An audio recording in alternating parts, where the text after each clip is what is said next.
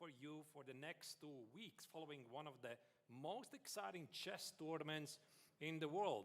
I'm Grandmaster Artur Nations. I will be one of your hosts, and together with me is the ever-charming Angelika Volkova. Angelika, it's absolute pleasure to have you here for yet another year. What can we expect from this year? Thank you so much, Artur. I'm happy as always to accompany you on this wonderful event. We are having this year the 57th International Biel Chess Festival. It's going to be an innovative edition. It is a great place for all chess lovers. We're going to have many tournaments for any age, for any profession, for any rating. We're going to have a really amazing time here, enjoying not only the Grandmaster Triathlon, but all the other side events here in Biel. Right, and of course, the main event of the exhibition is the so-called chess triathlon, a very unique event which has no equal around the world. As you can see, it consists of 3 combined tournaments. So it's a classical, rapid, and blitz. The tournament system has been slightly adjusted compared to the previous year. And then after the triathlon, there will be one more final stage, which is a brand new thing, has never done before, where the top players will play against each other, a round-robin tournament to determine the victor of this year's edition. And let's focus more on today. What do we expect today? Today we're going to have a Chess960, which is going to be serving as a tiebreaker for the overall rankings, which will be, of course, important at the end of the tournament.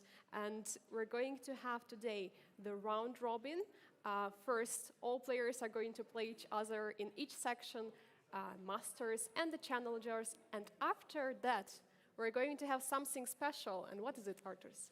Yeah, indeed, it's a very new feature. Again, never seen before. This time there will be a couple of more games where the challengers from this brand new challengers tournament that will be able to actually challenge the masters, selecting the opponents that want to play in the next rounds, which in the end will amass together to the total amount of points. Yeah, exactly. And of course, the players are getting ready. Everyone is getting ready. And yeah, here we are waiting for the games to begin. But before that, Arturs, what are your thoughts about Chess960 generally? There are not so many tournaments with Chess960 format. No, actually not, and I suppose we'll have a little time about it to talk briefly.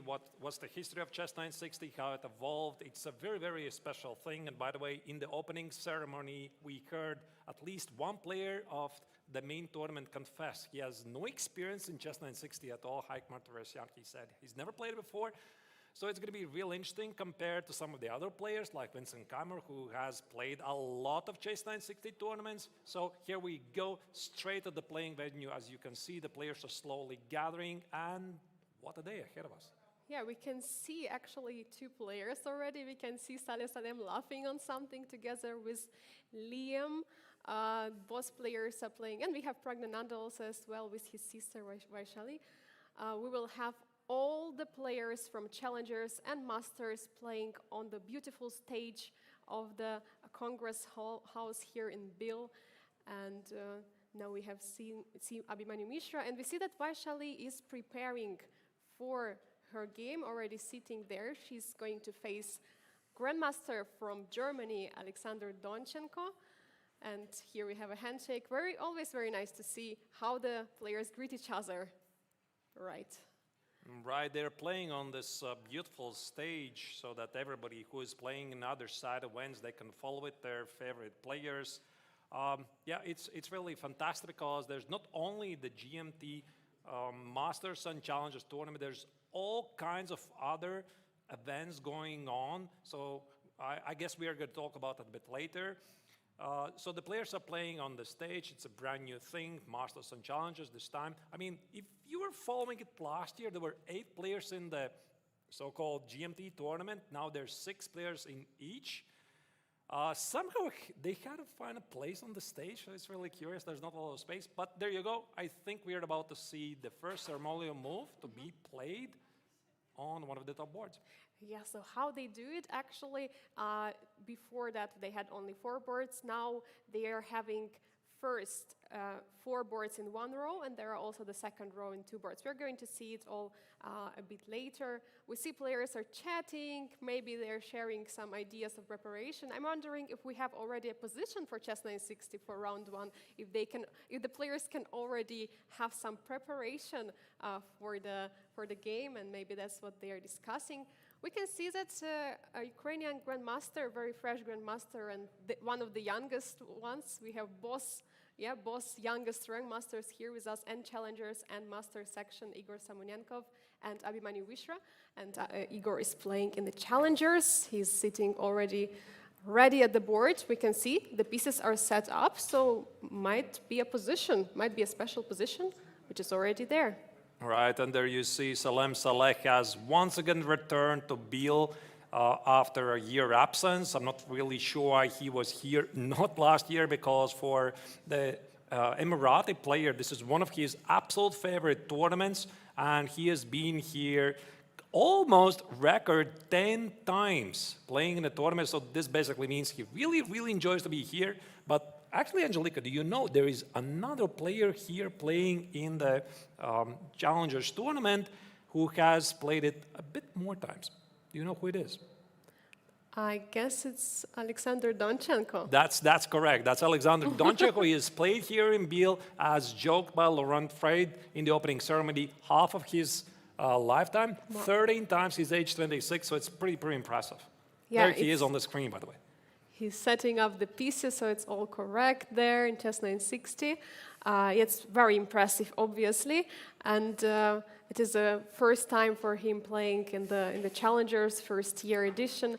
We can see Jonas Biel here. He's actually a top seed of the Challenger section.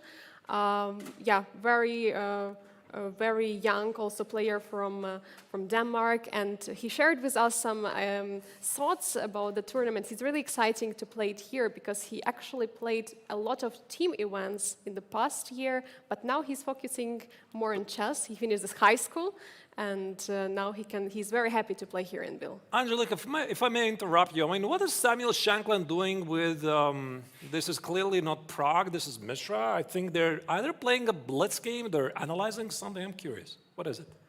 I guess maybe they're preparing for the game. I'm just wondering with which color Abhimanyu is playing. Maybe they play both white and they try to find some strategy, or it may be also the case that Abhimanyu is playing black and they're trying to find the way how the best would develop in this position.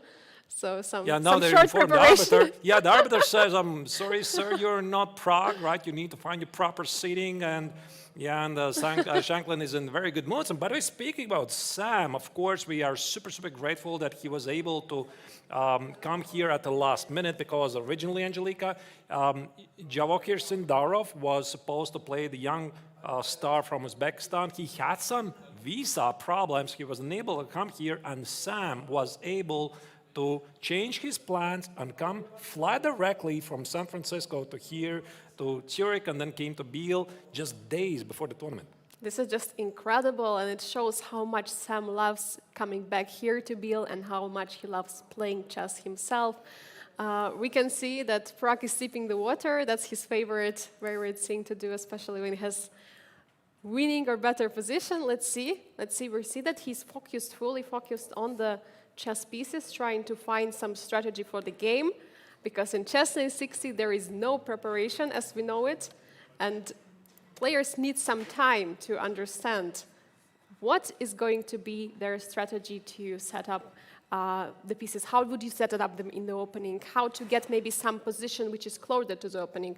What would be your strategy, Arturs, in the Chess960? Actually, I don't know. I don't really have a lot of experience in Chess960 apart from doing the commentary. I think my entire experience in Chess960 was being part of the qualification process of the previous World Championship cycle, which was organized 2 years ago. There were 2 cycles organized on Chess.com and Lichess. So I took part in one of them, and I was like crushed very quickly. So I'm looking at this position, Angelika, right now between Shankland and Pragg, and I try to understand what I'm even supposed to do here. So as you can see, the players are not getting up, they're not looking left and right, and they're just trying to figure out what could be the strategy here. And Angelika, I'm looking at this position, and I seem to recall some of the games from the previous Chess960 tournament here in Biel with the bishop on b1 and then c1. I think I've seen it before, and some players like to start with something like b3, c4. Yeah, absolutely. It could be the case because the bishop would like to get some open diagonals. And I'm just wondering, look at the king. King is on g1 altogether, like with 2 rooks there on f1 and h1. Just imagine if someone would like to long castle. How would it look like?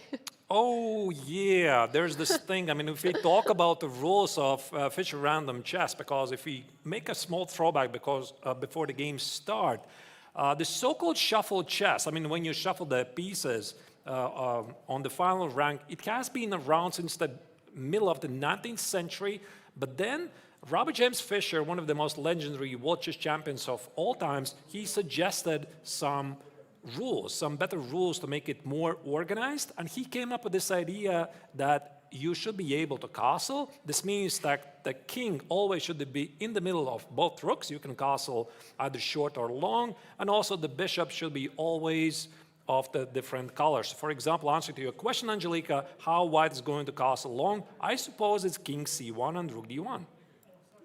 Yeah, absolutely. I see that players are laughing on something. Just, I don't know what something funny maybe happened. Players were laughing, but... Now, this is going to be historically the longest long castle possible in chess. Yeah, exactly. I mean, king from g1 is going to make it to c1. But for that, you may keep the knight on a1 and bishop on b1, right? Just need to remove queen, knight, and bishop. So for that, you don't have to remove all the pieces there. But exactly, yes, the king is straightly actually located between both rooks with no distance for any other pieces, which is very interesting. Super interesting position. How would you develop the knights here, by the way? Because knights... Maybe that's why you start with b4. You know, you play b4, c4, get the bishops out, and then play knight b3. Because if you play b3, then you keep your bishop, the knight locked on a1. If you play knight b3, then the bishop on c1 may be stuck. So it's going to be very, very tricky. But Angelica, I have a question to you.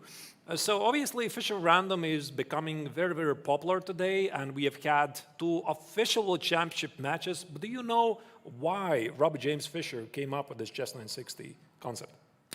Actually, I don't know. Maybe he was bored of chess and he wanted to create something special. Actually, you're not very far off, because in the 90s, he said that classical chess is dead. I mean, really dead. And I think he was a bit wrong, because it's still pretty much alive today. But in 1993, he was visiting the Polgar family, as far as the legend goes. So he was playing against 3 Polgar sisters. Also, of course, unaccompanied with their father, Laszlo. And they played these Chess960 games, which at the time I think it was called, I'm not sure actually what was the title back then. And one of the sisters beat Fischer 3 times in a row. Wow. And Bobby was very unhappy about the fact, of course. And then Laszlo pulled out an old book and showed him this so-called shuffle chess, which has been around. And Fischer was very unhappy about it. So he decided to adjust the rules. And that's why he started to work on the rules the September of 1993, and then in 1996, it was brought to the public that Fischer is announcing Fischer Random Chess. Yeah, absolutely exciting. And now we have also some tournaments. Of course, online you can anytime play Chess960. You have to be actually very careful with the castle, because sometimes moving just the king to g1, let's say if king was on f1, is not enough. You have to first click on the king, then click on the rook, and then you will get castle. So there are many nuances there, so you might be very, very careful with that. But yeah, it's something new, something fresh, and something which brings the players to show their opening understanding and knowledge rather than preparation. What do you think about that? Yeah, I totally support the concept. It's getting more and more popular. As I already said, there are these 2 World Championship matches. By the way, the players shake hands, and we are about to see the start of the game. And c4, I think this move makes perfect sense. We are not yet getting it here on the screen, but by doing this, Shankland activates his last by bishop. Yeah, but you're right, Angelica. One of the reasons why Chess960 was invented is that to eliminate the potential preparation.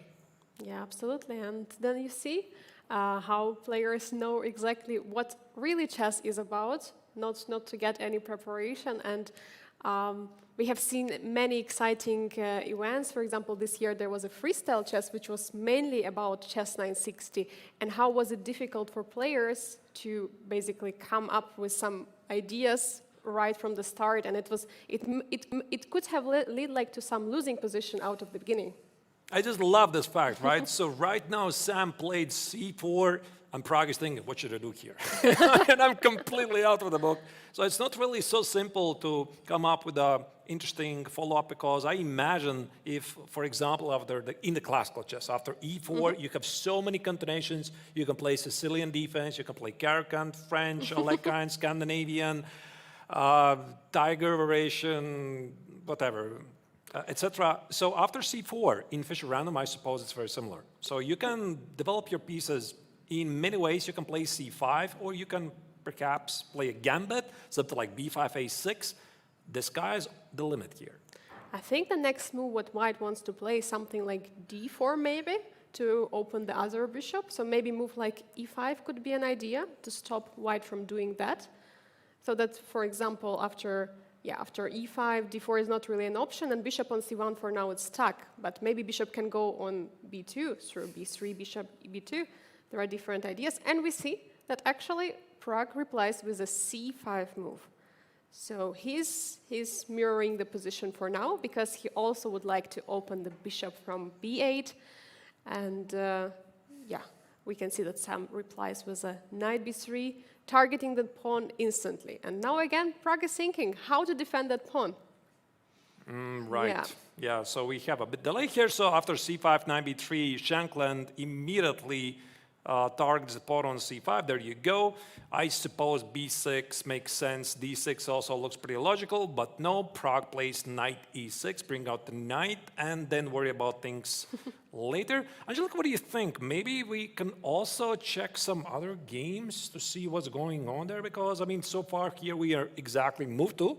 Not much has happened. What do you think? Pragg spent a lot of time. Maybe we could check on the bird's eye view to check the other games and move to, for example, Liam against Heikmar. I'll just maybe select the next game. Yeah, okay. Let's go to the next game. Liam Kwang against Heikmar Teresian. We have, I wanted to say elephant, but it's not elephant. Yeah, e4, yeah, d4, d5, e4. I think it was the elephant. Pardon my knowledge of ancient chess variations, but here we have a completely different opening, and e5. Oh my goodness, look at that. What is this? Oh my God. Everything can be taken in the center. Normally it wouldn't be possible, yeah, in real chess to play something like this, but here we are. We're having some takes possible for both sides and huge pressure in the center. Would you capture in this moment for white? Somewhere on d5, for example. Yeah, actually, both of the pawns on d4 and d5 are under attack. And now that I'm trying to remember doing some commentaries of Chess960 games, I don't think I've seen it any single game where in the first two moves, white pawns stand on e4 and d4. For black, it's d5 and e5. So here you see white can take the pawn on d5, but so black can respond with capturing the pawn on d4. I don't know. I mean, my logic would be, Angelica, you see a pawn, you grab a pawn, right? Yeah, absolutely. Why not? Because, I mean, after e d4, I mean, we have to, of course, to be careful that we have a move there. But since white is one tempo ahead, it's possible. And yeah, because if you take on e5, then you bring the queen into the game for black, and you don't really want that. So yeah, this is the first.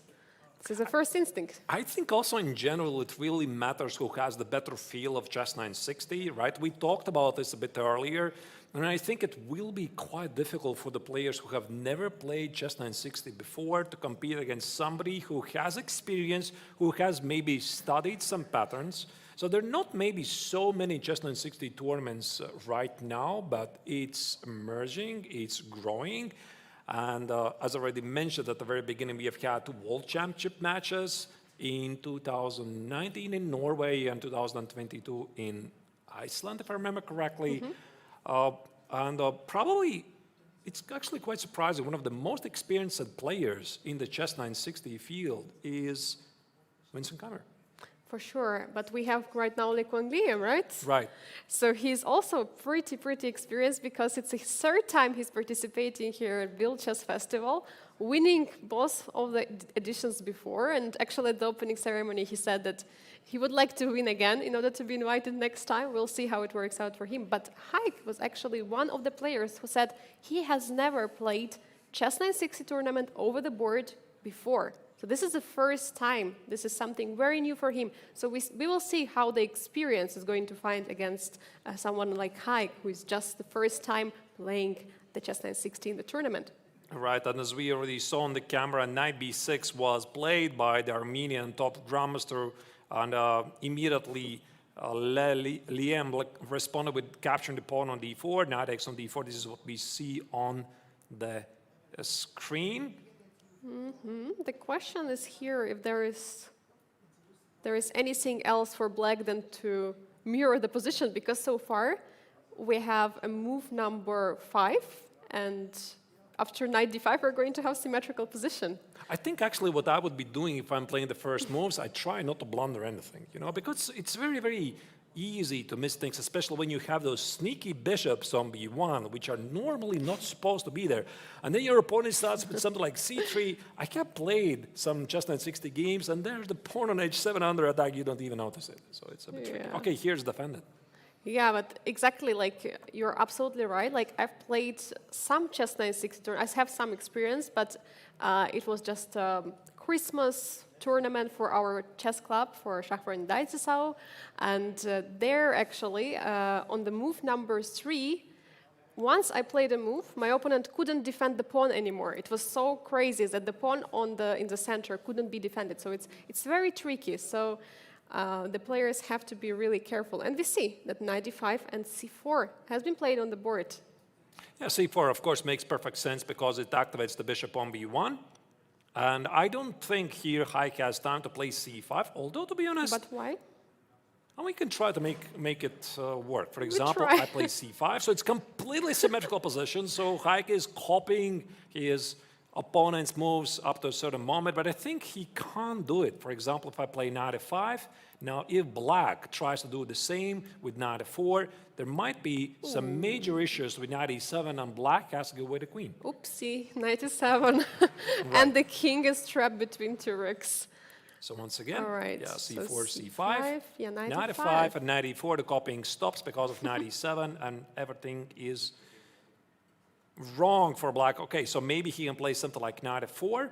No, knight e7 instead is responded by the Armenian grandmaster. And by the way, speaking about Martirosyan, he has been very, very busy in the past months. I forgot to pull up the statistics, but if I remember correctly, he played 36 classical games starting from May to June in 44 days. So basically 1.5 months. Non-stop. I mean, it's non-stop. He played 4 highest level tournaments, and I think his final tournament finished on June 18th, and now he has had some rest. But he is all about business, so he is working on chess full-time, playing in the highest level tournaments. So for him, it's also a very interesting experience playing here in Biel for the first time and playing against the defending champion of the past 2 years. Yeah, he's #1 of Armenia. Also, might be another reason why he's playing, because he's getting some practice for the Olympiad, which is going to happen this year in Budapest in September. So maybe that's why he was playing so many tournaments recently.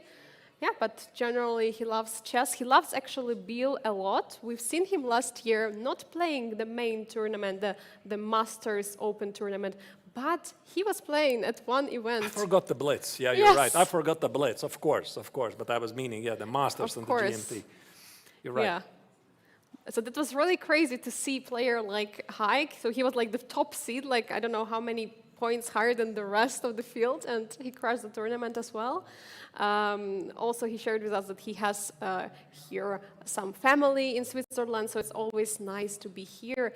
And tomorrow is a special day for Haik, by the way. Yeah, he has a birthday. So it's going to be really tricky. And you did ask him this question during the opening ceremony. How do you perform on the birthday? What did he say? I mean, he said that it's always different, but for the last 7 years, he said he only once celebrated birthday with the family, and all the rest, he was always on the tournaments, playing some tournaments. Yeah, I mean, July is a busy month for sure. Indeed it is. All right. So let's maybe continue to observe and follow yet another game. So who do we have next in the list? Since we talked about recently about Vincent Keymer, and despite the fact that he is one of the youngest players of the field, his ongoing game against a young superstar from United States, Abhimanyu Mishra, the youngest grandmaster in the history of chess, 12 years. Pardon my memory, it was 4 months and some days, if I remember correctly, beating Karyakin's record. 25 days, I think, yeah. Karyakin's record, which was holding for 19 years. Yeah, absolutely incredible. And actually, we have not only him, we have the youngest grandmaster at this moment in the world, Samonenkov, who is playing in the Challengers tournament. So really exciting to have both of them here. And at the same time, Vincent Keymer is, even though he's relatively young, he's one of the most experienced player of the Grandmaster Triathlon here in Biel. Which participation is it for him? I think it's fifth. I think right? it's the fifth. Yeah, he has been playing the fifth time in a row. So last year, Vincent was this close to win the tournament. All he had to do in the final round is just to make a draw. I mean, it's very easy to say, just to make a draw with the black color against Arjun Rigaisi. It was a very, very interesting game. He did not manage to do it. And then it was like Wang Liam who managed to snatch away the victory from the young German, but still a very impressive second place. And that's why Vincent is coming back for yet another try to win the tournament. Yeah, exactly. Very, very exciting to see Vincent here. And I don't know, Abhimanyu, actually at the opening ceremony, he said he doesn't have that much of experience of playing Chess960, so it's going to be also one of the first events for him here. So again, we have a clash here, someone who has already been participating here at Biel, who knows what it all is about, and someone who is fresh new here and also very young. So we will see, but their surprise can happen for sure. Yeah, let's have a look at the opening, you know. Let's have a look see. what it is. Yeah, E4, I think we already saw this opening in one of the games, E4, E5. It was the previous game of Liam against Martirosyan. So C3, okay, brand new opening, never seen it before. Knight E6, okay, it makes sense. Black is combating the D4 push. So here, Knight A3 was responded by the young German. Knight B6, so black tries to solve the problem of the knight on A8, which is seemingly stranded. Knight B3 responds the same, and C5. So from Mishra's perspective, I think he's attempting to set up some kind of Chess960 Morazzi bind position where he has the pawn on C5 and the pawn on E5 against potential pawn on D3, trying to limit white's activities. And here, Queen D1, a very deep move by Keymer, I suppose, preparing to play D4 next. Yeah, exactly. That's something what Black is trying desperately to stop and actually neglecting in some way the D5 square, which could be actually something what White could aim for. But let's see, what can Black do in order to stop D4? Or should Black at all stop D4 in this position? What do you think? That's a very good question. You know, you asked for the question how Black is supposed to stop it, and then the question, how should he, or if he even should stop it. Yeah. And I'm not so sure if D4 is actually that much of a threat, because if White plays D4, it does open the bishop on B8. So let me just make some random move, something that doesn't quite make sense. Let's say, I don't know, H6, right? So H6, for whatever reason, I'm pushing D4, takes, Knight E4, Knight E4, E takes on the E4, and Queen D4. And you're looking at this position from the White's perspective, you're thinking, hey, this is great, right? I mean, I have the better pawn structure, I am controlling the shots in the center, but then you look at this bishop on B8, and maybe there's some lines where Black plays bishop E5, and he's pretty happy about it. Yeah, exactly. And now that I'm looking more at this position, I'm just realized that actually we see the position where both sides kind of already castled, but have just an extra rook on the H file. So maybe that could be used in some way to push the H pawn. You know, Angelica, you brought up this question of castling. Yes. And I'm really curious because I don't know how the actual rules work, so I should have went to this position. Imagine there's a potential scenario. So Black is attacking you. Let's say he has the knight on F4, and he has the queen somewhere on G6, and he checkmates you on G2. You have every, wait, but you cannot castle away because you're under a check. You're under a check okay, and I checkmate. just wanted to be funny, you know? I wanted to be funny to show this possibility that you can castle long, but yeah, of course, you can't castle away from the check. Especially from the checkmate, but for sure it could be something interesting, yeah? In case there is going to be an attack going on the king, then, for example, at some moment, White or Black can simply castle to the other side. So it's going to be a really, really difficult, I think, to attack, because I think till the last moment, Black or White, they can keep the king on G1, because as we said, it's almost like a castled already king and kind of in the safety. But if the danger is coming, if the danger is approaching, then the king can any moment go back to the other side and castle long. Right, indeed. Yeah, so we are still not seeing any castle here, and D6 is played by Mishra. I would say a very committal move, because now this bishop on B8 is feeling a bit lonely. So what Mishra is trying to do, he's trying to activate his last square bishop, I suppose bring it out somewhere on D7. And now I'm curious if Keymer is going to continue with d4. I suppose this is why he played queen d1. We are going to see. But speaking about Vincent's experiences in the Chess960 tournaments, I looked up the previous results from the previous Biel GMT tournaments here in Switzerland. And last year, Keymer and Lequang Liam, they were the only two participants of the current field. Keymer had 4 points out of 7, Liam had 3.5. But 2 years ago, Vincent won the tournament. Yeah, so wow. he's definitely very, very sharp. He's been playing these tournaments many times. Back in 2020, when Vincent was what? I mean, he was like 15. He finished in the 2nd place of the GMT tournament. He comes from Mainz, which incidentally also has a lot of tradition of hosting Chess960 tournaments, mainly from 2001, 2009. Yeah, and actually they have kind of an unofficial Chess960 World Championship. They call, I think it's something like this, or European Championship. I don't know how they call it exactly. So it's like a place where Chess960 lovers are coming there to share the love for this special chess variant, for the special Chess960. Yeah, this is really exciting that he has this connection. But just look at this. He's pushing immediately for d4, opening it up in the center. I was actually wondering if white doesn't have to do it, because after move d6, the bishop on b8 was actually very much stuck. That's a fair point. Yeah, so I suppose let's try to make it work. I'm not really sure if black has to catch for the c-pawn, but let's try to make it work. Once again, this is very similar, something we've seen before. Takes, takes, takes, queen takes on d4. Now you see this bishop on b8, as you said, Angelika. Now it's stuck. There's no bishop e5. I mean, maybe black can continue something like bishop e6. But I like white's position. It looks really nice. I mean, maybe b3, try to limit the knight on b6, the bishop on e6, play bishop b2, try to be annoying, and this rook on h1. Maybe Vincent is going to find possibilities to play h4, h5, not only going for a potential kingside attack, but also bring the rook on h1 in the game. But I'm just wondering if black can simply play bishop c7, queen d7, and then castle long and bring the king to b8, Oh, just to hide. Wow. All right, it takes some time, but those are going to be 2 against 2 on the queen side. And we know there are 2 against 2. Most likely no breaks can happen.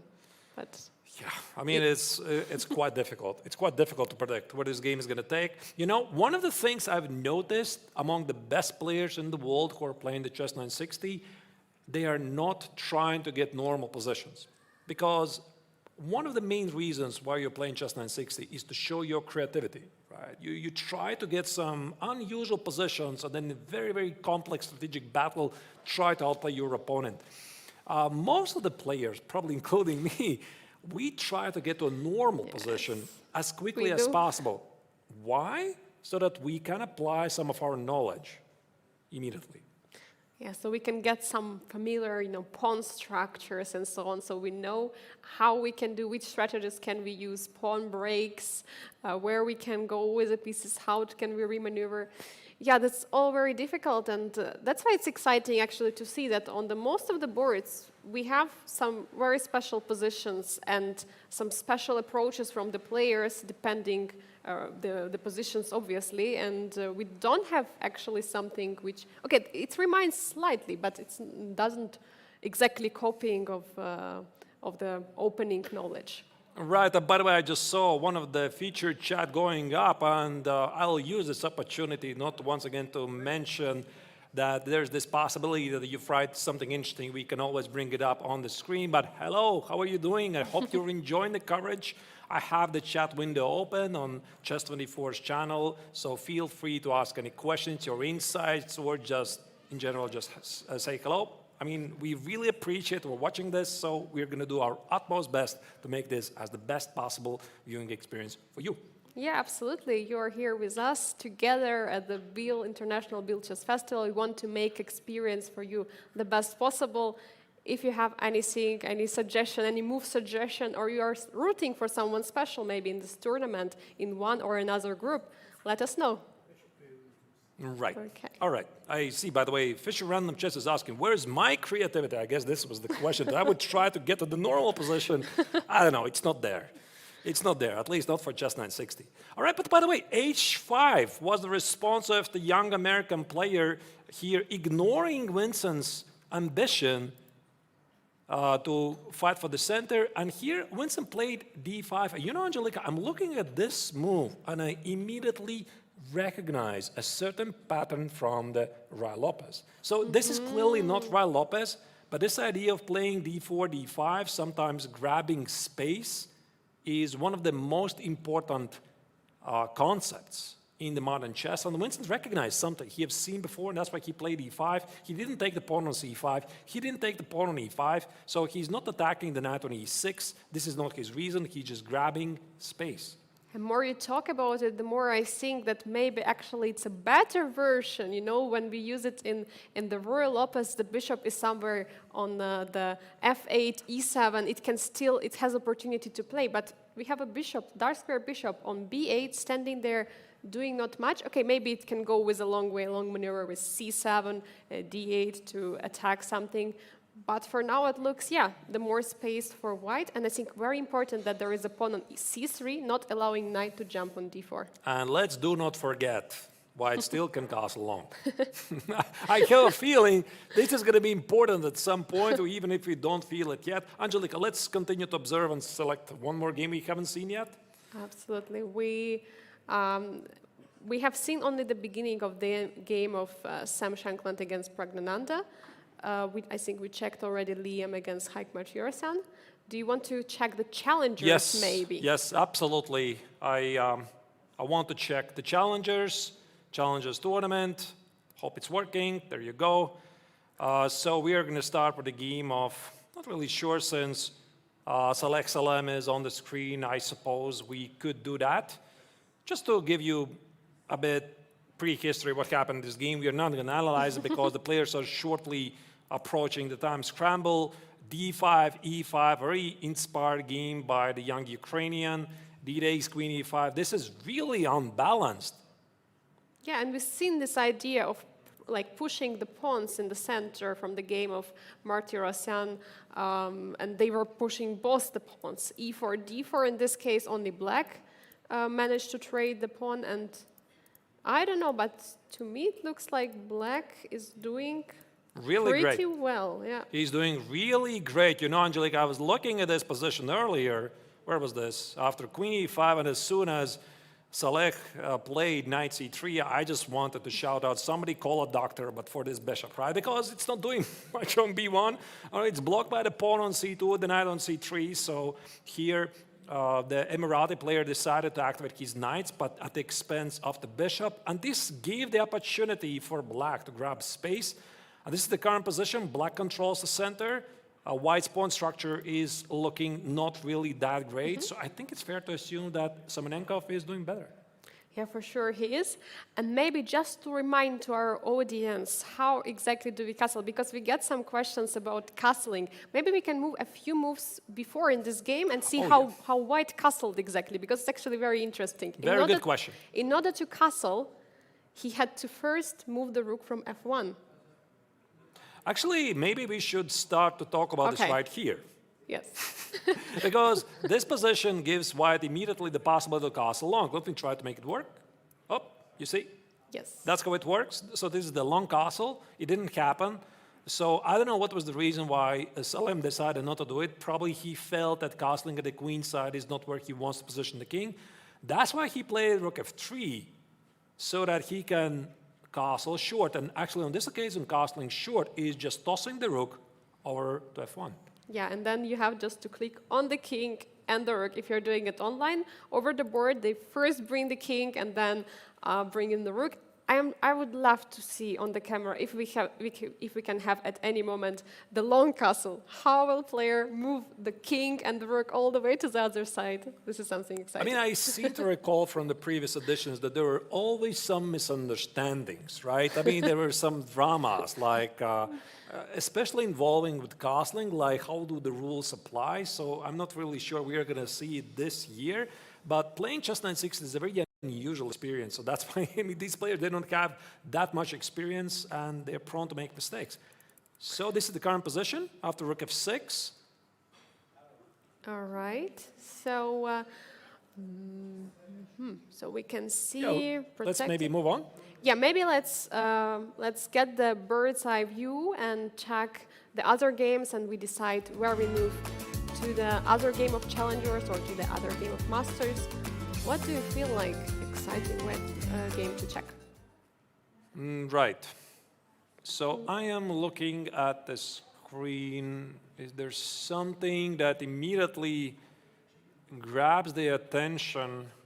What about Alexander Donchenko against Vaishali? Because I can see there is some long castle already has been It's played. a very symmetrical position, kind of resembling what Bienne did against Martirosyan. We can check it out. Yeah, we can check it out. What else is going on? So Vincent has space advantage. There's this Bienne symmetrical position against Martirosyan. It looks quite peaceful. Apart from that, there's a big fight everywhere. Yeah, there is a huge fight everywhere for sure. And yeah, but let's go. Let's go to check. Donchenko's game. Of his opponent is Vaishali. Speaking about Vaishali, of course, she is one of the most highly accomplished women players in the world. Recently, she became one of the ladies who got the Grandmaster title. I remember something like, 30 years ago, there were not so many of them. I think Pia Krumling was one of the first ones at least, right? And now there's so many of them, the level of chess is just becoming stronger and stronger. And Vaishali, she won the last Women's Grand Swiss tournament, qualified for the candidates. She started not really that great, but she had a very powerful finish, finished in the second place. And for her, it's also a very, very amazing opportunity now to play against some of the strongest players in the world and prove that she can play this highest level chess. And by the way, did we mention that she's the sister of Pragg? for sure. We should mention that. So we have here brother and sister playing in both challengers and masters. First time in Biel we have masters and challengers, and we have the brother and sister participating, both of them grandmaster, the only grandmaster duo of brother and sister in the world. This is exciting to have both of them here with us. And regarding that powerful finish of candidates tournament, how non-precedental was it? Like how strong, how well she could recover from that. What does it mean? That she has this power, inner power, even that if she gets bad tournament, just to forget about everything else and go forward. And this is very important for the Biel Chess Festival because we have many different formats here.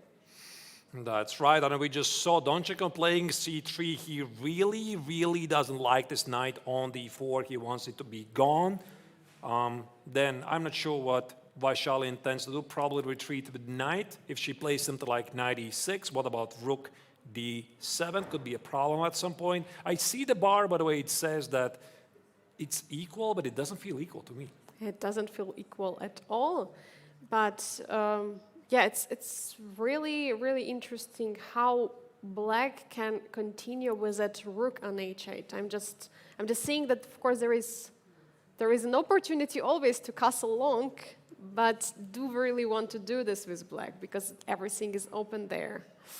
Right, probably not. I see on the camera knight c6 was played by Vaishali, so she decided not to put the knight on e6. Donchenko applies some pressure. He played it very quickly. Bishop c1 makes perfect sense, opening up the rook on e1, not to rush anything. So he is clearly here in charge. Here you see the very nice view, full screen of the players. Yeah, very exciting. And what about the time situation? By the way, they are both pretty low on time, but Vaishali is under 1 minute, while Donchenko has 2 minutes, which, and of course, every player is getting 15 seconds increment after each move. So, yeah, it's really, really a tough situation right now, Vaishali is. We see, again, evaluation bar says it's equal. If you get this position to play Arthur's, like, what would you feel like? Is it better for white? Totally better for white, yeah. No debate about it. So here, Don Jaco is pushing. Maybe the bar is stuck, to be honest. That's the feeling I'm getting here. So Don Jaco is pushing. Let's maybe select another game because there's one more game we haven't yet seen at all, and that is Jonas Bull Bienne playing against Marc-Andrea Morazzi, some of the youngest players on the field, and it almost is a mate on the board, except it's not. I mean, the Black King has one move to go. There you see the bird's eye view, so you can see what's happening, this absolute madness on the board of Jonas Bull Bienne playing against Marc-Andrea Morazzi. And what's even the material balance here?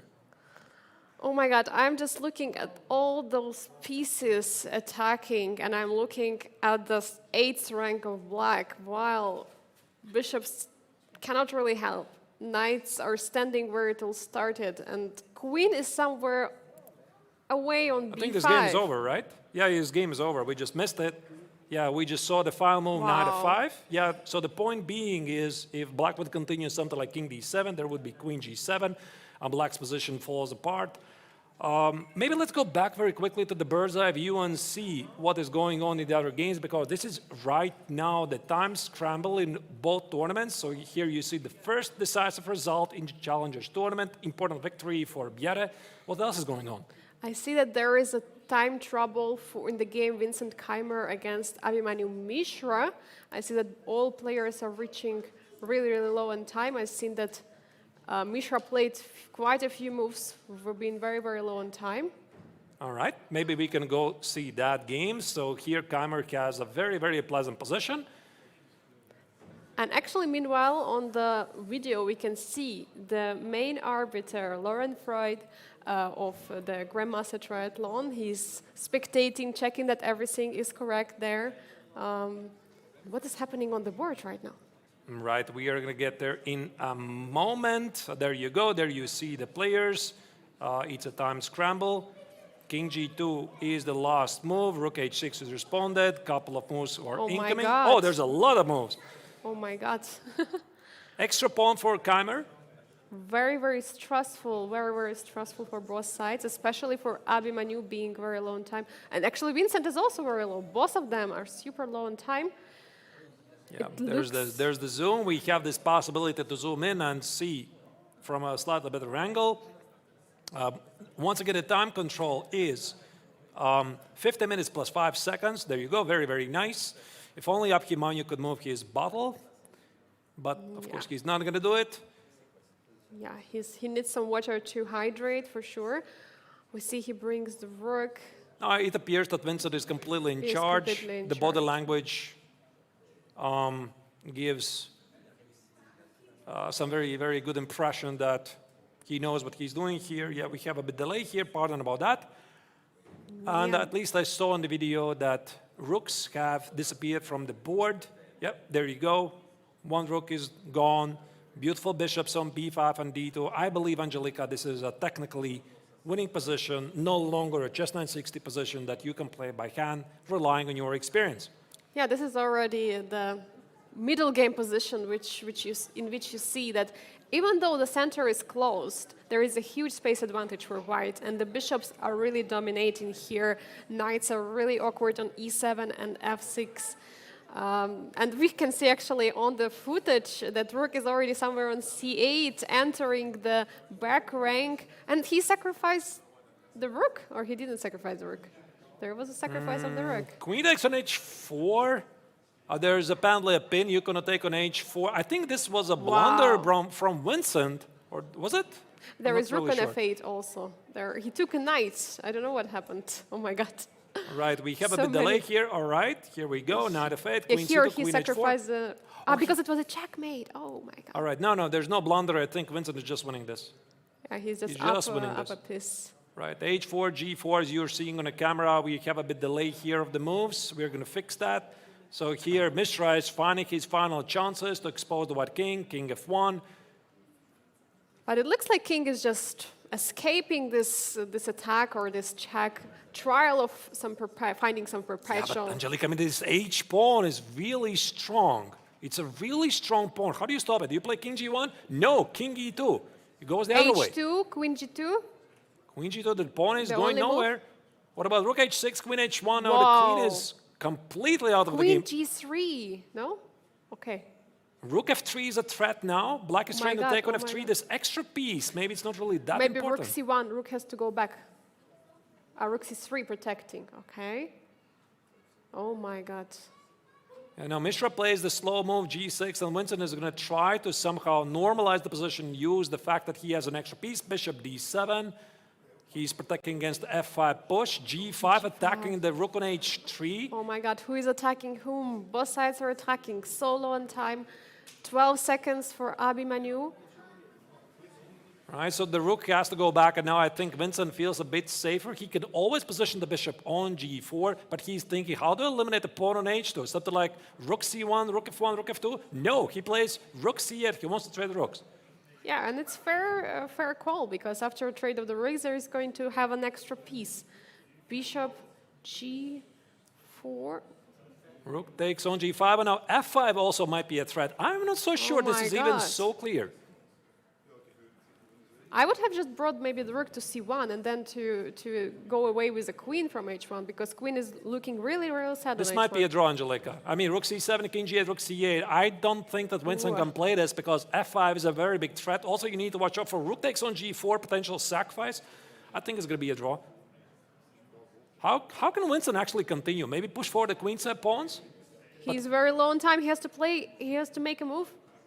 Queen g2? He's Oh. going to try. He's so he trying. said he has to play rook c1, rook h1, try to stop the h Yeah. pawn. f5 is a big idea. Oh my God, oh my God. Chad is f5, saying, there you go. Chad is saying classical time scramble. Yeah, we've seen a lot of time Queen scramble. h3, queen h3 threatening queen h7 mate. Oh my God. How to stop it? He gives away the rook, and now it looks like completely lost position because pawn is not promoting to h1. Now Winston Queen got f6. this. That's it. Even if he promotes to the queen, it's a checkmate. Oh my God. Wow, this was quite something. This queen Oh my h3 God. maneuver. Yeah, this queen h3 maneuver is absolutely insane. Very, very thrilling game. But let's maybe see if we have more games ongoing. Can we perhaps go to the bird's eye view and see what are the results?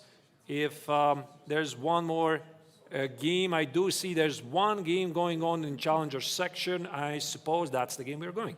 Hey, we're going to the game Donchenko against Vaishali. We've seen before it was a very promising position for the German Grandmaster. We see an endgame with two extra pawns, by the way, which must be enough for him to win, and maybe actually the game finished. No, I think the game is finished. Yeah, this Yeah. is actual resignation. There's no official result because after bishop e5, if the bishop goes away, you play king b8, a7. There you go. There's the confirmation. Donchenko wins his game against Vaishali, and this means we have, in the challenger sector, Angelica, we have all of the games are decisive, and maybe you can read what we're seeing here. Absolutely. So we have the challengers who won the game. Saleh Salem won. Alexander Donchenko won his game, and Jonas Biera won. We have three leaders with 1 out of 1, and unfortunately loses for Igor Samonenko, Vaishali, and Marc-Andrea Maurizi. But what about the Masters? There has been only one draw, actually. What happened there, Artus? Right, so Shankland lost against Praggnanandhaa. This game, I think we saw at the very beginning. Didn't really get to follow much because, I mean, this is a very fast-paced tournament. Time control is 15+5, so they get to the time scramble very quickly. Then Liam Martirosyan made a draw. Winston Keymer, we just saw, winning a thrilling game against Mishra. I already had a feeling he's going to finish in a draw, but I mean, an extra piece is still pretty important. Yeah, for sure. And I think it's a time for us to go for a short break, and we're going to be here together with Grandmaster Artur Snakeshans and me, Angelika Valkova, for the second round, or Chess960, the tiebreaker portion of the Grandmaster Triathlon. See you soon.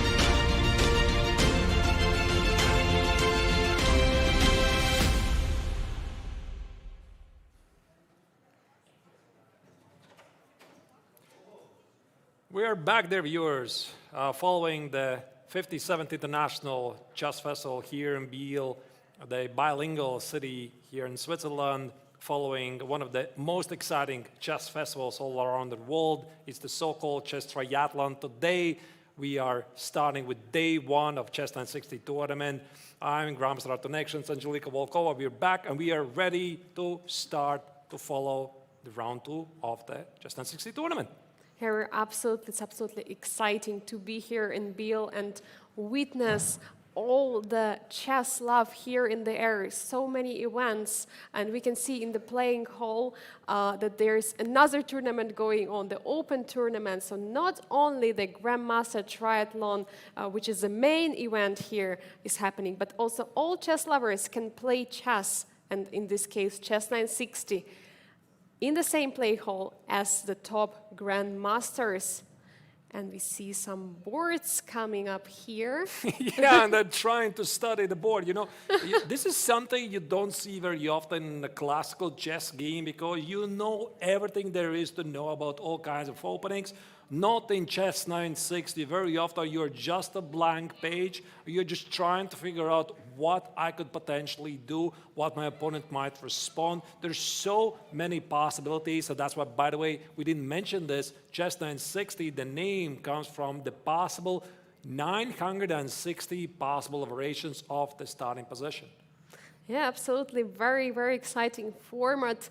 Normally, in the normal chess tournaments, there is a chess opening preparation, which in this particular case is not needed for our players of the challengers and masters.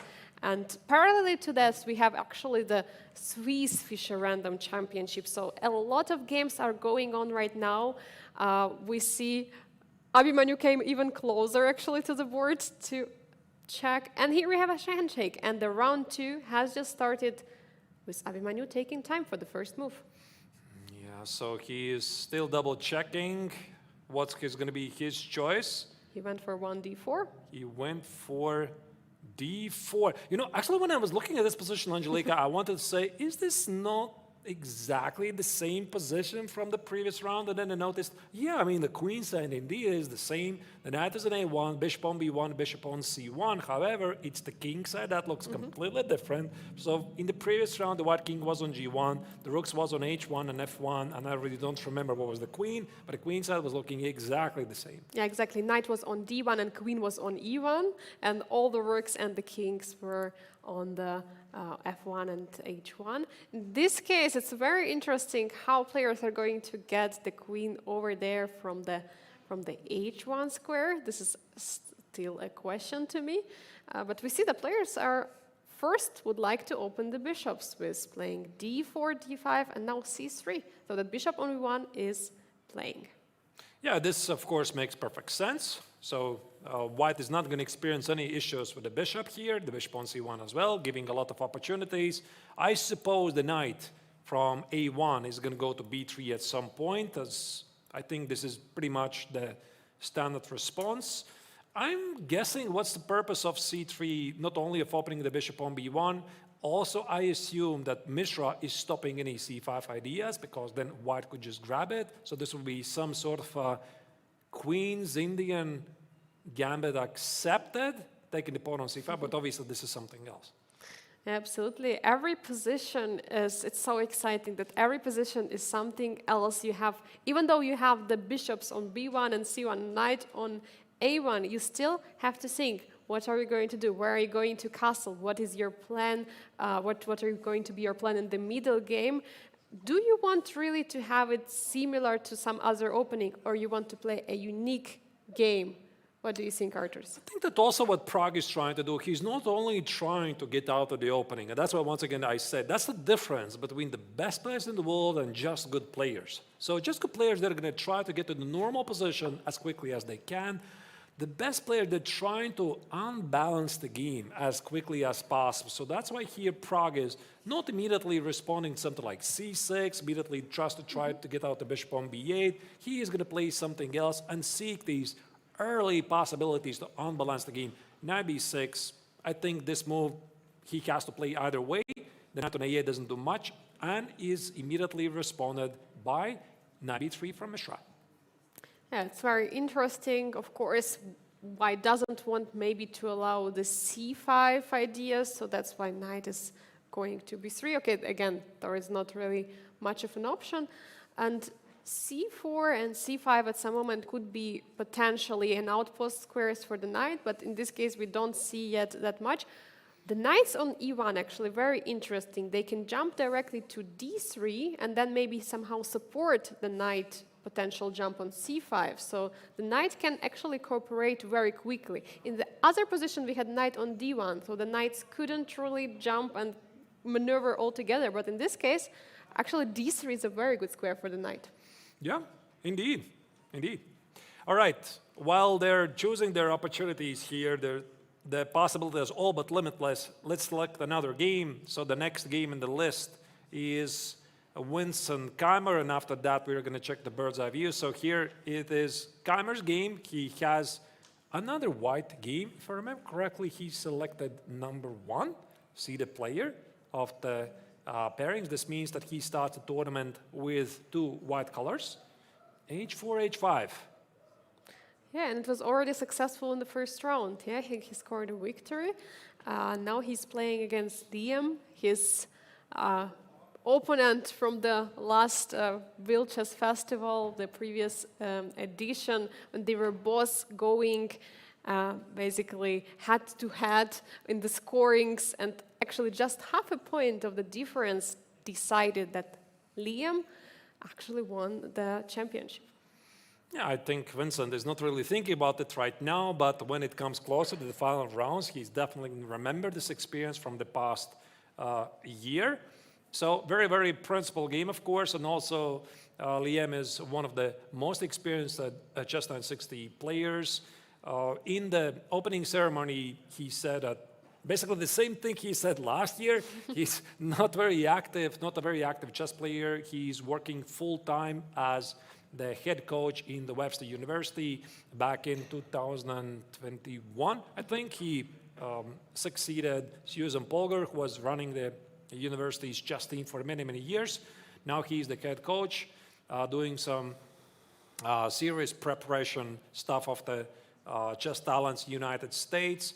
But he plays occasionally some tournaments. He played in Asian Games. He played in Hangzhou last autumn. But ever since, he's not playing chess. And that's why he's once again back in Biel. As he said in the opening ceremony, he is one of absolute favorite places to be. And maybe interesting information for our dear viewers, he shared on the opening ceremony that this year he's not been accompanied by his wife for a simple reason, because he has a 5 months young daughter, and my wife has to take care of her. So yeah, he's pretty happy having a very good private life, and very excited to be here at Biel back. So what do we have here? Pretty similar setup as in the game of Mishra against Praggnanandhaa. d4, c3 is the choice of Keymer. He decided to activate the bishops, then see what happens. If I may go back one move, where here Keymer played as h4, or was this? Yeah, it was right here. h4, I think it again makes perfect sense because all of these players at the highest level, they're very well familiar with the concepts of grabbing early space advantage, and with the development of the recent super chess engines, they teach us, the humans, that sometimes you can play very early moves like h4, h5, a4, a5 before defining the setup of your pieces, grabbing space, then decide what to do later. And here this h4 actually, it's very logical, right? Because it activates the queen. And of course, white is also thinking about ideas like h5, maybe g4, g5. And this prompted also for Liam not even to debate about it and just respond with h5. Absolutely, you have to react in some way if you don't want this h5 move to be played. By the way, after h5, the idea could be also to bring the queen to h4. So of course, he doesn't want to bring space. And we have symmetrical positions for now. Knights were developed on f3 squares, like a normal developing squares for the knight. Normally from g1, in this case, we have the knight coming from e1. And the question is, how do you continue the development? Do you want to put bishop or the knight on g5? I think, I'm sorry, Angela, I think the question is completely different. The question is this a London or it's not a London? Because it looks awfully similar to London, right? So London opening is one of the most popular openings at any level. So if I play bishop f4, I play e3, I position the bishop on d3, and I play knight e5. Somebody convince me that this is not a London. Unfortunately, it's not possible because there is bishop on b8, yeah? So we cannot really play. I saw that. Ah, you saw that. I was just you were just expecting black to repeat, right? Bishop f4, bishop f5. We just continue the symmetry. Yeah, you can just ignore it.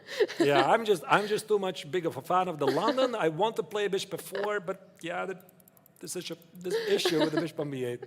This is a small issue. But okay, we have a symmetrical position. Who knows? Maybe black repeats with bishop f5, and then all right, let's select another game. Yeah, let's see what we have there. So we checked already the game. We have the Keymer, the Armenian #1 against Sam Shankland. This is unbalanced. f6, g5, king f7. Shankland says, I don't need a castle. I'm allowed to grab the space at the king side. So he played f6, g5, king f7, and he's not afraid. Yeah. The question is, does he not want to castle, or he forgot how to castle in Chess960? But okay, I think he knows, of course. But yeah, short castle wouldn't make any sense, and he didn't want to castle alongside. Very, very interesting. I mean, king f7 is a very mysterious move. If somebody would tell me that you can play in Chess960 and move 8, you voluntarily push forward the pawns in front of your king and you play king f7, I would have said this is just a bad idea. But now that I look at this position after king f7, I start to think that it's actually very interesting, you know, because what he does, he activates rook on d8 with rook on g8, and I suppose what Sam wants to do, he wants to play h5, h4, g5, g4, and the king on f7 actually is feeling pretty secure because there's no way white can at least immediately exploit it with something like knight e5 or knight g5. So these two pawns on f6 and g5, they do some pretty good job.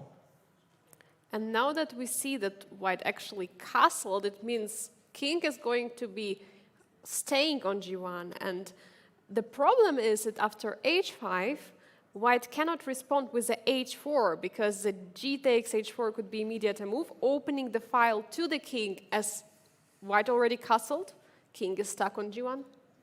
So yeah, h5 for sure is a move, and it's hard, I think, to respond to it. Like you cannot play h5, h4. How do you get out with your queen? I mean, this is... I'm sorry, Angelika. I was looking at this position and tried to figure out what exactly changed.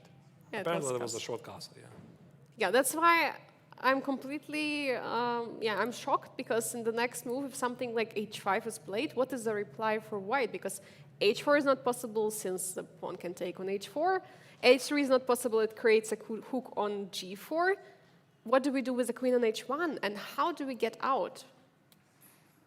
Yeah, as far as I know, the rules of chess don't really allow the queen to castle. You can't do it. So what Shankland is trying to do, he's not only trying to grab initiative and the space advantage at the king side, even though this comes at the expense of the king's positioning, he's also locking away the white queen. So maybe let's go back a bit for a moment. I try to understand at which moment Shankland picked this up. So some sort of a Scandinavian defense, knight b6, knight f6. Actually, this is quite a bit Scandinavian defense. c3, c6, knight f3, and about here. So he sensed that the white queen on h1 is not doing much, and about here the American grandmaster came up to this amazing concept, f6, g5, king f7, and h5, locking away the white queen. And I'm completely surprised by this short castle which was played. Okay, h4 actually was played, allowing black to grab a space on the king side, g4, and maybe the idea of white could be to play g3, but what if white plays first g3? What do you do with the queen? What if you mean black plays g3? Yes, what if it happens? That makes perfect sense, I agree. Trying to lock away the queen, so there's no queen h3, there's no queen h2. For some reason, Bar doesn't really like that much. Right, so our team is working on it. Sometimes it's stuck, so I apologize about that. We are fixing it as we speak. So g3 here, the bar comes alive and says that white, for some reason, is much better. I would just say it's very unclear. Maybe g3, the engine quite doesn't like it because there might be opportunities like f takes on g3 in some lines, and the king on f7 is a bit vulnerable. Yeah, so it's not really that an easy decision for Shankland. Yeah, it's not an easy decision, but you can always keep the pawn on g4, and that's what he's doing. He keeps the pawn on g4 and pushing forward with the f5. Again, another question, what are you doing with the queen on h1? How do you get back? Do you play something like g3? But even then, the queen cannot get out. Like you have to play g3. Otherwise, if you give Shankland this possibility to play something like f4 and g3, you could just say goodbye to the queen. It's never joining the game. So I think that definitely g3 will be the choice of Martirosyan, and then just figure out things later. And now that we are in the opening stage and you see these players are taking these absolutely insane decisions to unbalance the game, to trick their very strong opposition, maybe let's have a look at the bird's eye view and see if there's more craziness happening in other boards. Yeah, for sure. Let's see what is happening on the other boards. We've checked, I think, 3 of the games of the Masters. And let's see what is happening in the Challengers. Yes, here, by the way, g3 was just played by Martirosyan. Yeah, of course. Yeah, of course, you have to get out with a queen. So in the Challengers, it looks like a pretty balanced position, at least from the pawn structure, from Salem Select's game against Alexander Donchenko. Yeah. And then we have Vaishali. We have similar structure, to the game of Haik Martirosyan against Sam Shankland, but the king castled long. So but the good news is we do have in London, because it's Igor Semenenkov who is playing against Morazzi, and he did manage to get the London set up on the board. I told you. So do you want to get and check your lovely London? I want. Yeah. All right, let's jump into the game. Igor Semenenkov against Mark Morazzi.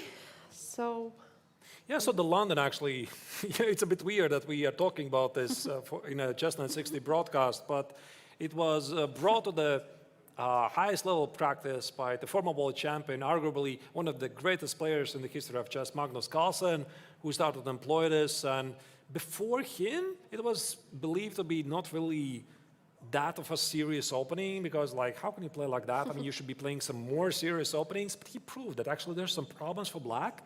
And ever since the opening has been super, super popular, there's various chessable courses on the topic. All the highest level players have definitely played their fair share of the London. And this looks like pure London to me. I mean, white is going to play e3, knight f3. Okay, the queen on h2 feels weird, but I like it.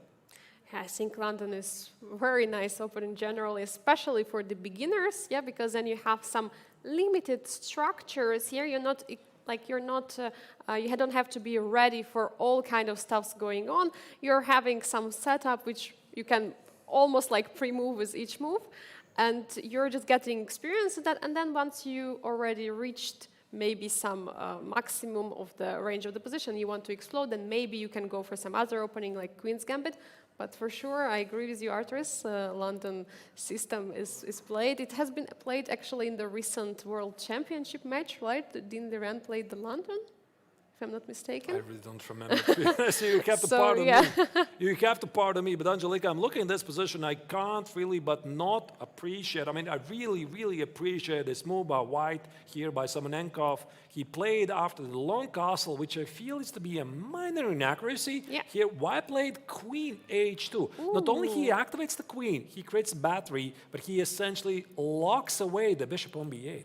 This is very nice. Normal, it would be not possible because there would be some, for example, rook on a8 protecting the bishop. But in Chess960 here, it's actually a big problem right now for black because they already brought the king to c8, long castle, so the king is stuck there. There is no way to move the bishop on a7 or somewhere because there will be a problem with the pawn on c7, and opening c6 is also not going to be really happening. So. Yeah, now he's grabbing space with g4. I suppose he is, okay, pretty happy with this battery, but he wants to give the queen more space. Knight e4. Black is, I suppose, trying to close the diagonal with knight e6. Maybe some g5, f5 ideas, but mainly I think he wants to play knight e6, play c6, and solve the problem of the stranded bishop on b8. Yeah, for sure, it makes a lot of sense because you have to do something. You have to develop that bishop on b8, and for white, there are actually no problems. Like white is sitting and completely like dominating for this part of the game, even though the black already managed to castle. I mean, white has not castled, but has all the space in the position, and knight can jump very nicely to f3 or d3, while black has to solve some problems with the pieces on the queen side.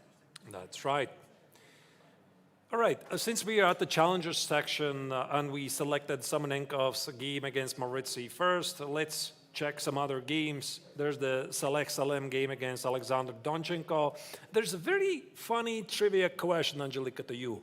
Why would I say that there's something very special about these two players compared to the other matchups in the challengers section? Very interesting question. I mean, both of them have experience in Biel, but of course we discussed about Alexander has a huge experience playing here. I don't know, what is it? So we already kind of mentioned this at the very beginning, right? So they are the most experienced players here in Biel, but I counted it together. Both of them, they have made together 23 appearances in Biel, compared to the other 4 who have amassed a total of 1 appearance. Yeah, so it's a very, very big difference. So they're definitely the most experienced players of the field by far, and they're playing against some of the younger players who have never played in Biel. Yeah, and that's why we have the clash of the experiences here. Let's see if it helps both of them. We remember Saleh Salem was playing in 2022 in the Grandmaster Triathlon. Donchenko has not ever played in the closed tournament, so he was always here for the Open Masters tournament, of one of the strongest Open, obviously, because many, many top players are playing there, and maybe he also had some experience with Chess960. Now that you mention this, I think also these two players are involved in a different way, because when was this year when Saleh was supposed to play in the GMT tournament? He went to the airport, but apparently he could not leave. Why? He did not have a visa ready, so he was unable. Yes, he was unable to come here. Pardon me, I don't remember which year was this. God. 2020, 21? I think it was 2020. 2020, and that's when it was, if I'm not terribly mistaken, Donchenko who substituted him for the Accentus tournament, only for the Accentus tournament, and then it was Arkady Nadic who substituted Saleh for the entirety of the GMT tournament. Just imagine you're coming to the airport, you have to go to the chess tournament, and you're just don't go. Like, how would you feel? You just go home. This is just crazy. I mean, these things happen, and actually history repeated itself this very year, because in the GNT, the master section, Jawahir Sindarov was supposed to come to play in Biel, but he wrote to the organizers something like 5 days before the start of the festival. He said, I don't have a visa. I mean, I can't come here. I did not get it in time, and that's why there was this story about Samuel Shankland agreeing to come to play in Biel at the last minute, flying all the way from California to Switzerland just a couple of days before the tournament. It's just incredible. This is incredible how many issues the players can have. We had already stories with the World Cup clashes with Biel. Some players were not arriving, has to be substituted. But this is really exciting that we still have like such a great organization which fixes everything, makes everything possible. And Samuel Shankland, I think it's a great substitution, right, for Sindarov, because actually, if we didn't have Samuel Shankland in the field, then Liam would be the oldest player in the field, in the Masters section. But now we have both players the same year, 1991, and yeah, he has someone to share with this experience playing against youngsters. Absolutely. All right, what's going on here? Because I see there's a very unbalanced game in the Saleh Salem game against Donchenko. I'll just very stroll very quickly, right? So we're not going to analyze it very in depth. So we are slowly approaching the time scramble. All of this is very normal, as it can be normal for a Chess960 game. Some sort of a London, or was it exchange Slav? Yeah, in Chess960, it really doesn't matter already. G4, and this approach with this F3, G4, and generally with this G5 approach, yeah, it's not the first time we're meeting it. Right. Also, Shankland was going. I'm wondering if this was actually intended by Saleh. So he played G4, he attempted to grab space, and said, boom, comes G5. Black attacks the knight on H4, and he's the pawn on D4, and stuff like this in Chess960. It happens all the time. But what is happening then? Did he manage to grab the pawn? Yeah, he grabbed the pawn. Maybe this was a sacrifice. I'm not really sure. H4, H6, H6. It's just a pawn, anyway. Queen G7, the bishop takes on G5, F6, and this is how we go to this position. He won the pawn back on G5. And now there are two bishops, actually. So we have a bishop pair, some kind of, we can say, material advantage, a slight material advantage. In this position, since it's quite open right now, yeah, bishops might be really, really strong. But we see the knights on E5 and D6. I think that also Donchenko is trying to show that his pieces can be even more active. I try to imagine who is doing slightly better here.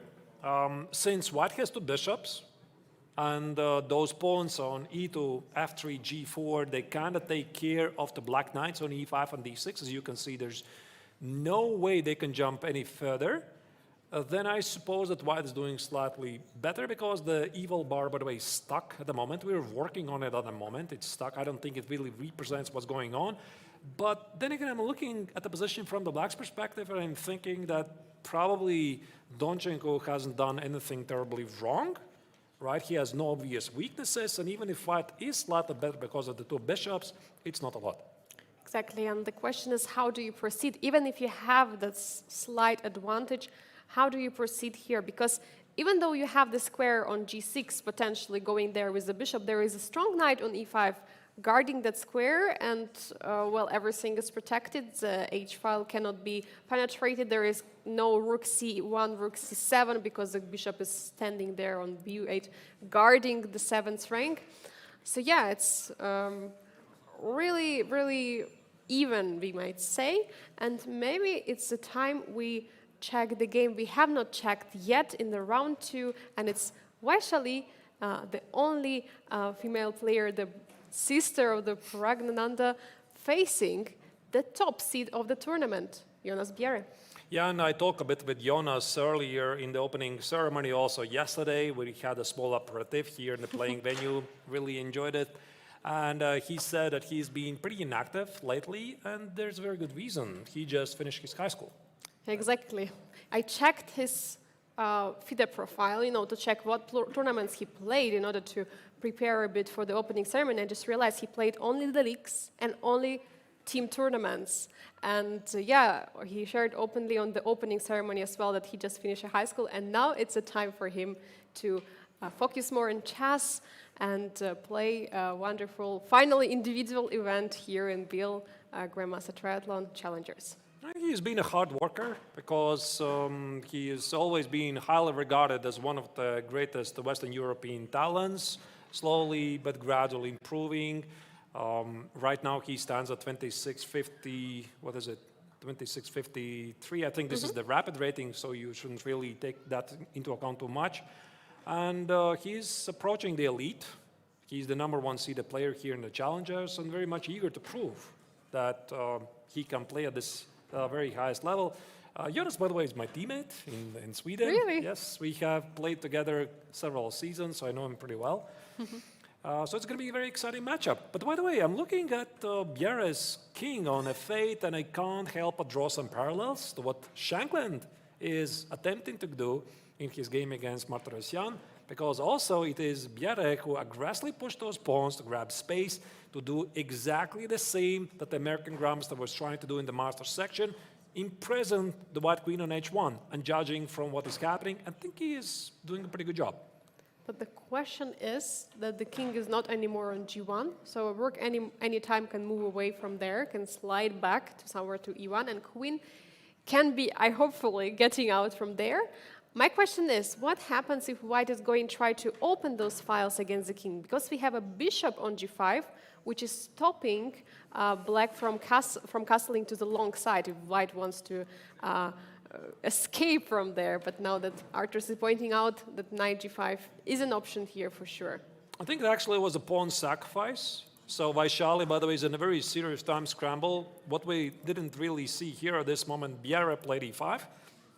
Fighting for the space. You see, he's not afraid of the weakening of the king because he treats the grabbing space and the center is far more important than the safety of the king. Bishop G5, here Vaishali is ready to sacrifice. And now the question is, what happens after rook takes on G5? And Vaishali says, I'm just going to play knight C5, attack the pawn on B7, and also perhaps play E4, hit the rook on D8, because black cannot take on E4, because the rook on D8 is not defended. This is still very unclear. Yeah, as well as bishop trade anytime is possible on F5 or B1. So the position can change radically, but I think the most important thing is that black can also castle long and hide from that F8 square, so the king doesn't have to stay there for much more, not just to wait some rook coming to the F file, just waiting for the opening files, but just to hide in the safety on the queen side. All right, so I'm not really sure what's happening here. After bishop takes on B1, I immediately can sense there's a potential fork on E6, so that's why also Bienne needs to be a bit careful. So this is a threat, actually. Bishop F5, knight E6. Oh, yeah, you're right. Bishop takes on F5 and knight E6, yeah, pardon me. What do we do now? I suppose that Bienne is going to take his time. The position is pretty complex. Maybe we could use this opportunity once again to have a bird's eye view to see what else is going on. Maybe there's already a couple of decided games. No, everything is still ongoing. Everything is still ongoing. What do you think about returning back to the Masters and see, for example, in the game of the Haik Martirosyan against Samuel Shankland, how is his queen doing on H1? Did he manage to get it out, or is it still there? No, it's still there. It's still there. It is still there on H1. But I'm not really sure if it's doing really badly, because what we did not see is that Martirosyan decided not to artificially improve the queen, but he instead put the king on H2. Now you see the entirety of the king side is locked away. F2, G3, H4, the black pawns are locked, they're not going anywhere, so the king on H2 feels pretty secure. And maybe in the long run, now Shankland might feel some heat because of this early pawn pushes that he did at the king side. Materially wise, black is having two something extra pawns. Something extra. And another pawn on C3 is hanging. But the question is if black can grab those pawns without really being punished for that. By the way, what is happening after knight B2? This is a sacrifice. Because knight C5, or rook C5, sorry, yeah. All right. It's a sacrifice. So here Shankland sacrificed the piece. Yeah, but he gets back because there was a knight not protected on c5. So he grabbed the knight on c5. Oh, yeah. Yeah, so the knight was overprotecting. Knight on d3 was protecting the pawn on b2, the knight on c5, and after knight b2, Yeah. there is just simply extra pawn. And if white doesn't manage to create some threats to the king, I'm sorry, but it's going to be lost in the endgame because of the extra material. Yeah, but now more than ever, I think Shankland is starting to feel really some heat because of the king. I think there's something like 93, 95 incoming. If I'm playing an accelerated time control game, I'm definitely picking white, because one thing, Angelica, I've learned in accelerated time control games, it's always better to be the attacker than defender. Yeah, for sure, because you might miss something, like if you're protecting and you're just not seeing one of the threats, then you might miss it. And when you're attacking, you have all the threats in the world, and if Haik manages to find some very nasty threat, we see actually on the time also there is some pressure with Samuel being at half a minute. Meanwhile, 1 minute more has Armenia #1, Haik Martirosyan, and we see that Sam is nervous. Yeah, you can see from his body language he's He's a little down bit in the last stressed, seconds, actually. He had something like 20 seconds or so. The Oh my position God. is really sharp. His king is weak. I mean, this is not really the most pleasant position to be in. And so far, I think Martirosyan, despite his lack of experience in Chess960, this is what he said in the opening ceremony, he's doing great. Yeah, he's doing absolutely great, getting these positions, even though at the beginning we were a little bit pessimistic about his queen on h1. Currently, it doesn't really have that many issues. I mean, right now it cannot get out, but for in the future, queen f1, queen e2, and starting attacking the queen. We see the moves quickly coming in. There is some slight delay. We apologize for that. But we see that many pieces are being traded, and we're getting to some endgame. I mean, I get it that black's position is dangerous, but it's Shankland who is grabbing those pawns, right? So he's trading the pieces, my he's God. grabbing the pawns, and with every single more trade happening, he's doing okay. But wait a second, he's down in exchange, right? So it's 3 pawns for the exchange. I think we missed this moment. So I suppose that's why white is still in charge. So Martirosyan could afford to trade the bishops, find a way to bring the queen in the game. I'm thinking something like bishop c3, rook, I don't know, somewhere on e7, bring the queen on d1. And this king on g6, I don't think that these 3 pawns with the queen on the board, they really matter. Yeah, and actually what you just mentioned happened on the board. We see rook already on d2, queen on d1, trying to create some threats there on d6. I think black has to be very, very careful. Meantime, king on h2 is very safe there. There is nothing would happen to the white's king, and for now black cannot push the pawns. I mean, that's the power which black has in the position, those 3 pawns, but for now they are just stuck and they cannot be pushed. Wait, there goes the knight. Was this a blunder? Oh my God. That was just a blunder by Shankland, unless there's some immediate. F Oh my takes, F takes, God. just an extra rook. It That's was f4 blunder. Yeah, I think he just forgot the knight on b6 is under attack, and now I think it's just an extra queen f2 or queen d4. Now Martirosyan doesn't mind to trade queens. This game is over. Of course, Shankland is going to play a couple of moves, but it my God. that's it. That's it. Yeah, the there's resignation, the handshake. resignation. He just missed because his king was on h7, queen b1 check, and knight capturing, queen capturing the knight on b6. That's All what right. happened. Let's continue to observe the games, and unfortunately these moves sometimes come into chunks. We're going to try to fix it, but now this is the game we are following. Mishra is playing against Praggnanandhaa. What do we have here? Yeah, we can It's a material see. balance on the board, but white is pushing apparently. We can see on the bird's eye view, so still 5 games are ongoing. We're jumping in maybe very quickly to the Abhimanyu against Praggnanandhaa. Both are very low on time, and having some interesting position with a pawn on e3. Can you actually win this pawn? Just bring in the king there and take it. I think it's more about the activity of the pieces. Rook d7, bishop b3 is something I would be very concerned, because one thing I don't like about Pragg's position is the king on g8 is potentially in danger. The bishop on h6 makes black's life quite uncomfortable, so I think that Pragg would want to play something like bishop g7 at some point. But as we are seeing, there you go, there come more moves. He's grabbing those pawns. Mishra is trying to deliver the checkmate.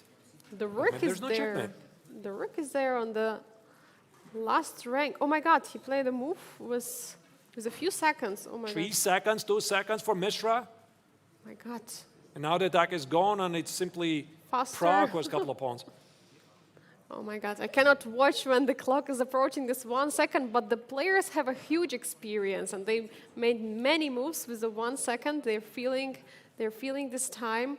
Bishop d5 was a Oh my huge God. move, pinning the knight on e6. Did Pragg blunder this? Bishop f6 was a very nervous response. Is the knight gone? Bishop takes on f6. And rook d6, Pragg is pinning. blundering the knight. Oh my God. Pinning the knight. There is no way to protect the knight. 4 seconds, 3, 2, 1. He's still trying. He's playing check e4. A spite check, I don't think it really changes anything. The knight is gone, and I think that Mishra is going to make a small upset in this tournament by beating Wow. one of the strongest players of the field. Yeah, for sure. But Abhimanyu is very young and very sharp. So Praggnanandhaa is not yet resigning in this position. He's still trying. He's still trying. He's pushing with the B pawn, trying to say, okay, maybe I have some slight compensation, but I don't think. No, I think That's at this level, possible. there's no chance for Pragg. I mean, he would love to trade as many pawns as I can, all the kingside pawns, H pawn for the G pawn. No, he knows the game is lost and resigns. Huge victory for Mishra. Yeah, absolutely. Incredible how it was missed. This very naughty pin, yeah, on the king and the knight, and Let's go- Abhimanyu is very happy. Let's go to the bird's eye view and see what else is going on, because this is the time scramble when all the games are decided. As you can see, several games already are over. We just saw Mishra winning Pragg. There's some Vaishali who lost. scrambles. Vaishali lost her game. And which games are still ongoing? So we Salem see Saleh versus Donchenko. I suppose that's the game we are going to go. And also Igor Semenenko playing against Morazzi. Saleh Salem against Donchenko is still ongoing, that's for sure. We see the players playing very quickly. We have a bishops against bishop and the knight endgame.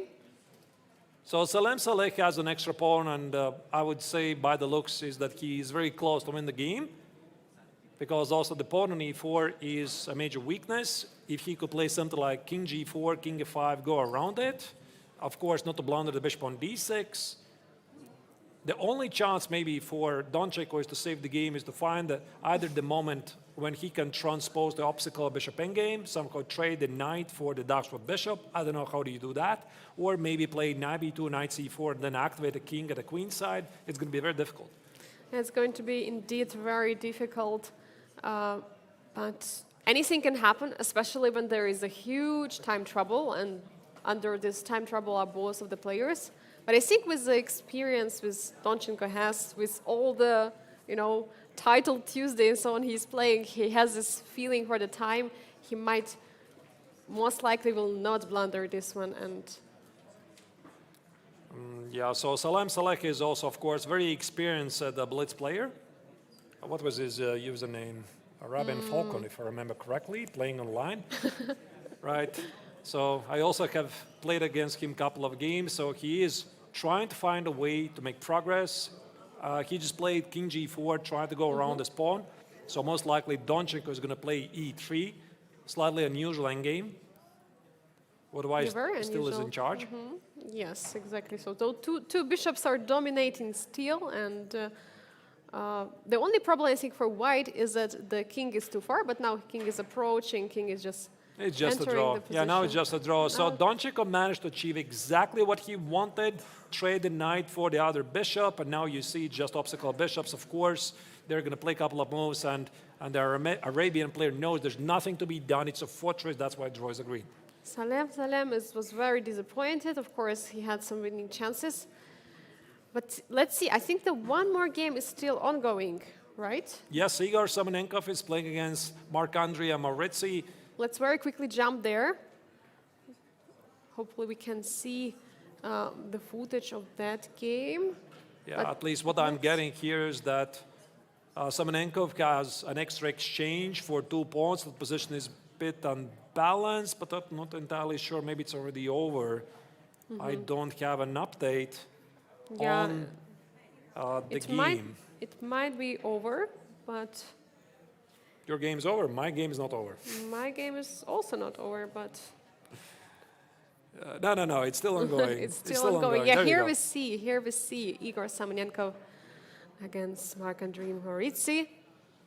Both very young. I mean, of course, Igor Samonenko is super young, fresh grandmaster in January this year, has gotten this title. We see actually by the body language, just look at Marc-André, like what is he doing? He's shaking. Indeed. So here, wait. So black has the pawns on F2, F4 and E3. I think that Morazzi is playing for the win, and despite the fact that it is Samonenko who has the extra exchange, he needs to be super careful, because if black is able to promote one of those pawns, this is basically game over. E2, knight F3 is, or even F3. I think Morazzi is going to win this, unless the young Ukrainian will be able to create a potential mating web. He played actually just now King E6, trying to bring the king, and maybe there could be some perpetual checks ideas or even checkmate ideas. Indeed. King takes on D5. Now black is about to promote. No, he's now double checking. Can he play knight E5 at F3? Knight E5, I think, is just winning. Yes, and he does it. Knight E5, F3, F2, and Samonenko is going to lose this game. And that's it. Yep. Does he have King A4? No. No.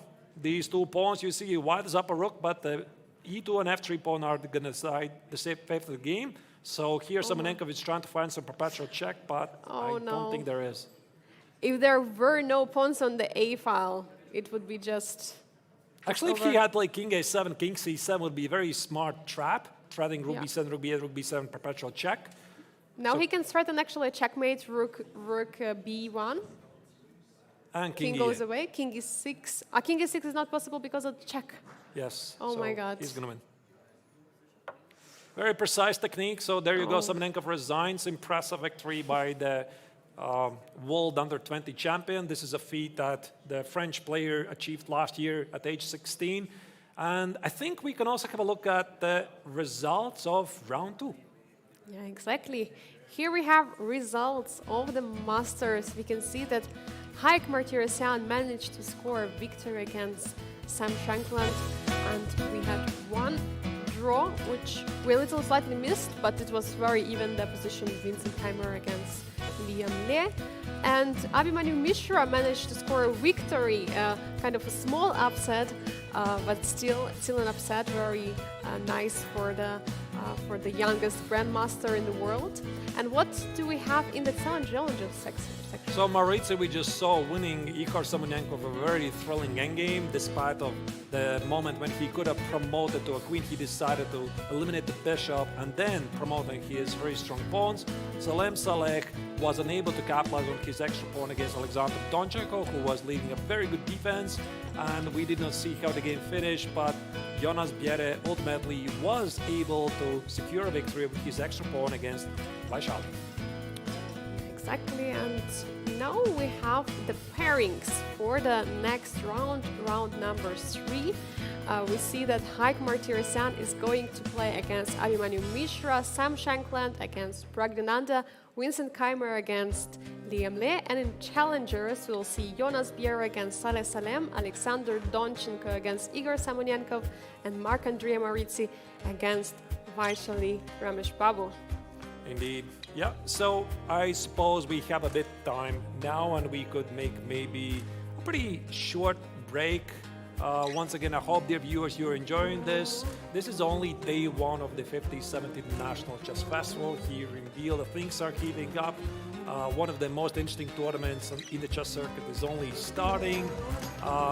We are here to serve at your pleasure, and we'll be back in several minutes. Hope you're enjoying this. Write your comments in the chat. See you very soon. Don't go anywhere. See you.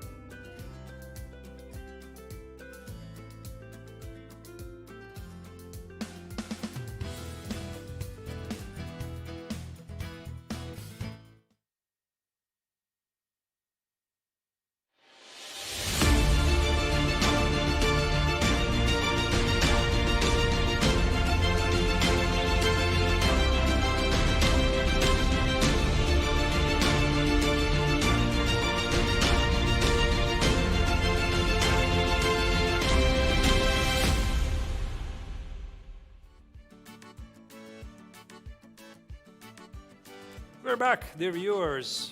We are about to follow the round 3 of the Chess960 tournament of the 57th International Biel Chess Festival. Couple of crazy games we saw in the first 2 rounds. Also, very few upsets. And Angelika, first impressions, what we're seeing here. Yeah, it's really exciting positions we get on the board. Really, really unique positions and games we had. Players were not playing according to the usual opening knowledge what they have, but they were getting really unique positions in the middle game, which is really exciting to follow. We had some upsets already, and it's actually going to be very, very exciting. We have 3 more rounds of the round robin they're playing, so anything can change till the end of it. But yeah, we see that the first moves are happening on the board, so maybe it's time for us to choose which game so we should now I'm follow. looking at this. Is there something that immediately pops in your attention? I see something very interesting happening in Bienne's game against Alex Salem. So I'm not sure who is trying to unbalance the game. Is it a young Danish player, or is it actually a Saleh? Maybe that's the game we are going to start with. Let's start, exactly, good idea, because we started always with the Masters, now we go to the challengers. Jonas Bier against Saleh Salem. Very interesting e4 was played, I guess, e5 and some f4. Some kind of a king's gambit, if we can say. Yeah, let's check it in a moment. So this is the starting position. What can we make of this? So now the bishops are positioned not on b1 and c1. This is what we saw in the first 2 rounds. Every single round, a brand new position is selected. There's a special ceremony.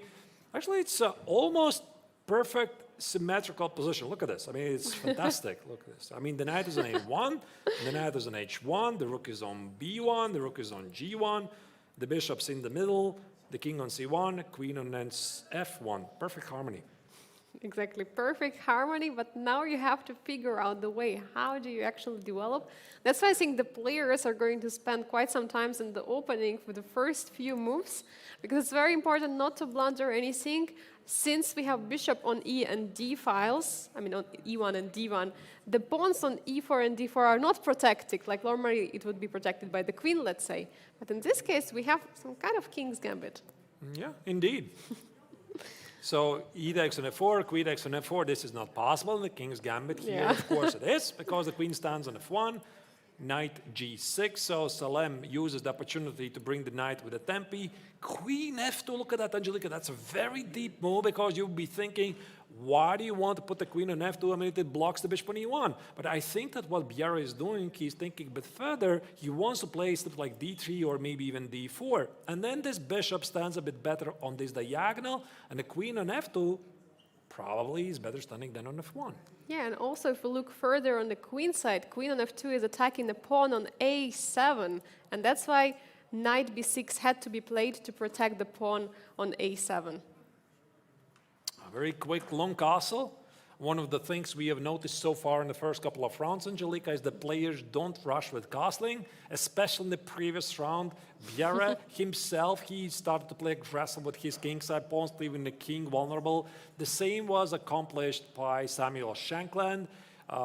For Shankland, it didn't really work quite well because he lost the game, but it's a strategy that works. Yeah, for sure, but in this particular case, once the bishop was out on h4, Saleh Salem decided why not to castle, because the position looks pretty harmonical. The only question is what to do with the bishop on e8. Would you like to push the d pawn or f pawn? Where do you want to place that bishop?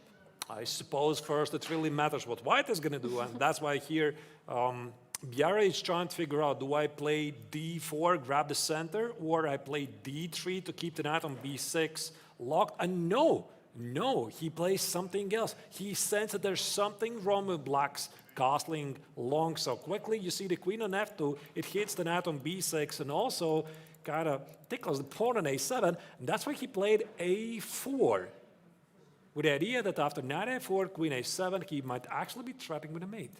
Yeah, and actually this quick castle might be punished in some way by white. Very nice move, a4. How do you stop it? I mean, if you play a5, the knight is going to grab the pawn on a5. How do you stop the a5, or how do you protect? Maybe you have to play something like king b8, protecting with the king the pawn on a7. So after a5, you can just move with the knight. But do you really want to be attacked with the a pawn like this?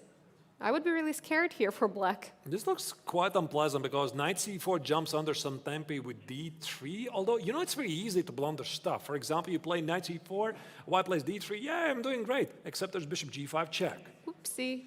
And suddenly it's not so easy because there's some tricks like knight e2, bishop e3, and things can go completely wrong for white very quickly. This is Chess960. The normal rules don't apply. So this is one scenario what Salim Saleh can do. The other one, Angelica, I'm thinking maybe he can play something like a6, allowing to play a5. Yeah, but then again, queen a7 is going to be a big problem. Yeah, probably not a6. It's going to be actually a checkmate threat, so it will be very tough for maybe for black's king to escape. Like d6 must be played, but then there is bishop g4 from another side, and the checkmate is actually probably unstoppable, yeah?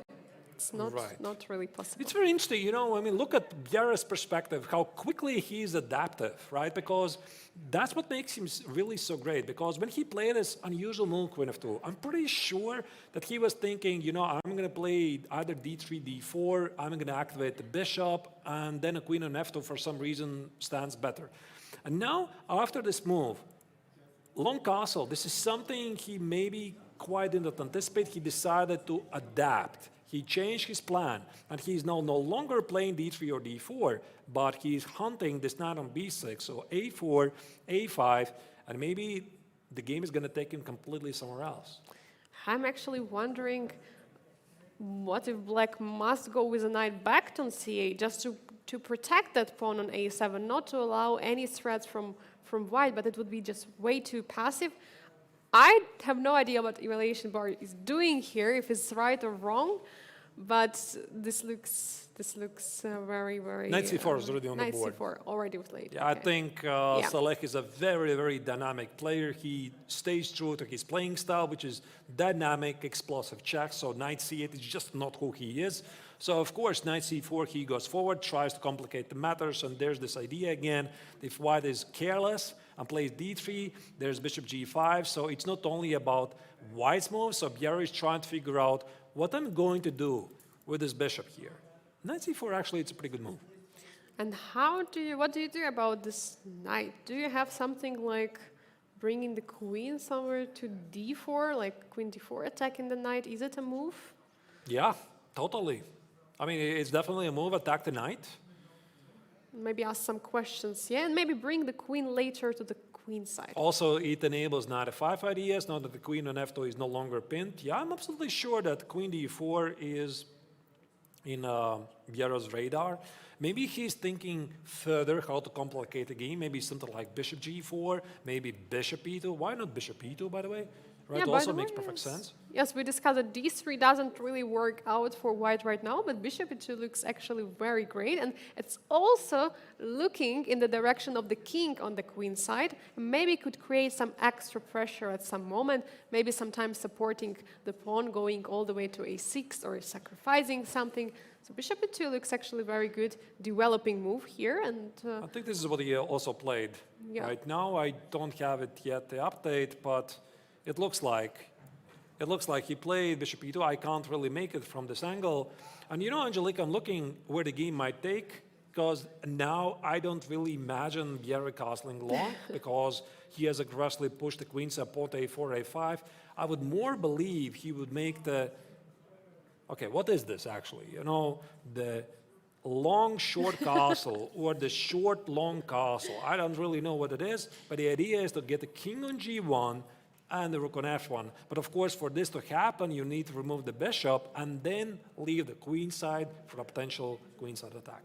Yeah, exactly. But also white has to be really careful with the pushing the d pawn, because there is always this annoying check, yeah, bishop g5. So it's also not so clear for white, even though there is already some space advantage on the queen side, some potential attack. It's still not so clear over here. But I think the players are taking their time, and maybe it's time for us to go and check another game. Good point. Let's go to bird's eye view, see what it can bring us. There's so many games, it's really difficult to follow all of them, so we're going to do our best to select the most exciting ones. Yeah, let's see what they have there on the boards.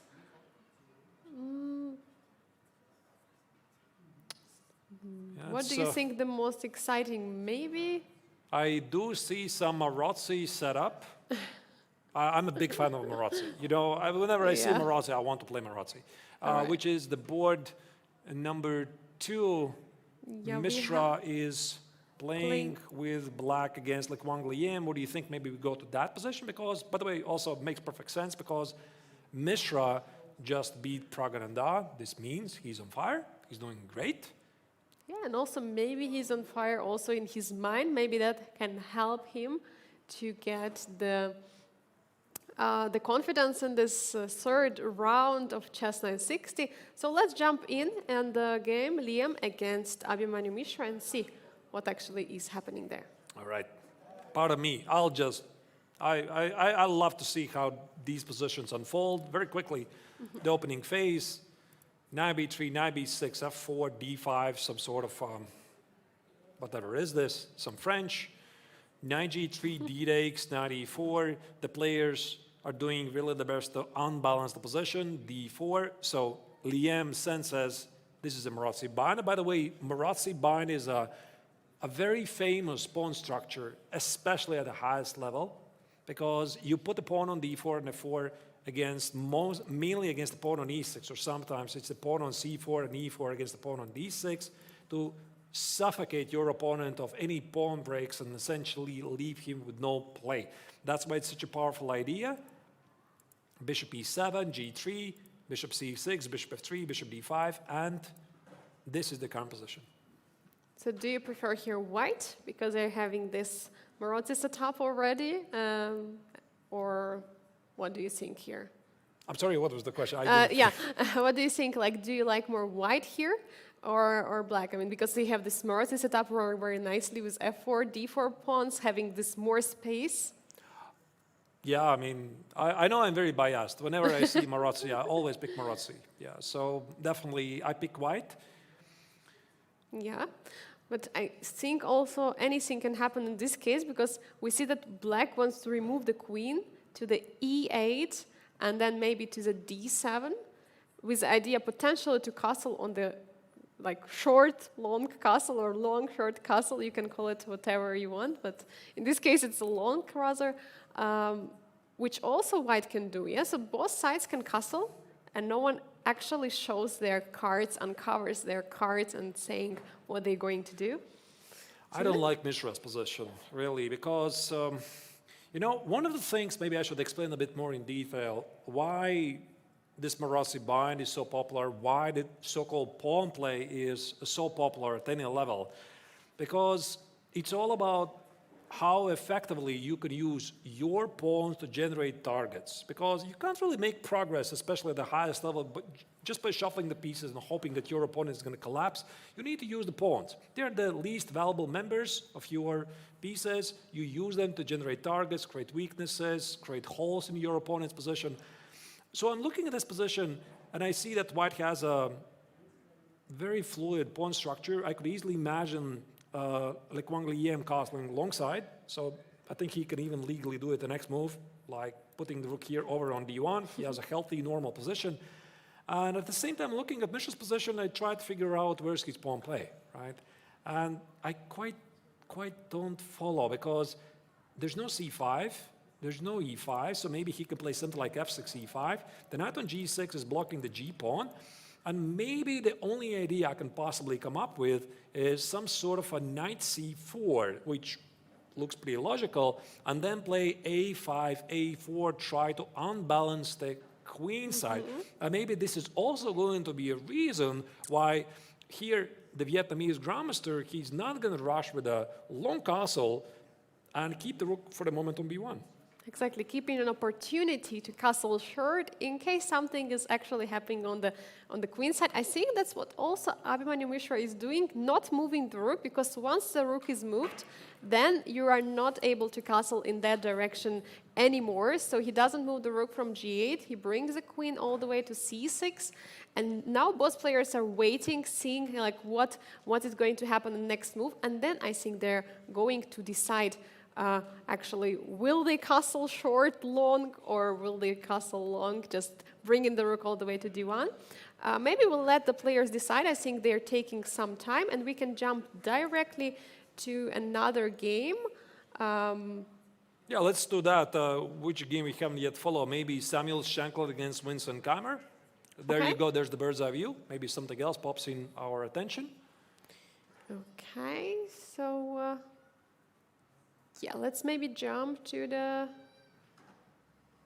Yeah, it's really tough to choose. Yes, it's very tough. Tough to choose, right? Because I would love to see also Morazzi's game against Vaishali. Looks very unbalanced. I'm looking at Semenenkov's game where the king's on b7, the black knight is still on a8. What's it doing there yet? Not really sure. Let's go to the craziest game, yeah? Like to the... Which is? I guess Marc-André Morazzi against Vaishali, they have some very unbalanced position, I think, there with the double pawns. What do you think? All right, let's do that. I'll just go back a couple of moves. I want to get some backstory because, you know, it's quite difficult very often for the commentator. You just jump into a game you've never seen before and you have to give assessment. So that's why, especially in Chess960, I'm going to go back a couple of moves to see what was going on here. So this was like a normal, Chess960 opening, g6 limiting the knight on g3, makes sense, king b1, just a useful move, d5, fighting for the center. Oh, d5 was a pawn sacrifice actually, look at that. Yes, it was positional pawn sacrifice, yeah, in order to... Yeah, so Vaishali sacrificed the pawn. In order not to give the white that center, yes, she was probably annoyed with this e4 and d4. Right. But the pawn is a pawn, especially if it's going to come to an endgame, right? That pawn might bring all the difference. But for now, we see position is very complicated, and bishop takes e1 was played. I think she's just in trouble because I quite do not see what she has for the pawn. The pawn on b5 is healthy and alive. Queen b4, she attempts to complicate the game and go after the pawn on e5. 96, Garry Kasparov once said this very famous quote, any knight on the 6th rank or the 3rd rank, depending from the view you're looking at, is worth a rook. So this knight on e6 is a monster. Yeah, Marc-André is for sure in the front seat in this game. He's dominating here. The knight is looking very nice there on e6. How can you put more pressure on the king? Maybe bringing the queen somewhere to f4, attacking the pawn on c7, trying to create something. Yeah. Let's try to make it work. Also, look at the clockwise. Vaishali is down on 4 minutes, and Morazzi is playing very, very fast, 10 minutes. So some sort of rook e8 I just saw on the camera. Yeah, exactly. And actually, she played rook d8. So maybe her idea just to keep the rooks together still on the 8th rank. Right. And what is the next threat? By the way, queen f4 is always queen a5. This is a detail I didn't notice. So black can not only capture back the pawn on a5, but also defend the pawn on c7. Oh. So that's also a threat, yeah? Queen a5 is kind of a threat still. Right. I think if white will be able to play something like b3, c4 to protect the pawn on d5 and shut off this bishop from the game, white will be much better. But maybe it's easier said than done. It's very tricky because after b3, the a3 square is going to be very weak, and there is no dark squared bishop for white, to compensate those dark squares. And maybe something like queen a3. What about knight e6? Ooh, knight e6. Knight c4 and king b2 is also not possible. Ooh. Right, and you know, the more I start to look at this position, I start to realize things are actually not really so simple. Because the knight on g3 is weird. Very weird. Very weird. So actually, you know, the more I look at this, it was a very brilliant concept. I I didn't really believe it. So especially after this sequence, e takes on d5, knight e2, knight e4, knight g5, it seems that black is in trouble. White puts the knight on e6, he has an extra pawn, right? So white is doing great. Yeah, So it would seem. It looks so, it seems so, but actually it's not the case, and black still has an option to bring the knight all the way to d6, to c4, to capture that pawn on a5, to win the pawn back. And actually I'm looking at the knight on g3, and it's actually pretty sad. Even though the knight on e6 is great, it's not doing that much, and knight on g3 doesn't really have a play, while black pieces are pretty active on the queen side. And I think that might be an idea for Vaishali maybe to create some attack on the queen side. All right. Let's go back to the bird's eye view. I'm curious where we should take next. So this is a very unbalanced game. I don't want to miss any exciting action. What is going on? You wanted to check that game of... So where was the knight, actually? Yeah, let's maybe try to validate from this angle who is doing better. Who is Pragg. doing better? Pragg against Martirosyan. None of the players is fighting for the center. It's a very inspired game. Difficult to give anybody an advantage. Like Wang Liem has this Morazzi bind and he's pushing, but maybe it's not enough, because I'm looking at this position also, black's b5 push. I mean, you're not seeing it. Maybe I should show it more closely. Is going to give black a good game. Then also Sam Shankland against Vincent Keymer. Looks also interesting. Right. Maybe we go back to that game. I wanted to go that game initially. Of course. Shankland against Vincent Keymer. Okay, let's jump there and see what is happening in the game. Samuel Shankland against Vincent Keymer. Shankland has got a terrible start. Yeah. Also, one more thing we should not really forget is that he arrived here only 2 days ago. Right? So he flew all the way from San Francisco and then asked Sam how many hours, how many time zones it is. He said 9. Oh my God. 9 hours. But he said it's no problem. You take a sleeping pill, you sleep for like 6 hours, you're fine. Ah, he takes like, a sleeping, okay, wow. if you say like that. I thought crossing 9 time zones, it's a very, very difficult thing. But yes, yesterday Sam was for this aperitif for just a moment. He said he's incredibly tired. He went away. Maybe he's still not yet adjusted, but I think he still enjoys this. And by the way, he's now paired against Vincent Keymer, who despite his young age is one of the most experienced players in Chess960. But anyway, what do we make of this position? Who's doing better? What is happening over there?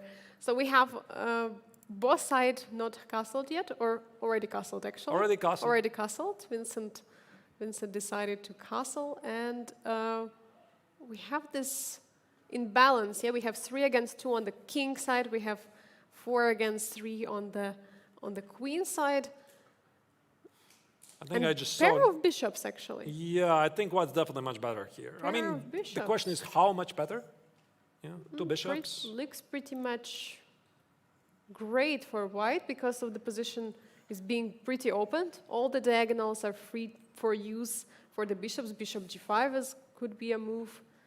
Bishop f3. before, it's a great move. I like this move because black was thinking about playing something like c5, d4, knight e5. For example, if white had played something like b3, stopping the knight on b6, how about I play c5? For example, you put away the queen. How about I play d4, I put the knight on d5, and black is actually doing pretty great. So that's why here Shankland played this beautiful move, bishop b4, first stopping c5, and then probably at some point later he's going to play something like bishop f3, maybe b3, limit the knight, and after a4, a5, try to be annoying. And let's not forget that it is also a tempo, so Samuel has to find a square for the queen from f8 where it's going to go. I think he already decided to go on f7 with a queen, and in this position, bishop f3 looks very logical to creating and putting more pressure on the d5 pawn, and maybe at some moment there could be even long, short castle for white. What do you think about that? Oh, that's a great idea. Yeah, let's try to make it work. For example, bishop f3. I mean, if Sam remembers this, because you could easily forget it. You can castle the short side, for example, after bishop f3. Black plays, I don't know, whatever, rook e8. Rook e8, actually, maybe it stops it. So let me make some random move, because you cannot really cross the check. So let's play something like c6. And short, long castle. This looks nice. It looks beautiful. Yeah, it looks definitely interesting. And Not then really create sure. an attack against the king on the queen side. That looks nice. Right. I'm not really sure, Angelica, to be honest. I mean, does Sam want to castle short side, or the king is feeling safe here at the queen side? Because if he puts the rook on d1, after the long castle, he can still play b3, a4, a5, and maybe actually short, long, or long, short castle, whatever is this, it just creates black some attacking chances at the king side. I'm not really sure about it. Yeah, maybe it is more safe to go to the queen side castle. But yeah, this is the position we have right now. Samuel is sinking this position. Yeah, I It think. means some move was played probably. Yeah, I just missed the move here. Yeah, don't worry, we are going to get the moves very shortly. Rook h8 was played, trying to put some pressure on the h-pawn, and now the question of Samuel, does he want to push h3? Creating ideas for hook, actually, from black, g5, g4. So I don't know, how do you protect this pawn for the best? Do you protect it? Yeah, by the way, this is one of the things why they're the best players. I mean, sometimes they're not even thinking about these pawns. I mean, the pawn in h2 is nice, really, but again, you're wasting valuable time. So there could be a possibility that, for example, Shankland could just play b3. Yeah, give up the pawn. After rook to h2, play a4, play a5, get to the pawn on a7, and just say that this pawn on h2 doesn't matter. This is a very dynamic position with a huge chances on the queen side against the king. For sure, this b3, a4, a5 idea is really something which Vincent has to be worried about, and not going just grabbing some pawn, which maybe doesn't bring that much to him. Of course, if it would be an endgame, an extra pawn is always good. Right. Let's go to the bird's eye view now. Select the next game, because I feel the next game we are going to follow is most likely the game we are going to follow until the time scramble. None of the games have yet finished. So Tough what to do we pick. have? Which games have not we checked yet? I mean, I'm looking at the game of Pragg against Martirosyan, where the Armenian player has just made a break in the center with e5. Now, that's the game I would like to see. Maybe there's something more exciting than that. What Also, this game of... Donchenko against Samonenkov, is it? The king on b7. Wow, very open. Yeah. It's maybe- also unbalanced. But maybe we jump, as you say, to the top seed of the Masters tournament. Praggnanandhaa, we have checked the game of Vaishali shortly. Now I think it's time to check the brother. How is he doing in the Master section? And as you mentioned, there was a break in the center of the e5. Yep. What will he do now? Indeed. So a couple of moves. Go back. What happened? So actually, e5 breakthrough happened a couple of moves ago. And I think it was an actual pawn sacrifice. So here, Pragg could have grabbed the pawn on e5, but probably not for too long. So instead, look at this. This is pretty interesting. So instead, he decided to ignore the pawn on e5 and grab space at the king side. So I suppose he was a bit worried about what happens with the pawn on f4. So he played g5, trying to secure the space advantage of the queen side. Knight e5 hits the pawn on e3, queen e2, rook e8, c4, knight and knight goes back, and oh, there you go. Oh, we just missed it. There's the castle. We came a bit too late for the short, long stuff. I can easily imagine you're just playing there. You're just playing there from the black's perspective, thinking I'm completely in charge. The white king at the queen side is, under attack. I'm doing great. And what? I mean, Yeah. a short castle out of nowhere. You can easily forget it. And actually, black already played a move with rook, so rook is on e8 in this position, which means that there is no opportunity for black to long short castle, if we call it like this. So it means that king is stuck there on the c8. In the meantime, there are some thunderclouds, I feel, on the queen side, because the pawns on c4, d4 are really very much advanced. There is opportunity on the semi-open a file. Maybe b4 could be an idea later. c5 break is possible. And okay, few moves been played. We get the moves very quickly right now. The take on the exchange on f4 happened. And as Arthur was mentioning, this queen a5 happened. Yeah, bringing there the queen, trying to create an attack. Yeah, so Pragg is definitely pushing. The only problem in his position is the knight on g3, which doesn't do much. If he was able to play knight e5, then he would be absolutely dominating the position, but this is, of course, impossible. And black is rock solid. Also, Martirosyan has the small advantage. He can always castle long. Castling short, I don't think he can do it anymore because I think this rook already moved. Yeah. The rook has 40 seconds for Pragg. Very dangerous for black in this position, but also it's not so easy to find a way how to continue. Maybe he's considering, does he have to take? But actually the take has happened. Yeah, on c4 the take has happened. He took on c4 and castle long, just in case, you know. I have to use this opportunity, otherwise it's going to be gone. Not really sure, but yeah, so his idea, Martirosyan's idea was that rook on b8 is not really doing much, at least on d8. If the knight goes away, it's hitting the pawn on d4. But now the question is, what do you do after d5, which is on the board? d5 is on the board, absolutely opening all the piles possible against the king on the c8. How do you protect the king? You cannot really capture on d5 because there is going to be a take on d5, and how do you protect the knight on the c7? He is in trouble here. I don't like this. Huge, huge trouble. What did he play? He played, I don't quite follow. Yeah, he played, he removed the knight from the d7. Knight b8. Knight b8, yeah. But now? Yeah, for white it's very easy. Just push the queen side pawns forward. b4, b5, take on c6, etc. A lot of easy moves. A lot of easy moves and easy attack, while king is on the king side chilling, being well protected. There is not much black can do. Whoa, very responsible move. Oh wait, I think I missed a couple of moves. So it was, we don't get the update. After knight b8, king g2. Yeah, I missed rook d1, queen e7, king g2, c takes, and queen d6. And then rook goes all the way to the c4. And this is a position where Haik is thinking, and probably he's thinking, how did I get into this position? What has gone wrong? And I don't like this, that he included the c takes on d5 because he thought, I suppose, that he's going to grab the pawn on d5, but I mean, the c5 Angelica is so dangerous. b6, queen c3, now this pressure here is mounting up. Rook c1 is incoming. If the queen goes away, d6 is going to be deciding.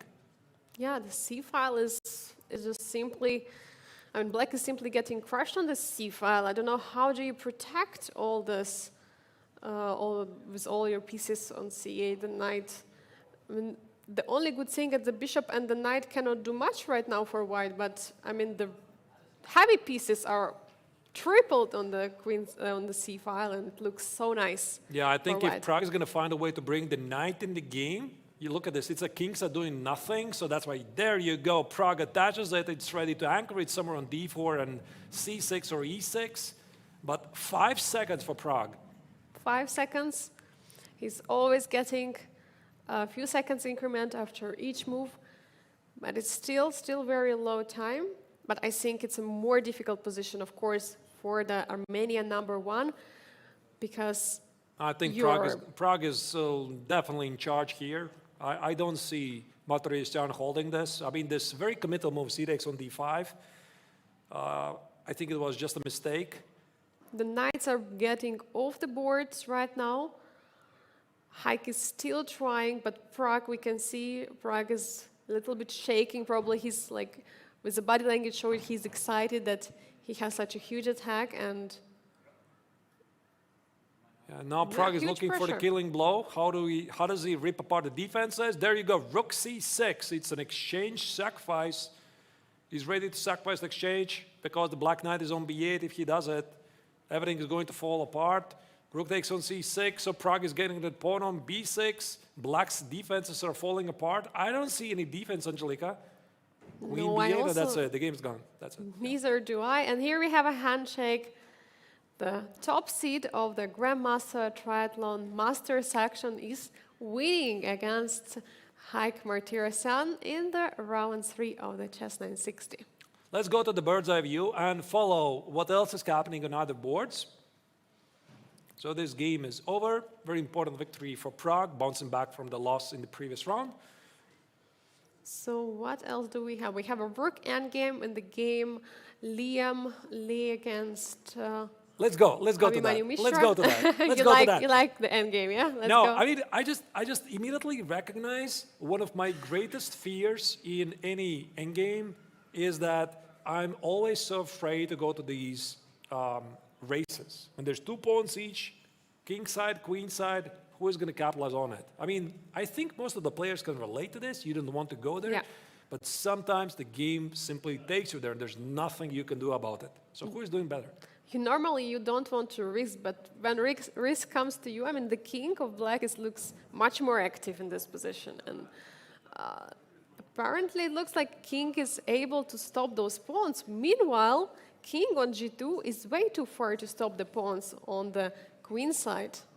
But the boss Oh, pawns... he just blundered. He just blundered g6. I think he forgot my about the God. f-pawn. b3, f7, and What's happening? Is he f7, there winning? is a knight. He can promote to a knight. I think he just forgot about the pawn. I mean, this sneaky move, rook f3, we just saw it. You can see that immediately Mishra grabbed ahead. Oh my god. He And just gives king a g3, check, no? king Yeah. g3. That's it. So white promotes first, and 2 heavy pieces always will deliver the checkmate. So final chance, of course. I think Liam knows that he can just promote the queen, and there's going to be definitely a way to deliver the mate. Maybe he doesn't want to risk. He wants to see if there is anything else. Yeah, you can see But this yeah, unhappiness.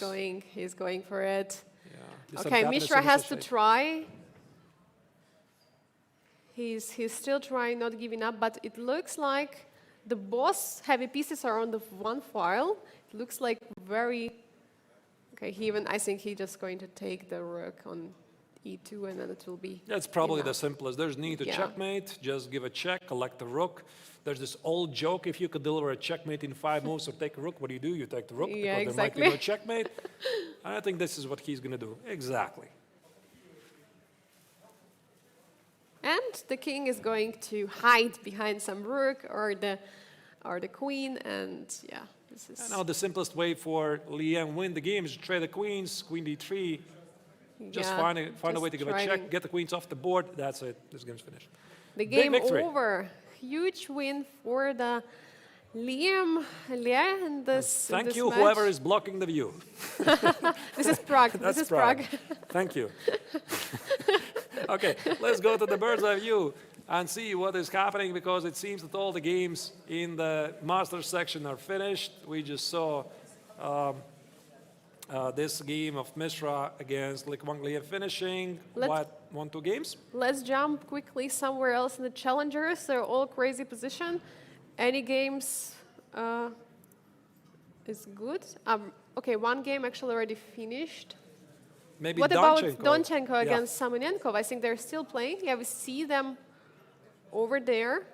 Donchenko is playing against Samonenkov, so here white has an extra pawn, but they're doubled. I suppose it's not enough, but still when you're playing only with 5 seconds on the clock, it's going to be pretty difficult. It's very difficult indeed. And another rook and a piece endgame. So normally we say that rook and the bishop are stronger than the rook and the knight.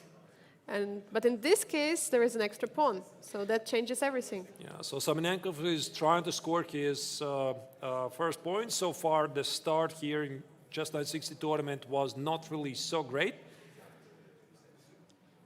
It's tough. He's the youngest player of the field, one of the youngest grandmasters currently in the world. There we go. Oh we my just God, saw he with played- 1 second, Oh my with 1 second, Donchenko remembered that he has followed the clock, and there was the shaking of the head. It was, oh my goodness, did I just lose this game on time? Unbelievable. Almost.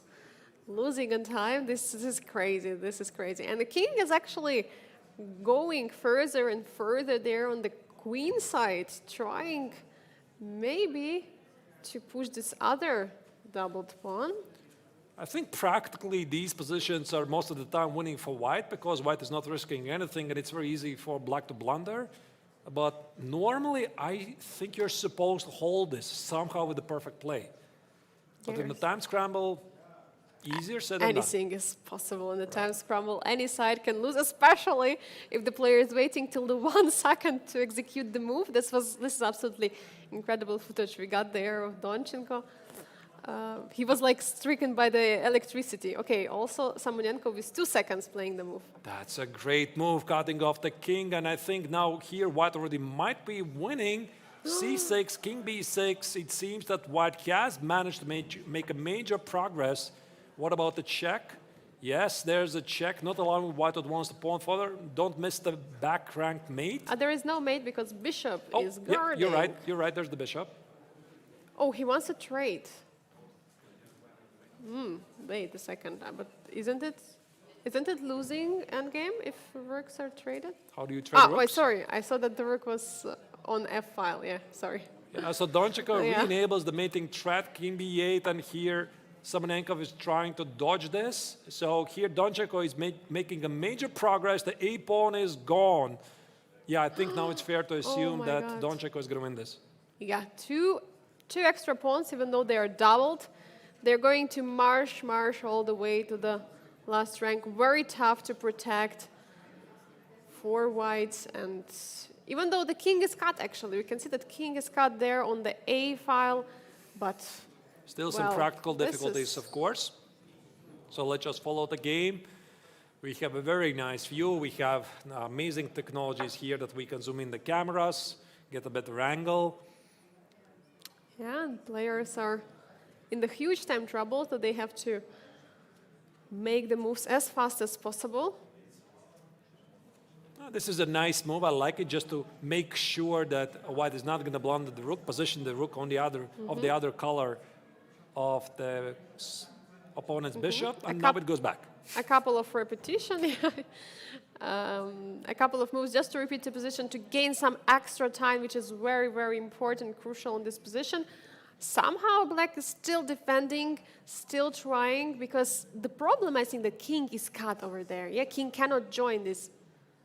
Yeah, not easy. Not easy to make progress. But I mean, still in this kind of positions, you can always shuffle the pieces here and there, gain valuable time, because by the rules of FIDE, you can repeat a position without making any trades or pushing the pawn for 49 moves. You then push the pawn forward, and it's yet again 50 moves of terror for your opponent. Exactly. The only thing with Donchenko has to make sure he's not repeating the position 3 times, because it's going to be threefold repetition and can be played by Igor Samonenko, even though it's pretty difficult to follow, right? When the position exactly repeated. And knight is jumping there, delivering a check.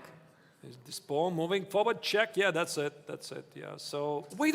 There's a potential stalemate. Oh my God. Okay, no, it's not going to be a stalemate. Okay, he was very, very cautious. That's it. Knight. Oh my God. He promotes to a knight. Oh. I guess under promotion. The knight was simply closer, so he wins the game. Very thrilling game. That's why I said, Angelika, these games practically most of the time, the stronger side wins. For Samonenkov, unfortunately, it's a tough start, but it's experience.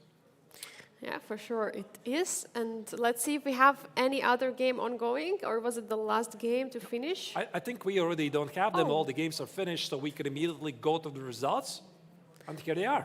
Yeah, here we have the Praggnanandhaa winning against Haik Martirosyan, Liam Leh beating Abhimanyu Mishra in the Turkan game. Vincent Keymer is winning with black against Sam Shankland. And what happened in Challengers, Arturs? So Bienne beat Salem Salek. Donchenko was just victorious, we just saw on the screens, against Igor Samonenkov. And Marc-André Morazzi was outplayed, by the way, against Vaishali. But most importantly, Angelika, no draws in this round. All the games were decided. As you can see, they are identical scores. And now let's have a look at the next round's pairings. As you can see, in the Masters section, Vincent Keymer is going to take on Praggnanandhaa, the top-seeded player. It's going to be a huge matchup. You don't want to miss it. Liam Lay is playing against Samuel Shankland, and Mishra is facing Mark Mercier. In the challengers, we have Donchenko with the white pieces against Jonas Biel, Igor Samonenko playing against Vaishali, and Salim Saleh against Marc-André Morazzi. What do you think, Arturs? Should we? Yeah, it's been very intense action here, Angelika. You know, every single round just produces more stuff coming, and I think it's just a prelude what we can expect from this festival. Every single time there's a lot of uncompromising battles. The viewers, I hope you are on the edge of your seat, you're enjoying this. We definitely are here. So we are gonna make yet another short break. Me and Angelika, we are gonna be back in several minutes. In the meantime, write your comments in the chat. Hope you're enjoying this, and see you in a bit.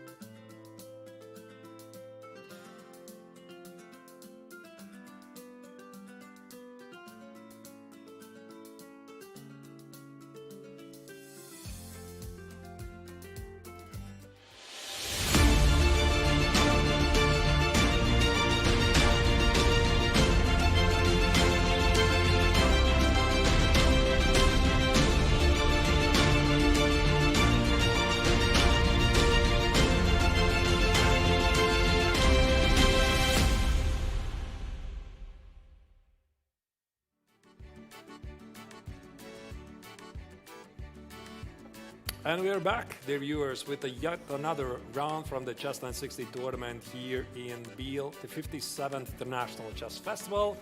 Day 1. I'm Arturs, Angelika. We're back in action. So, Angelika, I mean, it's been fantastic event to follow so far. Where do we take it from here? We had absolutely incredible games. We had absolutely incredible matchups, some upsets, many decisive games, many attacks. Many sacrifices already, super, super exciting to see. We see the players already sitting at the board. I don't know if the games have already started, but this looks very, very nice. Overall here in Biel, in Switzerland, and also there is an open tournament at the same time happening. So all the players are playing in the round, not only on the stage, but also in the playing hall. That's right, but we are mainly following the Masters and the Challengers tournament. So let's immediately jump into the first game, and this is probably one of the most modest openings so far I have seen in the first rounds, because we saw a couple of earlier games like C4, C5, E4, E4, E4, D4, D5, E5, etc. And now it's just G3, G6 to bring out the bishop on H8 and H1 and then see what happens. And also this is a very interesting matchup because these are the two most experienced players actually by far in the GMT Masters tournament. Yeah, exactly. I think maybe Liam is older just for a few months, Sam, so they're like in the same, born in the same year. But yeah, they are just sharing this experience of playing against the youngsters over here and the Biel Chess Festival Grandmasters Triathlon. And we see just a couple moves played, and already Liam is taking time because it's very difficult to see where we're going to go, because the position is completely different from the all we had before. You know, Angelica, I'm looking at this position, and I think I just realized why he was thinking, because this position really resembles the King's Indian defense, right? It was not so obvious from the first moves. So when we look at this position, right? So here the bishop on H1, again, a pretty unique position. Both of the players play G3, G6, and after C4, which I suppose makes sense because you want to follow the general guidelines, how you're supposed to play openings, is you push forward the pawns and then you put your pieces behind them. So C4 makes sense, and only then play knight C3. And after this D6, it suddenly looks like a typical King's Indian defense. So white is going to play something like knight C3, D4, bishop G2, castle short, and black is going to play something like knight C6, E5, F5, etc. So that's why here the Vietnamese top grandmaster paused for a moment before he executed D4. Yeah, D4 looks very logical, grabbing a lot of space and basically asking black, what are you going to do? Knight went on B6. There is no other way to go with the knight, but I think it's not going to stay there for long. It's just vacating there because actually knight on B6 is being pretty much trapped. I mean, like, there is no opportunity to go for the C4 or A4, so I think most likely we will see knight C6 and the other knight from B6 will go to D7 with the ideas of pushing E5, as Arthur saying, the ideas from the King's Indian. I think so. Yeah, this looks exactly like that. So here after B3, Lian tries to limit the knight on B6. So for example, the game continues something like knight C6, hitting the pawn. I think knight C2 could be a move. Again, it's not exactly King's Indian defense, something really very similar. And there could be this moment when black indeed pushes E5. And Angelica, I would not be really surprised if Liam here is going to respond with something like D5, gaining space advantage. This is, by the way, also something we saw in the first round of Winston Keymer against Mishra in rather similar position, gaining space. Let's say knight C3, F5, E4, and the more you look at this position, you realize, hey, yeah, I know this. Yeah, it's almost like King's Indian defense. Yeah, but pieces are a little bit shuffled there on the king side with the queen on F8. Still a question where you want to castle, if you want to castle for now, because if the center is closed, you don't really want to do it so fast. That's right. So yeah, maybe we can check what is happening in the other games. Because there can be different approach in this position, and let's get the bird's eye view for that. All right, is there anything that catches our eye? Let's have a look. Mishra's game against Martirosyan looks like very similar in the sense. Actually, it looks not quite like King's Indian defense, but actually like English opening. But almost on all boards, G3 or G6 is being played, so that's That's a pretty obvious move. Yeah, except of Bienne. Salem has not played it And yet. Salem Select, the last boards, they're having different ideas. Instead, they decided that fighting for the center is more important. And also in the game of Morazzi, there was an early e5 push. Maybe we jump there and see how Yeah. it goes. That's a good call. We can do that. Just a second. So we need to board Salem against There you go. Marc-Andrea Morazzi. The both players are taking some time, but let's see what happened. How this e5 break happened in the game. Yeah, let's go back a couple of moves. See what happened. So it was c4, Very logical. e5, yeah, d4. The computer is already saying. Okay. I mean, this, you know, Angelica, this immediately reminds me of this quite a famous mistake by, who were these players? I think it was Fabiano Caruana against Dingler-Ren, or Dingler-Ren against Fabiano Caruana, where there was a blunder of move 5, which was almost like a checkmate. Oh my Yeah, God. and this happens in Chess960. These positions are so unusual that it's very difficult to apply the same logic. So d4 will be a normal move in any opening. You're fighting for the center. Here, apparently, there's something wrong with this. G6 marks as a missed opportunity. Okay. Missed opportunity, but yeah. The engine is laughing at the players, but from human eye, there is nothing wrong, which you can see. And again, e4, another mistake or inaccuracy. So, of course, we don't see much wrong with it. Maybe there is some idea of attacking the pawn early on from black, but... Actually, this is the first time I'm seeing this. I mean, Angelica, so early, the engine is saying fighting for the center is wrong. You don't do it, yeah? So d4 is a mistake, e4 is wrong. Yeah, exactly. So that's why, you know, this assumption that the chess is solved, the chess is kind of already the solved mathematical formula is kind of wrong, because we have so many exciting things, so many blunders are happening, especially in the lower time controls and especially in Chess960. So yeah, we're having some human chess here, no computer chess. And I think what here Salem is trying to do, he's trying to gain space, again, some sort for Morazzi bind. You know, maybe I'm just seeing Morazzi bind everywhere. But again, with a pawn on c4 and e4, he's trying to limit black's pawn play. He wants to play something like knight c3, maybe g3, and get some sort of a version of the Morazzi.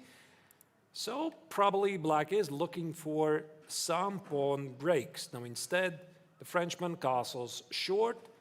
And here I think Salem is choosing between g3, bringing out the bishop, or playing knight c3.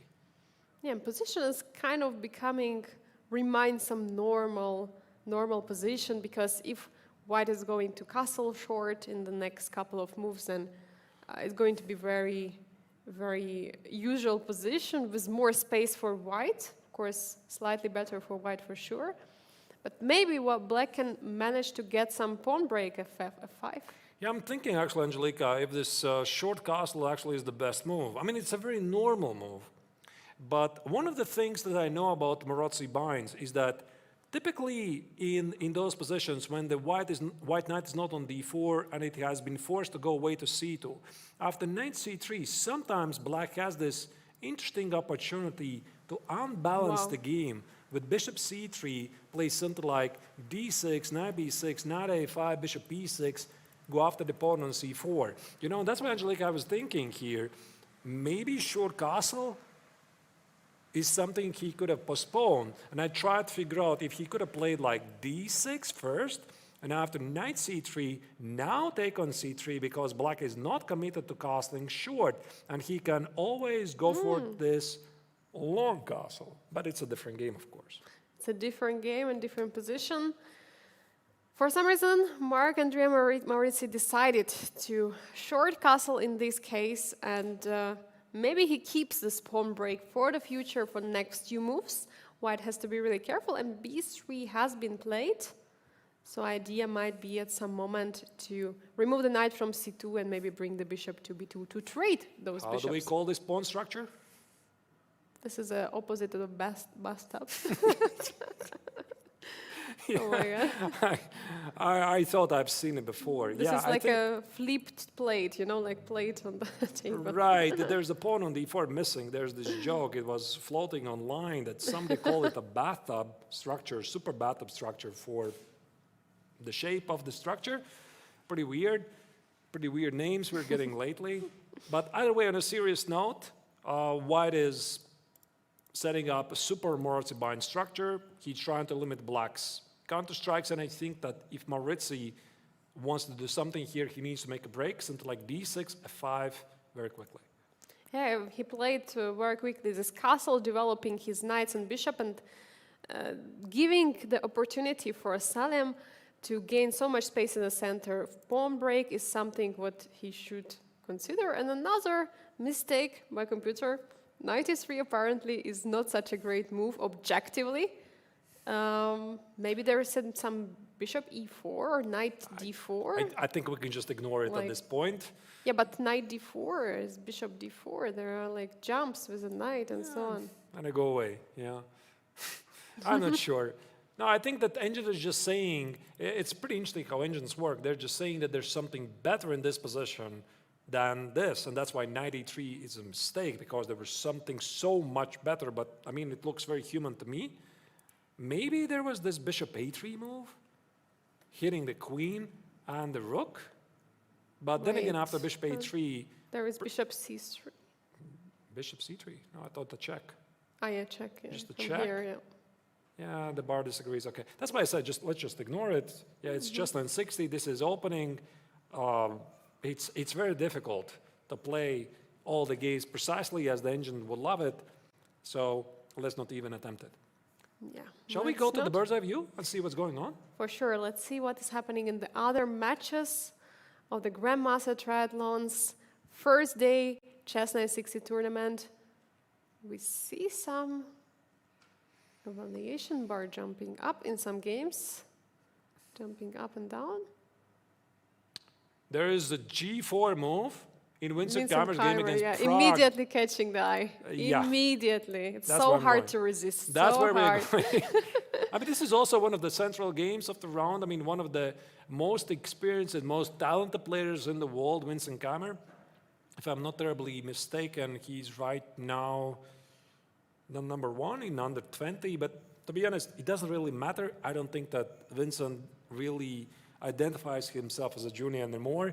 I mean, he's been playing at the highest level for many, many years. So he's playing the top-seeded player, Pragg, who is coming here with great ambition. He already was supposed to play here back in 2021, I think, right? This is when he was delayed in the FIDE World Cup due to his great performance. Yeah, but actually he managed to play in Biel, even though he was late for the Grandmaster Triathlon. He was not late for the Masters Open tournament, one of the strongest open tournaments. And he was playing there. I mean, he didn't do so well, but he was like somewhere in the 10th place at the end, so he did normal. But of course, after exhausting World Cup, it was probably not so easy for him to get much energy. Yeah, he was still like 16, right? I mean, this is something we sometimes forget. I mean, Pragg already has been around for several years, and people just forget. I mean, he is still, I mean, under 20. So it's just unbelievable. Great. They both are 19, and they both know each other from many tournaments, has recently been playing also against each other in some events. For example, in Prague Chess Festival, I believe they played against each other and other events. So they are for sure no strangers for each other. But yeah. Okay. What is this position? How did that get here? d4, d5, knight c3, f5, g4. Imagine playing g4 and getting reply queen f7. What is this? Wow. But again, notice the pattern, Angelika. Yeah. I think I'm seeing it all over the games, right? So the players are trying to play this Morazzi, d5, e6, f5, d4, e3, f4, c4, d3, e4, or c4, e4, push the pawn on d4, then trade it. This is a very common pattern. So what Pragg is trying to do, of course he is probably a great fan of Botvinnik, right? And Botvinnik's Stonewall, so he could play c6 and e6. This is a Stonewall, a tribute to the former world champion Michal Botvinnik. But I think he's actually has a greater idea, which is limiting White's possibilities to fight for the center. And this prompted Vincent to play g4. And how Vincent even came up with this idea to play g4, because again, he looks at this position, and I think also you, Angelica, you're looking at this position, you're thinking, I mean, is this not Dutch? Yeah, it looks like a Dutch. It's like a Dutch. It's a Dutch defense. stone wall, so to say. Sort of. Yes. And is it not, against the Dutch defense, one of the most dangerous ideas to play g4, to rip apart the defenses? It is, right? So that's why I think Vincent just very quickly recognized I can play g4, and he did. And it's a tempo attacking the pawn on d5 with the bishop from h1. So bishop was standing there and waiting, bishop attacking the pawn on the d5. And yeah, that's why taking on g4 is not really a good option, giving up a central pawn for the g-pawn and opening up also the file for the rook on the g1. Well, I'm sure we would find somebody else who would have different thoughts here, right? Because all of these players, they have different approaches. So for Pragg, he decided not to take on g4. Maybe somebody else who was looking for even greater unbalances, he would have taken it. So Pragg just played queen f7, protected the pawn on d5, and just decided to be solid. My question is, what is going to happen here if White will try to open up somehow the G file? Is it something good for White? Does White wants to do it, or just going to help bring Black more pieces into the game? Because okay. I'm just thinking taking on f5 and e4, but okay, he goes for g5. Yeah, I mean it's the Thank you for the mistake. It's the eternal question. I mean, is this even a threat?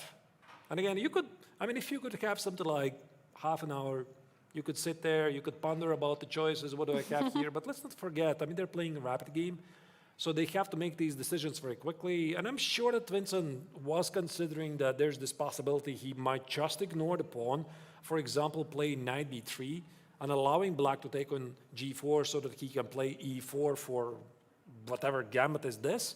But he's just trying to get a game, a simpler game that can be played by hand, and g5 is his choice. But actually, I think it's not a bit logical, Angelica, because normally in the Dutch defense, sometimes this idea g4, g5 against a Stonewall is there, but usually White has some extra incentive, and that is there's the knight on g8, right? So you can't really develop the knight here on e4.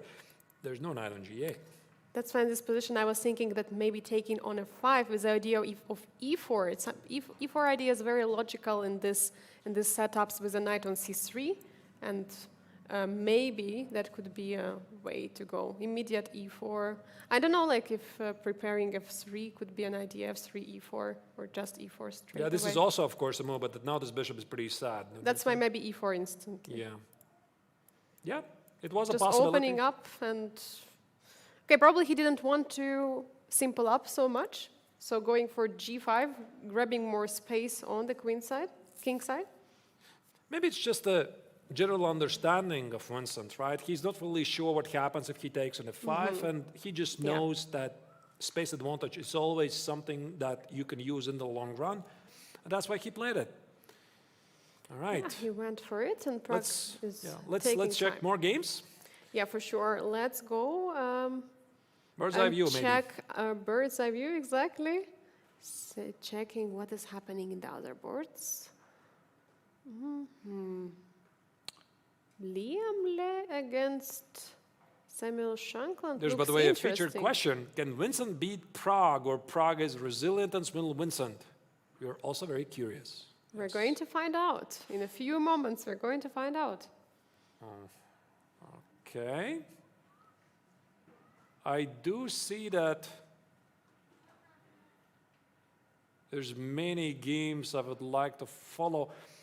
I don't know, Angelica, it's your call. You know, I could just randomly select it. All of the games look very interesting, dynamic, so I have a hard time to choose. So I'm just going to follow your lead. Okay, what about Donchenko against Jonas Bienne? Because it looks like a very unbalanced position with some king in the center. Oh my God, and there is already some pawn break there. All right. Okay, so e4 was played. Yeah, we are going to get to that game in a moment. There we go. So, just a couple of moves ago, this was the position. Feels like Karakan. Here, king e7 was chosen by Bienne. I suppose he tried to find a way to get rook on g8, not possible immediately. And this was the moment when the German player decided, you put the king on e7, I want to exploit it. So that's why he played e4. That engine marks as a mistake. You see the bar immediately drops. And after bishop e4, I'm just wondering, Angelica, what about a pawn on the 4? Because if the pawn on the 4 falls, so does the pawn on e5. That's actually a huge question. Queen f4, rook f1. And I take another pawn. Ah, you want to trick me. I want to trick you. I want to trick you. That's a nice idea. So black would lose the queen. Not all pawns can be taken. So in this case, queen has to go somewhere. Not all pawns are eatable. That's what you're trying to say. Yes, exactly. All right. I don't know, some queen h6 or queen h4. I'm not convinced that this is actually so great. Like takes and takes. And then rook takes. Maybe knight e4. Oh yeah, this looks really great. Oh, this looks spicy. Yeah, so the queen on g1 protects the knight on d4. Yeah, this looks really dangerous. So once again, queen f4, rook f1. And rook g8. How do you like that? Oh my gosh, rook g8 you cannot take because it's going to be rook f1? I mean, this is why Wow. this is why Bienne played king e7 to bring the rook to g8, right? Cool. I'm not so sure that this rook f1 actually is even working. Okay. Yeah, so queen g8 is queen f1, and rook f4 is rook g1, and the queen is under attack, and queen h1 just doesn't feel right. So what is actually the move then after queen f4? It looks like it should be punished in some way, but in which way? Maybe. And also pawn on e5 is hanging. Right, Yeah. so, I mean, for the first time, yeah, actually queen f4 is on the board. So Bienne decided to accept the challenge, bishop takes to d5, and I think I saw queen f5. Yeah, queen f5 was played. Of course, you don't want to double pawns and open up the king more, so... So this was no blunder. Pretty was no obviously. blunder, Yeah, yeah. this was no blunder. So Donchik decided to sacrifice the pawn so that he can try to exploit the weakening of the king. You could, of course, argue if he should have done it. Yeah, for example, engine marks this as a mistake. He was doing so much better here, so e4 is the wrong timing. Very easy to say. Yeah, very easy to say for a computer. Okay, how do I continue? Can I play something like knight c5? Ooh, you want to include your queen if knight takes I mean, I just c5. want to get more pieces to the attack. Yes. See what happens. Yes, I like it. I like it a lot. So I suppose you could take the pawn on e5. But then there is pawn on a7, like knight d7, queen a7. Is it not too dangerous? I don't know. I mean knight d7, not knight b7. Knight what? Knight d7, queen a7. Yeah, but Your pawn on b7 is hanging. I'm up a pawn. I don't know. Then there is queen a3 check. Okay, maybe you're fine. I'm not impressed, actually. I don't see white's attack. There's not so many pieces here. The queen on e5 limits white's possibilities. Arthur, it's already an endgame, right? And in endgame, extra pawns become It's an queens. extra pawn. It's an extra pawn, so it's very unclear. So, tough to say. And instead, there's another move. Knight d4 marks it as a blunder. Wow. Computer is screaming it's a blunder. Queen e5, rook e1. Okay, I think that Donchenko went in the wrong way, creating an attack against the king without already pawn on e5. It's very difficult, right? You don't have so many weaknesses as black. Yeah, but actually, this looks very human because he wants to play something like knight e6 or queen g7. By the way, there's no queen d6 because this would drop the queen. Okay, so we have to scratch this off. This is looking very dangerous because white can attach the other knight. And there's all kinds of threats like queen g5, etc. There's knight e6, etc. So it's very easy to find ways how white can make this attack work. But apparently, if black retreats carefully, there's nothing. Wait, can I play rook g8 now again? Your idea, wow. Rook g8, a great move. It's on the board, by the way. Rook g8 has been played, and now Donchenko is... We see that he is like just holding his head. He didn't see, he completely blundered this move. And what do you do right now? If you play something like queen f2, there is rook g2, let's say. The rook is coming down. That is just nasty. That is just nasty, Angelika. That is a brilliant move. Queen g2 is queen e1, and rook e5 is rook f2. Yeah, I think now Donchenko realizes that he just messed up. So he did not see this rook g8 defense at all. Yeah, this looks very bad for Donchenko, giving up those 2 pawns for an attack, which actually didn't work out. Shall we jump to some other games? Yeah, maybe without the bird's eye view. You know, I'll just select somebody here from the challenger section. Let's say, I don't know, Salem Saleh, because all of the games are very exciting. Yes, exactly. So we don't want to miss it. There's the bird's eye view. You see what is going on in other games. Yeah, we're jumping to a game of Saleh Salem against Marc-Andrea Morazzi.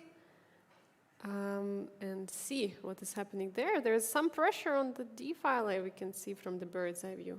Right. Okay, let's go to the Saleh Salem's game. Marc-Andrea Morazzi. I think this is the old analysis. The game is already somewhere else completely. There you go.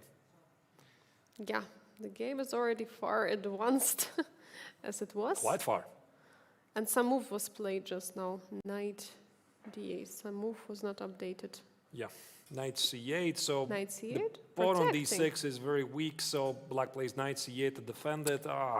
Black's position is so ugly. There's knight c7, hit the rook, play knight e5, play f6. I think it's safe to assume that white is strategically winning here, and Morazzi knows this. Bishop on h1, such a strong piece combined with a knight on b5.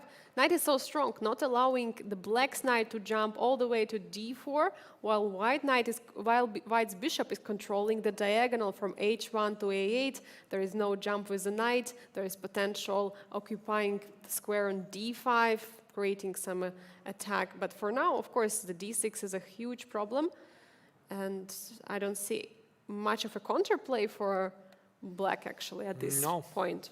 No, there's none. There's none counterplay. Yeah, so all that Morazzi is trying to do is to survive. Yeah, just trying to survive with the last resources. I mean, what would you do in this position, Arturs? How would you defend this? Or would you just resign and call it a day? No, I mean, you always fight it out. Until the very end, even if your position is very bad, you can always resign. I mean, maybe your opponent is going to misplay. But yeah, giving good advice in a bad position, it's always very tricky. All right, there was one more move I missed. It was rook f1, a careful move, just in case protect the pawn. I suppose Salem doesn't really want to rush with knight c7, knight e5, because he's not really sure if the knight belongs on d5, attacking the king side, or it better stands on b5, hitting the pawn on d6. I think also another idea of what this knight is doing is keeping the square d4 not possible to access by the knight from c6, and it's very, very important. Good point, yeah. Maybe he's thinking something like queen f4, g4, g5, h4, rook g2, etc. The knight on b5 controls the d4 square you mentioned, also hits the pawn on d6. The bishop could go to d5, and with this queen f4, g4, g5, this looks really great. Yeah, I think white has all the time in the world to improve, white to rush into the complications with knight c7, knight d5. So yeah, this for sure looks nice. Maybe not much is happening. We can jump to other game to check what is happening. Shall we check with a bird's eye view very quickly? Where should we jump on next? All right. Okay. Right, so Aqua Langula says, if I was Morazzi, I would definitely regretting a lot of choices. I'm with you. Yeah, for sure, for sure. Many life choices went wrong. Maybe Semenenkov against Vaishali? Yeah, this looks actually very Very interesting position here with the knight on d5. Wait, is it a pin? Is the knight pinned? That's what it looks like. And That's c4? what it looks like. c4 is not possible. So a couple of moves ago, so this was the position where Vaishali was striking in the center. Wait, you're not seeing it yet because we have the bird's eye view here. We're going to go there in a moment. There you go. There was this e5 push, queen e2. But I mean, Angelika, you got to feel something is wrong with White's position. I mean, none of the pieces have crossed the second rank. So Igor maybe is slightly unhappy about what happened in the previous game. I mean, he's losing all the games so far. So knight e3, bishop e6, knight e5, rook d7, and now this, as you said, Angelika, is a deadly pin. I mean, there's no c4. There is no c4, there is no e4. How Maybe do you this- protect the knight? Maybe this game already is over, actually. I would not be surprised because I see the clock is... No, it's continuing. c4, knight c4, everything is starting to fall apart. It's tough, you know, it's tough for Igor because he's definitely a huge talent from Ukraine and immediately play at this highest level tournament against very experienced grandmasters. Vaishali, who is one of the strongest women players in the world, she just won the Grand Swiss tournament. It's no easy task. So I think we are going to see it more than once, that very good players, they're suffering several losses in a row. But it's That tough it is here. That is completely normal. Like we have 6 players in each of the section, and we might say that the 6th place is the last place, but actually it's like it's also the 6th place from the top. So like these are the best of the best, and for sure it maybe doesn't feel so well to be the last place or losing a few games in a row, but you're playing against all the best players over here, and Igor Samonenko, actually for him it is the first closed invitational tournament which he's playing. So it's he was saying at the opening ceremony he's really excited about it, to play so many top players over here. Let's see if he can recover after this. But anyway, the game is not over yet. Maybe he has something, but no, queen c4 I don't is not see nothing. possible. I mean, queen c4 is rook Oh, d1, brilliant no. move by Vaishali. And also bishop d5, two heavy, 2 minor pieces for the rook, extra pawn, the king is weak, everything is bad. I think that for Igor here is just get away from this game, try to restart the mindset, and then once again try to do it from scratch. Let's go back, Angelika, to the bird's eye view and see what is else happening in both tournaments. Maybe something else jumps to our attention. Maybe we go to some Masters game. We have not checked Masters game for a long time. Good idea. I'm just wondering what is happening on the board of Abhimanyu Mishra In the against meantime, Keymer. sorry for interrupting you. In the meantime, I just saw Samonenko resigning. Yeah. So Vaishali scores an important victory. Yeah, so maybe we jump to the Abhimanyu Mishra against Keymer. I'm just wondering what is the queen doing there on b1? Is it a perpetual or what is happening? They just finished. Yeah. The game finished in a draw. They The discussed. game finished in a draw, so now that the players can make a progress. All right. All right, then let's jump into the other game. Like Wong Liam may be playing against Samuel Shankland. Let's see how is Liam doing against Sam. Very Shankland. pleasant position for White. It seems like the position is equal, but look at this. The queen side, 2 pawns. At the queen side, they're holding 3 pawns for black. The knight on b6 is not doing great. The king on h6 feels a bit vulnerable. So Sam is... Okay. We are There's a getting couple the of more moves. moves. Couple of more moves, and now this advantage, I think, is gone. Yeah, but now, by the way, there is some f5 threat. Yeah, f5 push is a threat, so maybe king has to go away from the h6. I think there's more moves. Or queen f5 has to be played, to block that pawn, so that there is no f5 push. Also, the point is you can't trade the queens. There's going to be c5, so you Oh. can't do it. Okay, so we are just following now live. Yeah, so this live board, we are missing a couple of moves.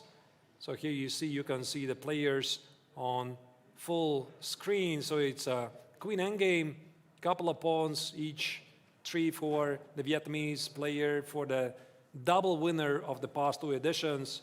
Sam is struggling a bit. Because, am I seeing it correctly? He has lost all the games in the Chess960. It's unbelievable. Really? Yeah, that's that's what's the scores here, unless I'm mistaken. You know, it's a bit difficult to follow because we haven't yet seen the temporary rankings, but I think that Sam has lost all the games.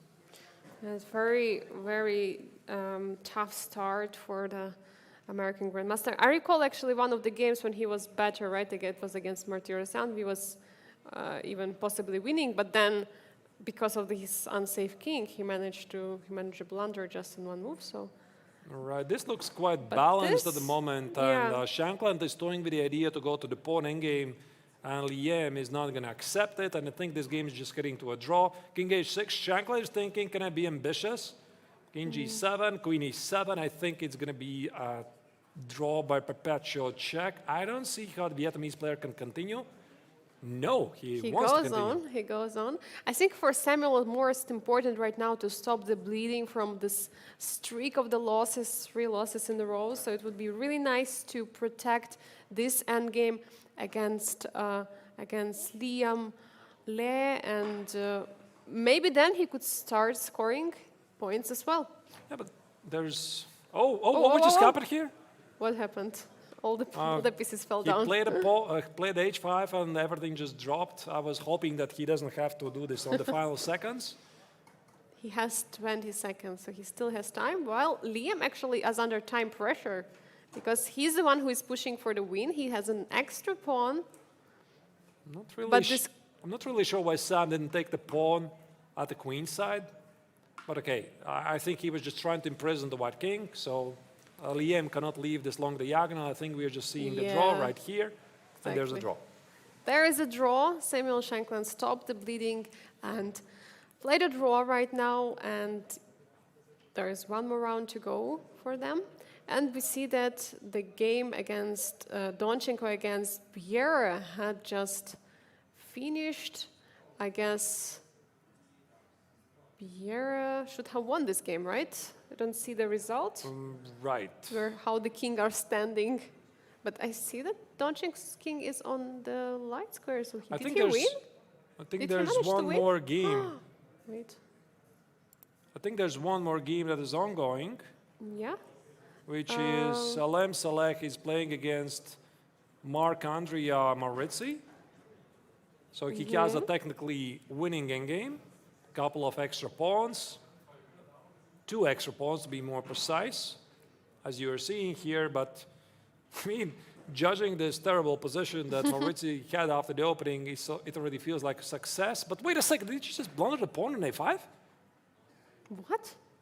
There was a pawn on a5, and I think that Salem just blundered it. He missed the check or something, and now the pawn is gone. You see now it's just 2 pawns against 3 at the king side. You see, I mean, he's shaking the head. He was, how did I let this happen? But now I'm just wondering if it's not just a perpetual check, because it looks like, and now... This is most likely now a draw. I mean, black is going to find a way to deliver a perpetual check, but it's very, very unfortunate for Salem, who had a very powerful position after the opening, and now he's gone. He had a huge chances for the win in this game, and we've seen already here his opponent managed to bail out for a couple of times, and we see in this case it's again happening. But he's trying, he's stopping the queen from giving the perpetual check. I mean, queen can do only 1 check right now, but other than that, not much. King goes back, and now, Morazzi is trying to give as many checks as possible. Right, there was this one moment, I checked the notation briefly. There was a moment of, I don't know, total blindside. I mean, Salem just blundered a couple of checks on the pawn, and the A pawn, he had the A pawn on A5, he just missed it. It was completely winning, and now he's just trying to find some practical chances. But the problem is, black always is threatening with a perpetual check. Yeah, sometimes there is some hallucination which happens at the game of the players, and then that's it. They're just blundering Oh, look Oh at my that! God, look Queen at that. G4 with a stalemate on the board. What a very cute way to Oh save my the game. God. And now if king goes back, there is another check. Oh, this is so cute. You don't Oh. often see that, right? I mean, king takes on G4, you see if he takes it, it's a stalemate on the board. Okay, Very nice. stalemate is almost made just without the word stale. Yeah. Look at that. I mean, Morazzi saw this instantly. Yeah. Right? It's not like he was thinking about it. He saw this idea already before. He was going for it. Yeah, disappointing result for the Saleh Salem, who had so many chances to win, and now another draw. We can see from his body language, he's really disappointed, I think. And we see on the board, Queen G4, the brilliant move, the brilliancy on the board. Oh my God. All right, let's check the results. What is happening? What has happened in this round? Because there was a lot of action, and maybe we are going to start with the Masters section. Here you see Keymer suffered a loss, and then by the hands of Praggnanandhaa. So for Pragg, he's striking back after this unfortunate loss against Mishra. Bienne and Shankland, they shared a point, and Mishra against Morazzi was also drawn. And in challenger section, we had a victory for Donchenko in a very crazy game against Jonas Biel. Vaishali managed to pin the knight of Igor Semenenko and win and to score the point, and a draw was just played. Some missed chances by the Emirate Grandmaster Saleh Salem against Marc-Andrea Morazzi. What do you think, Arthurs, about this round? Yeah, and one more round, more action obviously is coming. So I don't know, maybe again, one of the most exciting rounds is going to be Pragg playing against the last 2 years winner, Lekmang Liem.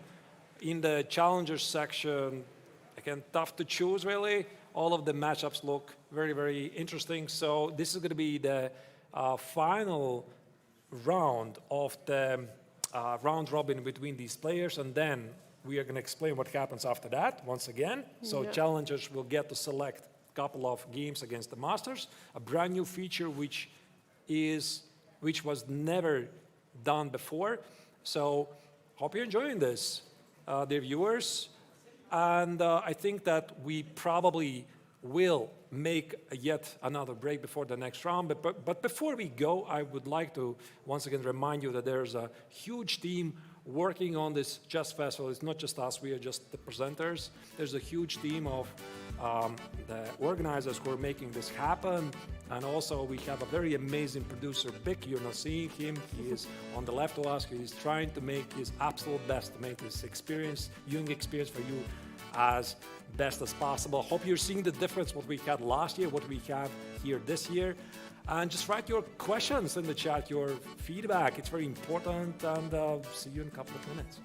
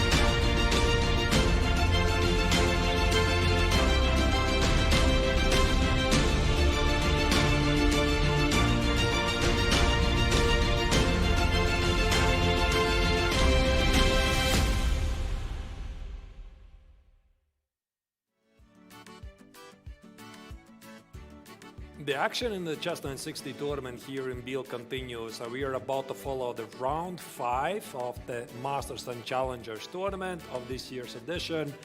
It's been a lot of action, and I think we immediately jump in. Angelika, what do you think? Because I see the games already have started, and we don't want to miss.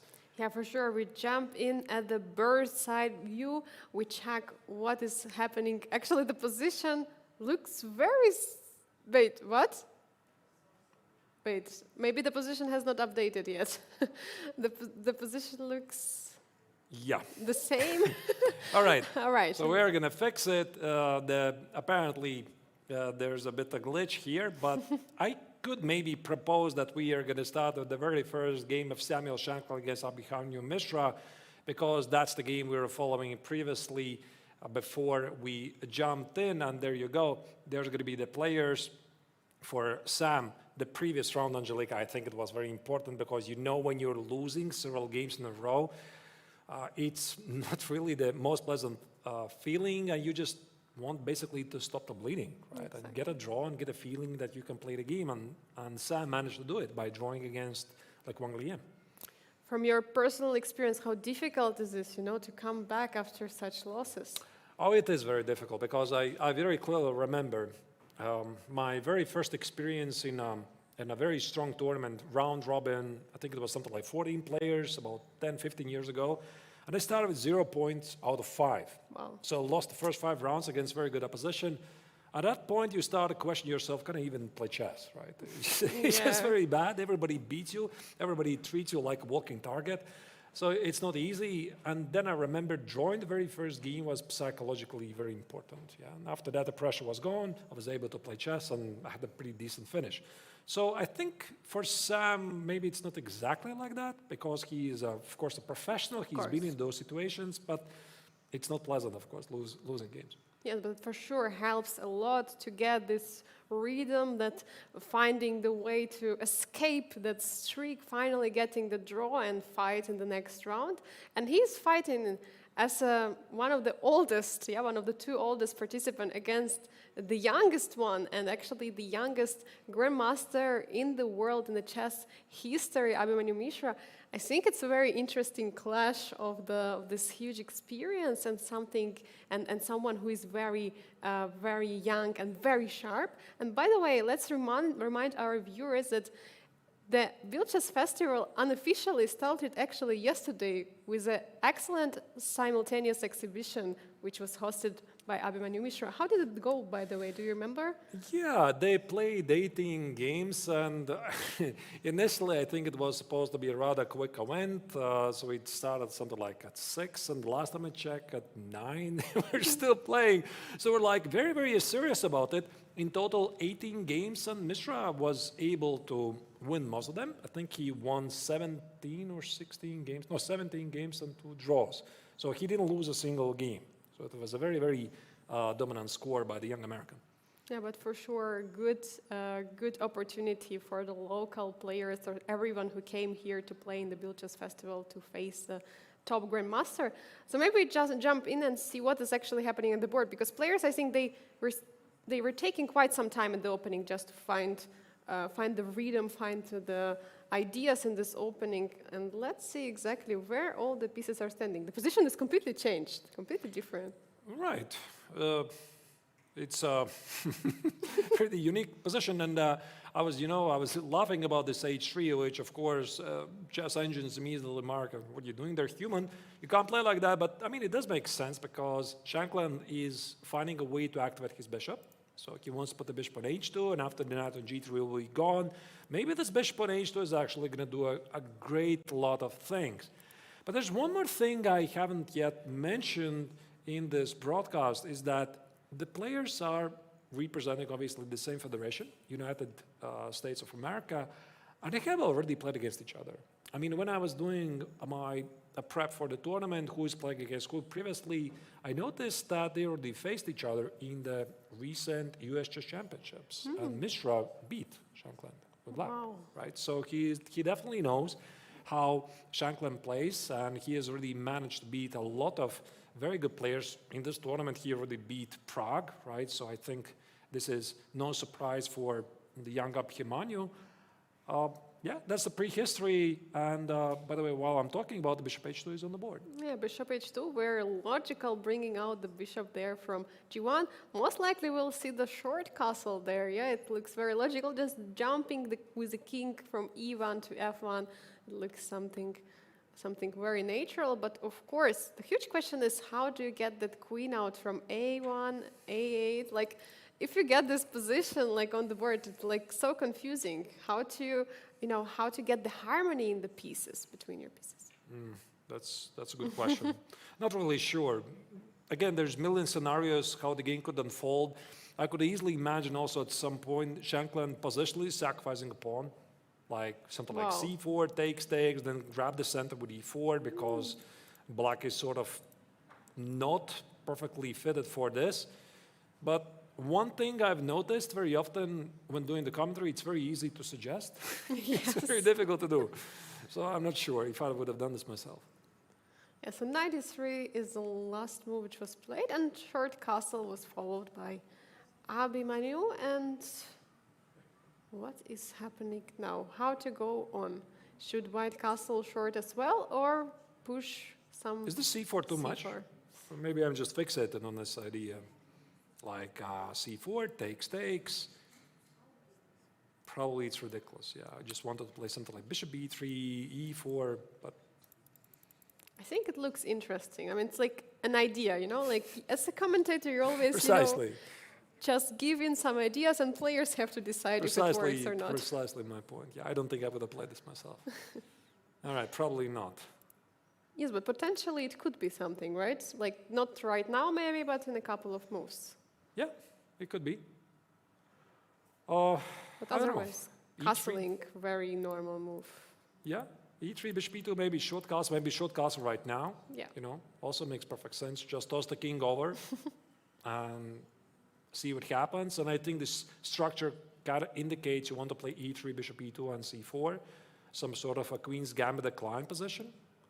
Again, the players are getting to the normalcy. We'll see. Yeah, for sure. You want to break somewhere with a c4, e4. This is very very important. And of course, if white wants to claim some kind of advantage over here, because otherwise, if there are no breaks and nothing dynamic right now happening in the position, then we can say that black managed to equalize.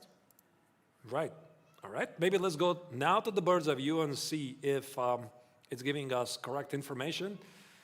Last time it was a bit weird. All right. Now we have everything good. L position are fixed. Is there something, Angelika, that you immediately find attractive? I see that Marc-Andrea Morazzi against Alexander Donchenko. Look at that center. E4, D4, E5, D5. I mean, I like that. Do you want to check out what's happening there? Totally. I'm all for it. There was one of the first round games which started exactly like this, but I already don't remember. I think it was Martirosyan against Le Quang Liem. Yeah, exactly. I think so, yeah. All right. Well, it was the start.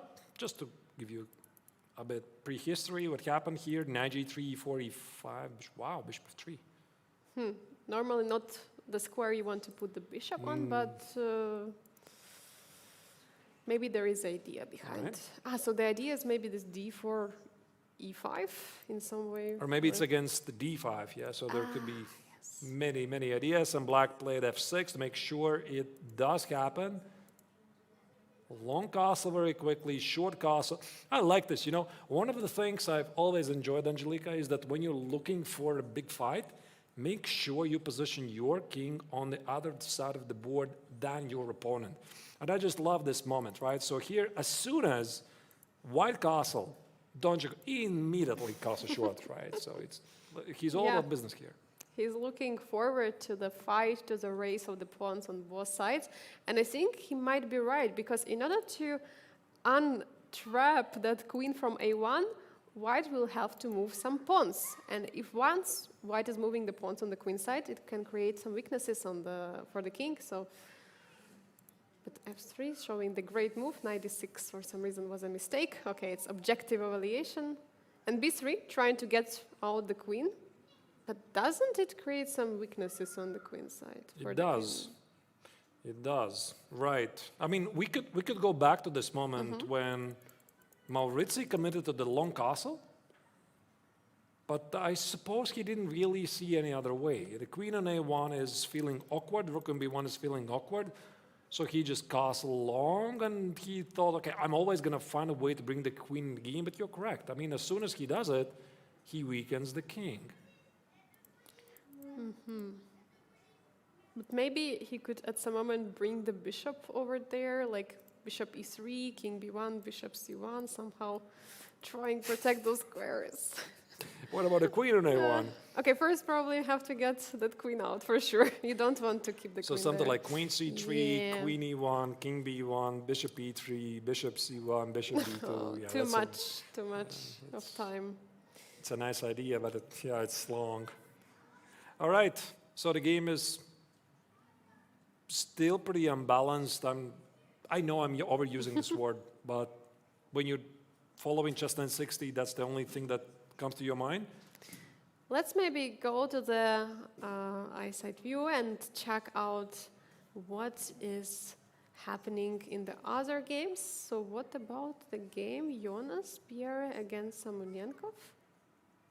What's happening there? Some b5 attack. b3, Where are the b5. f-pawns? Where are the f-pawns, by the way? You know, in all the games, it's probably not a big surprise, Angelica, white is suffering with the queen. So Bienne played b3 to solve the problem. Morazzi played b3, but the queen is still stuck.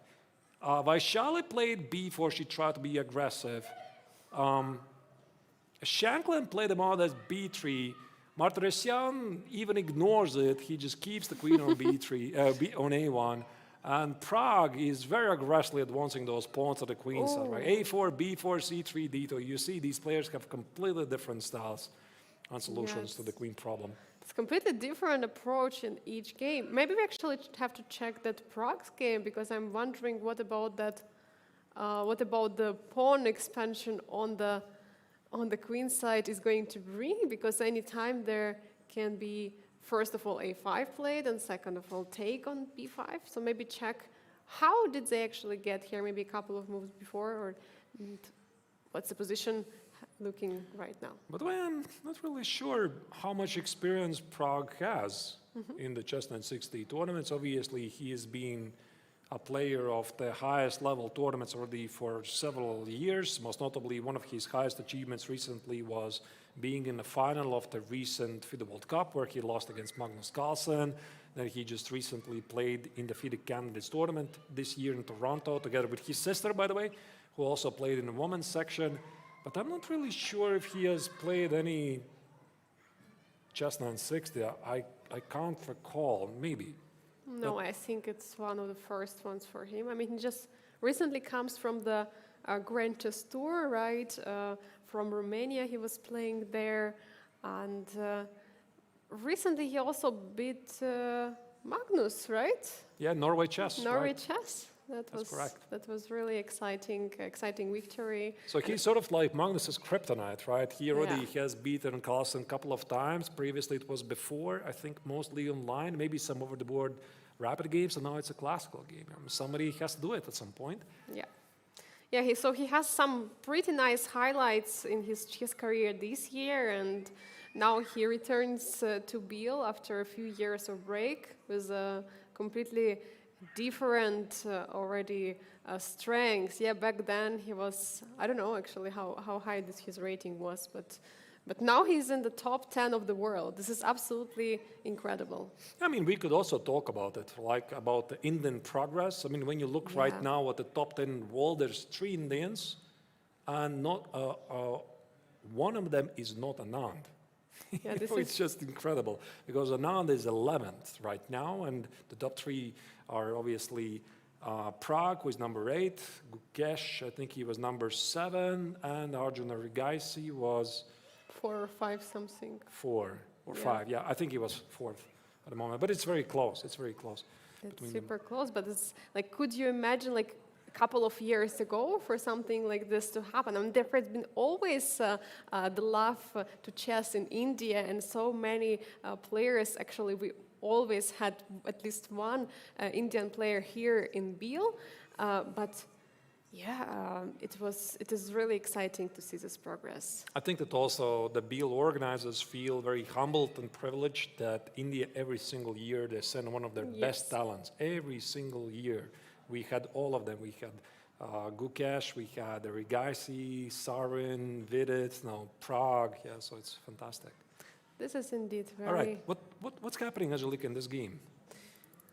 Wait, so once we actually arrived, they decided quickly to trade the queens. Yeah, so Praggnanandhaa took on b5. Yeah, so he didn't want to keep the pressure. Right. Yeah, there's this tricky thing, pressure, right? Good point, Angelica, because at the highest level, very often the players don't immediately jump into the trades just because they can do it. They want to keep the pressure so that it benefits them in the long run and they make the opponent uncomfortable. But okay, let's not forget this is still a rapid game. They want to have a clear plan. You can't overthink it. So you're just trying to play simple chess. Yeah, simple chess. Simple solutions, and we see that White might have some ideas to double maybe on the A file, but other than that, actually very interesting that no pawns, that there is no more pressure on anywhere on the board, so whole pawn chain is just completely without any pawn breaks. I don't know if any D4 will be played at some moment soon. Only A file is open. What do you think about that? I think that it's going to be very difficult for Pragg to make any progress without using the pawns. Yeah, so I think you're completely right. So he's going to need some sort of a D4 or I don't know, F4 at some point to generate some targets. So right now he sees no opportunity. Black is also super solid. No obvious weaknesses, so I think it's fair to say that this position is completely in balance. Yeah, so maybe we'll leave the players to think about it, and let's get the bird's eye view and see what is happening. And look at that, what is happening in the game? Andrea Morazzi against Alexander Donchenko, bishop on c6. Is it trapped? We can check it out. What is going on? Oh Wait, my God! Is it now? Just a second, so that we have some backstory. So this was the position. King b1 was marked as a mistake. f5, bishop c6, bishop f6 doesn't look so bad, but the queen on a1 is still awkward. Oh my God! And now c6. It's not trapped. There's always bishop c4, but the position is pretty terrible, don't you think? Yeah, position looks very, very much unhappy if I was playing white here. Yeah, even this looks so nice. Yeah, you create so many weaknesses on the queen side, and king is already... The queen is... Yeah. I tried to make the normal moves, and the position for white immediately improves. Yeah, once again, it just proves how complex Chess960 is. Yeah, this is very complex. But maybe the idea is to first to take on d4 at some moment. I mean, maybe first to kick the bishop and then to take on d4. Yeah, but if I take the bishop... Yeah, but first... rook d4. Oh. Ooh, and we have the pin on the queen. This could be a big idea. Not the typical bishop d4. But maybe first we play c6 or a6, so we chase the bishop away, and then we play. They're already making moves, Angelica. Yeah. Okay, he decided not to go for it. Knight g3, knight f4, bishop d3, takes, and e takes on d4 now. And I assume it's the same idea all over. Ah, wait, now bishop d4 even is not working. Yeah, it's not working, and also c5 most likely will be a move. Queen on a1 is just stuck there. Like, how do you get out? You need probably a million moves to get out, right, Artur? Like, how do you even continue? It just looks completely hopeless, because if white gonna take on d4, black is just gonna play c5, and we just saw it. c5 is on the board. Perfect pawn structure, beautiful bishops, pretty normal looking position. The white queen is still stuck on the queen side. The king is weak. I mean, there could be moves like b5, c4 immediately. I think that Donchenko is definitely going to find a way to convert this. Yeah, for sure. So maybe it's a time for us to leave Donchenko to continue converting and see something more interesting happening on the board. So let's get our bird's eye view and check the other games. All right, let's have a look. Okay, we have many interesting positions as always. This is always so tough to choose, which crazy position we want to jump in. B5, by the way, was played by Donchenko, yeah, so this is Yeah. what was to be expected. I'm pretty sure he's going to win this. Pragg's game looks pretty peaceful. He's slowly trying to use those pawns. Maybe the most unbalanced position looks Bienne against Samonenkov. Yeah, this actually looks wild with those double pawns. So maybe we jump into the game Jonas Biel against Igor Samonenkov. So we actually have the pawn on e5 and e4. That's interesting how it all happened, but let's just focus on the current position. All right. Queens are both still on a1 and a8. But there is much more space for white. What do you think? Is white better here? First thing, I would like to get some information. Can white castle? I don't know. I assume he can castle. Yeah, I guess Yeah, the, he move, can castle. the rook has not made a move, so Yeah, it's so legal. There is it no is legal. check. It is legal still to castle. Could be very important because otherwise the king is stranded in the center. King can also castle long, but I guess you don't want to do that. This is a nice move, Angelika, because what he wants to do at some point is to kill the Daxwa bishop and then get to the pawn on e5. Maybe something like rook e8 and play d6 and get to the pawn on e5 and then activate the Daxwa bishop. So right now, Bienne is trying to figure out what to do against it. I think at the intuitive level, I wouldn't want to trade it. Yeah. Or if I allow to trade it, then I do it under my terms. Yeah, so something like play c3. Oh, bishop b2. Bishop b2 is very interesting. Like, he's not allowing the trade or the bishop. But what about the queen on a1? When it's going to come out? I guess first maybe something like rook d1 has to be played now, and then queen can go back to c1. Yeah, but maybe there's also some concrete ideas. So Bienne, of course, perfectly realizes the queen on a1 is bad. He knows it. But I think he's eyeing for the knight e5, knight f6 idea, Angelika. Yeah, so he sees that there's a potential way to trampoline this knight to f6, make black suffer. He can always castle short and see what happens. Yeah, I mean, this looks actually very nice. How do you This stop knight e5? I don't see actually a way how to stop it. Knight e7, is knight e7 possible? Yeah, but knight was just there. Yeah, that So it would be a bit odd.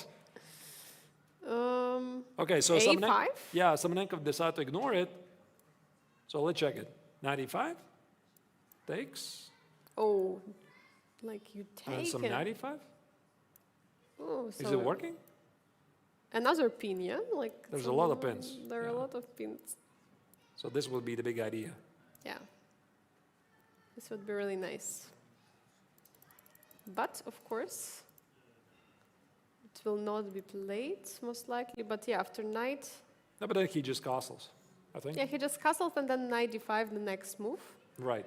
There was also like knight c5 maybe even at some moment, if he wants to go for attacking like some bishop on e6 and exposing that pawn on d7 as well. But I mean, there are just simply so many ways. It's difficult to decide in which way you want to improve the position. I think also, Angelika, this move a5 allows black to activate the queen. I really like it, because after the short castle, there could be queen a7 check, king h1, and somehow, I don't know, try to be, sorry, my pardon, bad arrow, try to be annoying with this queen, but I don't really know where to position it at the moment. Maybe just don't touch it, or just put it on, yeah, I don't know.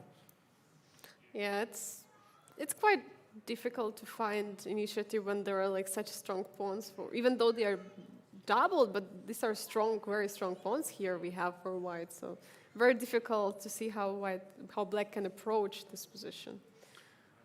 Indeed. All right. Okay. So we are going to see game is very tense. By the way, short castle is played by Bienne. He is clearly thinking about the knight e5, so Yeah. it's not enough for Samonenkov to come up with the sequence of the moves. So he could play queen a7. He knows there's going to be king h1. He could play a4. But the million-dollar question, of course, is what's he going to do against knight e5? So he's trying to figure it out. And while he's trying to figure it out, maybe let's once again go back to the bird's eye view and see if there's more action in one of the top games. And we see that there are actually already a couple of results. As expected, Alexander Donchenko won against Marc-Andrea Maurizio. And also we have Saleh Salem winning against Vaishali. Those two results in this challenger section of the Grandmaster Triathlon. So actually the game we just watched is the only game ongoing in the challengers. And we have 3 more games all ongoing from Masters. Maybe we jump in to the Masters, right? To the Masters, yes. Which game should we choose? I see there's some exciting action in Martirosyan's game against Vincent Keymer.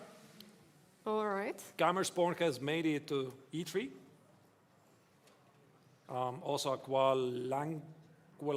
you know, I read what you wrote in the chat. Pardon if I mispronounced it wrongly. Liam Le. That's enough, yeah? He's Right. just Liam Says Le. that Sam's game is very interesting. Yeah, we also going to check it out. Yeah, we'll jump there right after this one. I just want to point out that Vincent Keymer is getting into time trouble almost every game. Like we see Haik has here 5 minutes on the clock, and we see he has quite a promising position, right? And Vincent is like now down 1 minute, and I'm just wondering what is that knight doing on h4? So, Angelika, I have a trivia question to you. Yeah. So, black attacks your bishop on c5, and there's the pawn on e3. Do you take the pawn on e3? I mean, you don't, it's not a must. Like, you don't have to take it. Oh, Because it's pretty obvious. You take the pawn, right? The bishop is under attack, you take the pawn. Yeah. Wrong, it's a mistake. Again, very, very tricky. So e5 here, Vincent is trying to utilize his along the diagonal, somehow get to the mate on g2. So white cannot take the pawn on e5 because there's some issues. It's getting really tricky.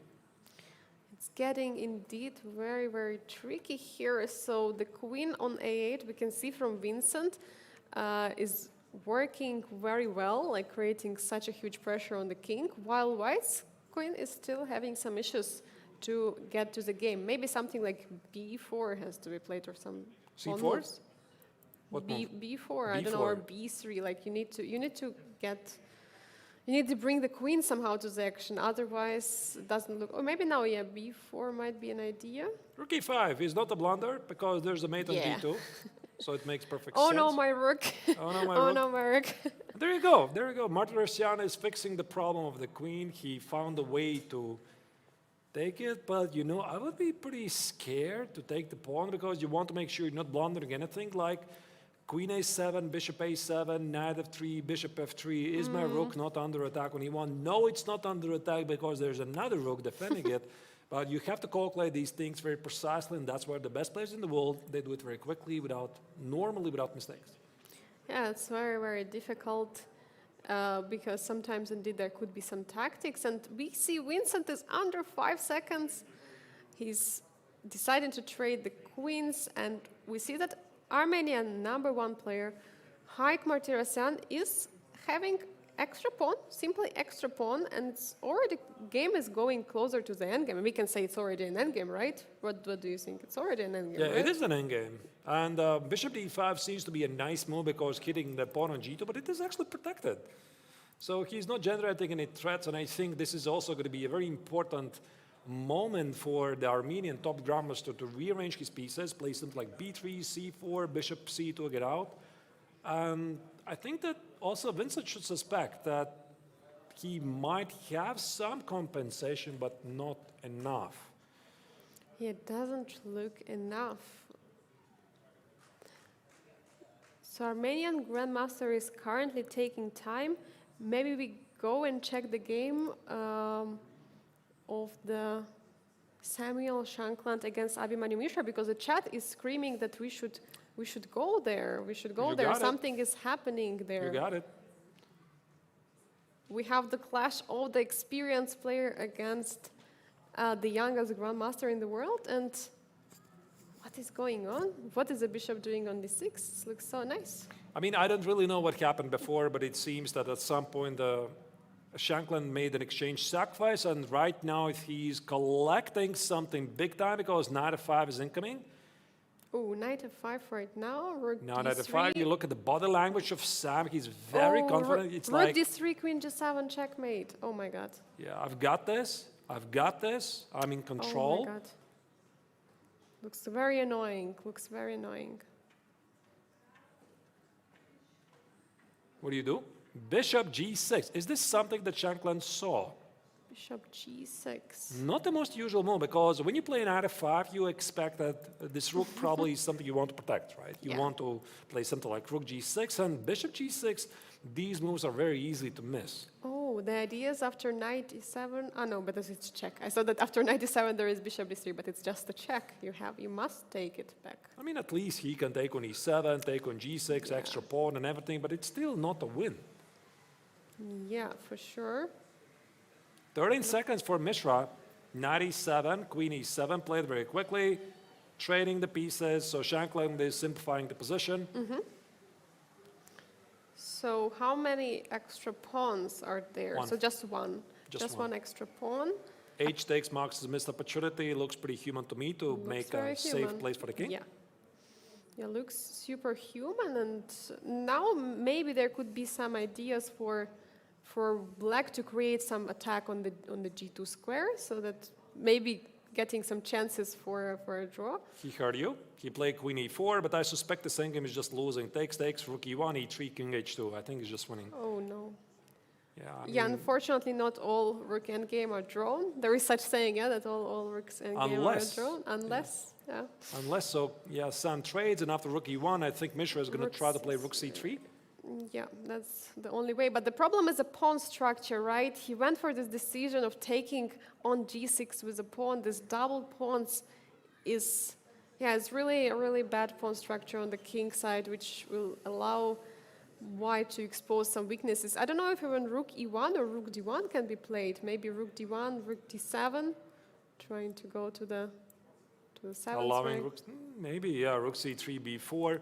Okay, rook e1 is human. Yeah, you can't play e3 because this would allow to trap the rook. So Mishra already expected this. Rook c3, rook e4 is played. Yeah, so we have 3 against 2. I don't know actually. What if we didn't have any pawns on the queen side? Would it be a draw, Artur? Or I think it's a draw. You know, I'm not Yeah. entirely sure. So with a pawn on f7, pawn on h7, 3 pawns against 2 at the king side, that's a theoretical draw, even if the king is cut off. With double of the pawns, I think it's pretty much the same. yeah, because anytime the pawn pushes, we just trade it, right? And Yeah. then, okay, so the way how black can try to save this is just in some way try to trade those pawns on the queen side, which is very difficult. Yeah, but that's the obviously. thing, he can't do it, right? I mean, he would love to play b5, and after a takes, rook b5, rook a7, etc. But this is a problem. Yeah, So this rook is a big e5, problem. hitting here, a6, you're essentially playing without the rook. Yeah. So you just don't want to do that. You for sure don't want to do it, and he goes for another pawn. So he gives up a pawn on a7, and in the return he wants to take a pawn on the f5. Right. I've got the word that there's a very funny position right now in Donchenko's game. No, it's already finished. It's already finished. Yes, it was Maybe I'll when show we you won. later. Maybe I'll show you later. Yes. All right. Okay, let's follow Okay. this one. Yeah, so we have 2 games currently ongoing. So this game, actually we have only 1 game ongoing. So all games have Just finished. this one? Just this one we have. Alright. So we can stay with this game for now.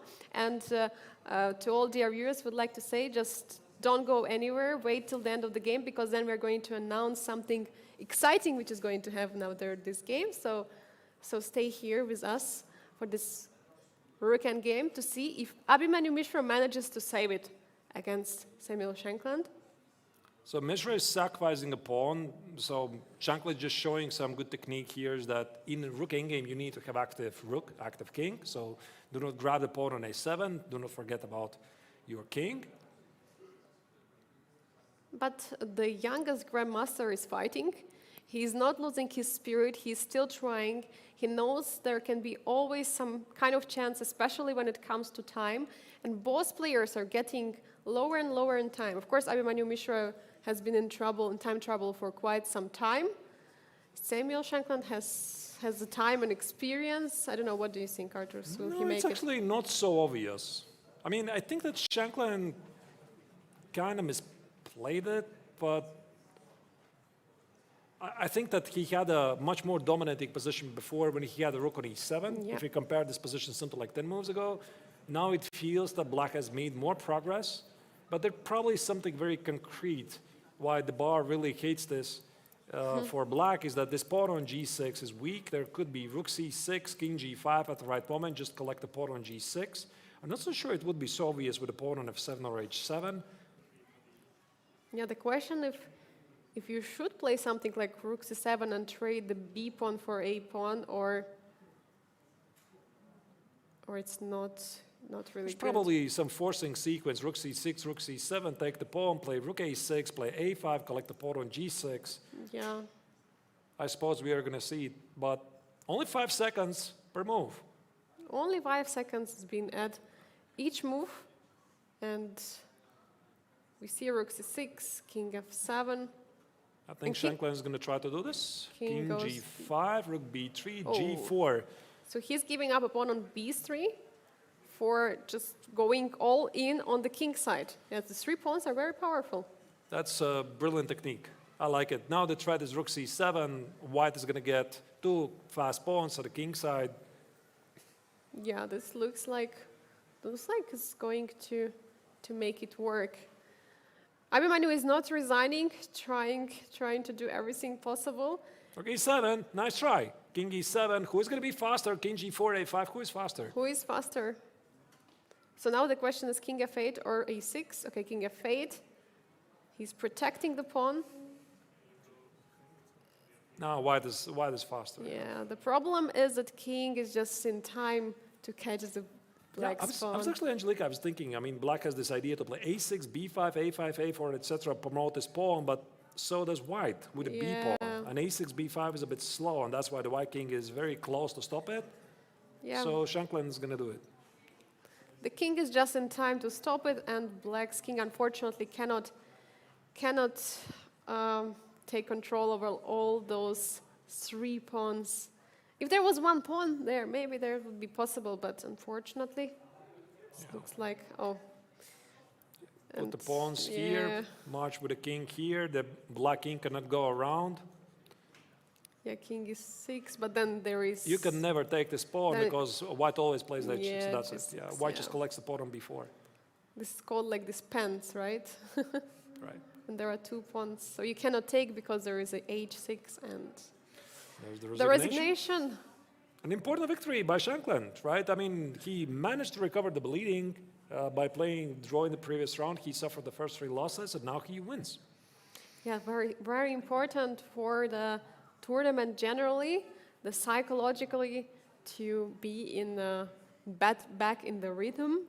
And let's maybe check the results of the round 5 of the Grandmaster Triathlon Chess960. And here we have Masters. Haik Martirosyan scoring a victory against Vincent Keymer. Sam Shankland, we just witness how he beat the Abhimanyu Mishra in the Trucan game. And the draw, Praggnanandhaa against Liam Le. So what happened in Challengers? So in the Challengers, there was 1 draw. Bienne played against Simonenkov. Simonenkov finally stopped the bleeding, so it was very, very important for him also to score points. Morazzi is suffering.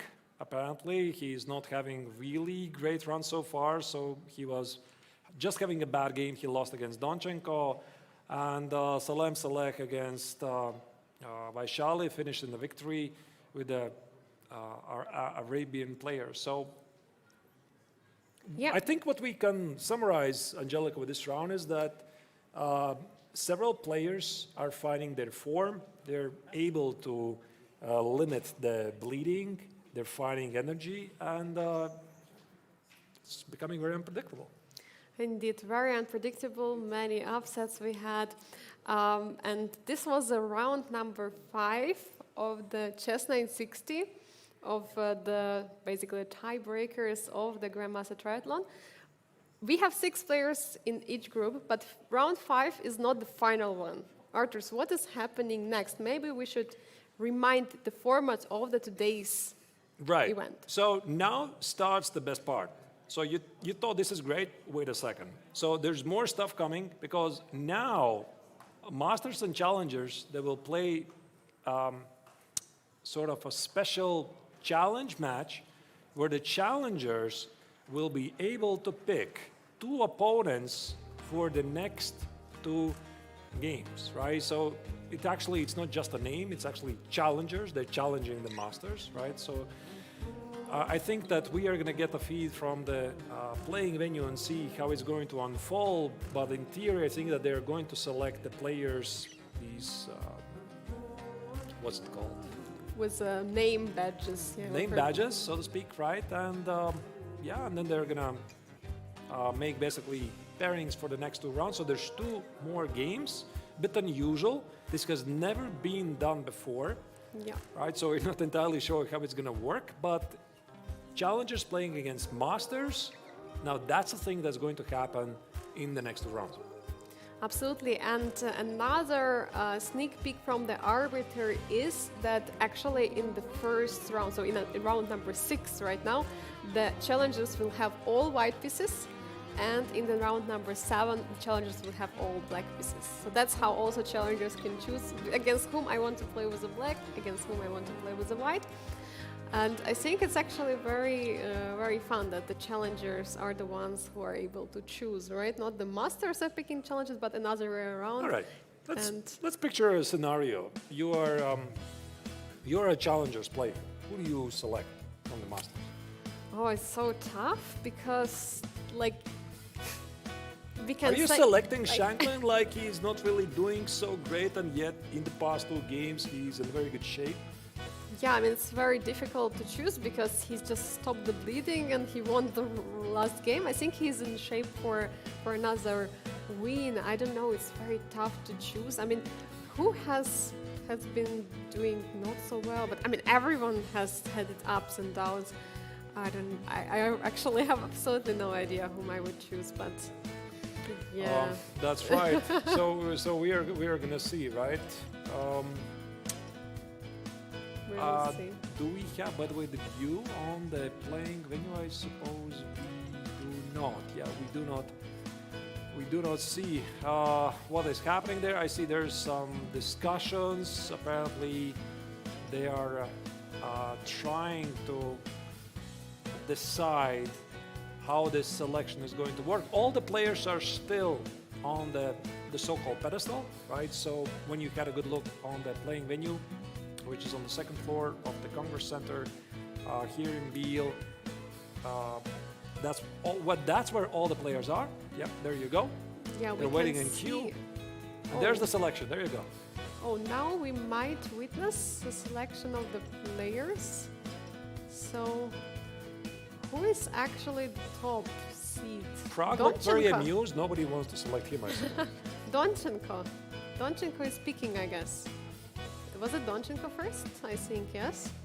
We see also on the footage, we see the chief arbiter of the Grandmaster Triathlon for a few years already in a row, Laurent Freud, and we see also the president of the Biel Chess Festival, Peter Bonenblust, responsible for the organization. And many, financial. All right, they're supposed to select the player names and then make a photo with this, right? And that's the guy I've selected. That's the guy I want to beat, and maybe that's also why the players are a bit amused. So how can we see who did he pick? Okay, Donchenko picked 2 players, but we don't see which. We have an update. Yeah, the Donchenko finished first place with 4.5 out of 5, so he was the first one. It would be good to know who has he checked actually. Who are we checking? Yeah, what's going to happen in the end? So they're going to play these 2 games. Next rounds, round 6 and 7. So challengers are challenging the masters. And the total amount of scores are still going to contribute to the final ranking of the Chess960. So it's a bit unusual. It's very interesting. Never tried before. Vincent, I think that there was some US flag there, so I don't know whom Jonas chose, but someone with US flag. I don't know, either Abhimanyu or Shankland. Okay, we see that Praggnanandhaa was chosen, and What do you do? Do you try to select a player that's potentially doing badly, or you instead try to select somebody who is like one of the best players in the world? Probably mixed feelings, no? Yeah, absolutely mixed feelings. I think that I would choose someone with whom I would love to play, because any game can go in either way, and that's mostly what challengers are doing. I think maybe, I mean, the challengers of course knew about it before, so maybe they were slightly somehow preparing, but with Chess960 it's so difficult to prepare, right? You cannot really have the opening preparation. If I was there, I would probably select Pragg, because if I get to play him, if I get to beat him, you know, then I can beat him maybe a future world champion just before he was coming in, because later it's going to be too late. Yeah, exactly. So, so now you probably still. it's already impossible to beat him right now, but So give it a try. I mean, but I love that you have this, you know, this strike of hope that you have Yes, still yes. a chance of that. And Samonyankov is also holding some players. And yeah, I think all players have chosen, right? Yeah, they're Looks yours. like Maybe this. also you can write what you're thinking. Who do you select? By the way, see what you're doing there. You're discussing who you select. Yeah. Aquila agrees with me. I also think so. Probably will try to select somebody really strong just for fun, just Yes. for memories. But then again, maybe somebody's really thinking about the tournament strategy. I mean, this is still only Chess960. This is not the official part of the triathlon, because the triathlon is classical, rapid, and blitz. And Chess960 it's mainly for fun. Just to serve as a tiebreaker, and just a good way to start the festival. Yeah, exactly, and the way for the players to warm up, to prepare for the next tournaments. Tomorrow is going to be rapid. So yeah, maybe we can take a bit longer break, because the games are going to resume in I think like 10 minutes or something like this. And what do you think? Should we take a break? Because I think the players are not going to start the games shortly. Yeah, so it seems that the selection of the opponents has been finished. The arbiters are getting ready. I have information that the games are supposed to start at 6:30 local time, but maybe it's going to start a bit earlier. Not really sure. At least I see the players are still there on the stage. Yeah, I suppose, yeah, indeed. Let's make a very, very short break. We reserve the chance to extend it, not really sure. I mean, this is a situation we've never been before, so we're not really sure how this transitioning from the standard round-robin tournament to the mixed round-robin is going to continue. So let's make a short break. Dear viewers, post your feedback in chat. I hope you're enjoying this, the start of the festival, and we'll be seeing you in a couple of minutes.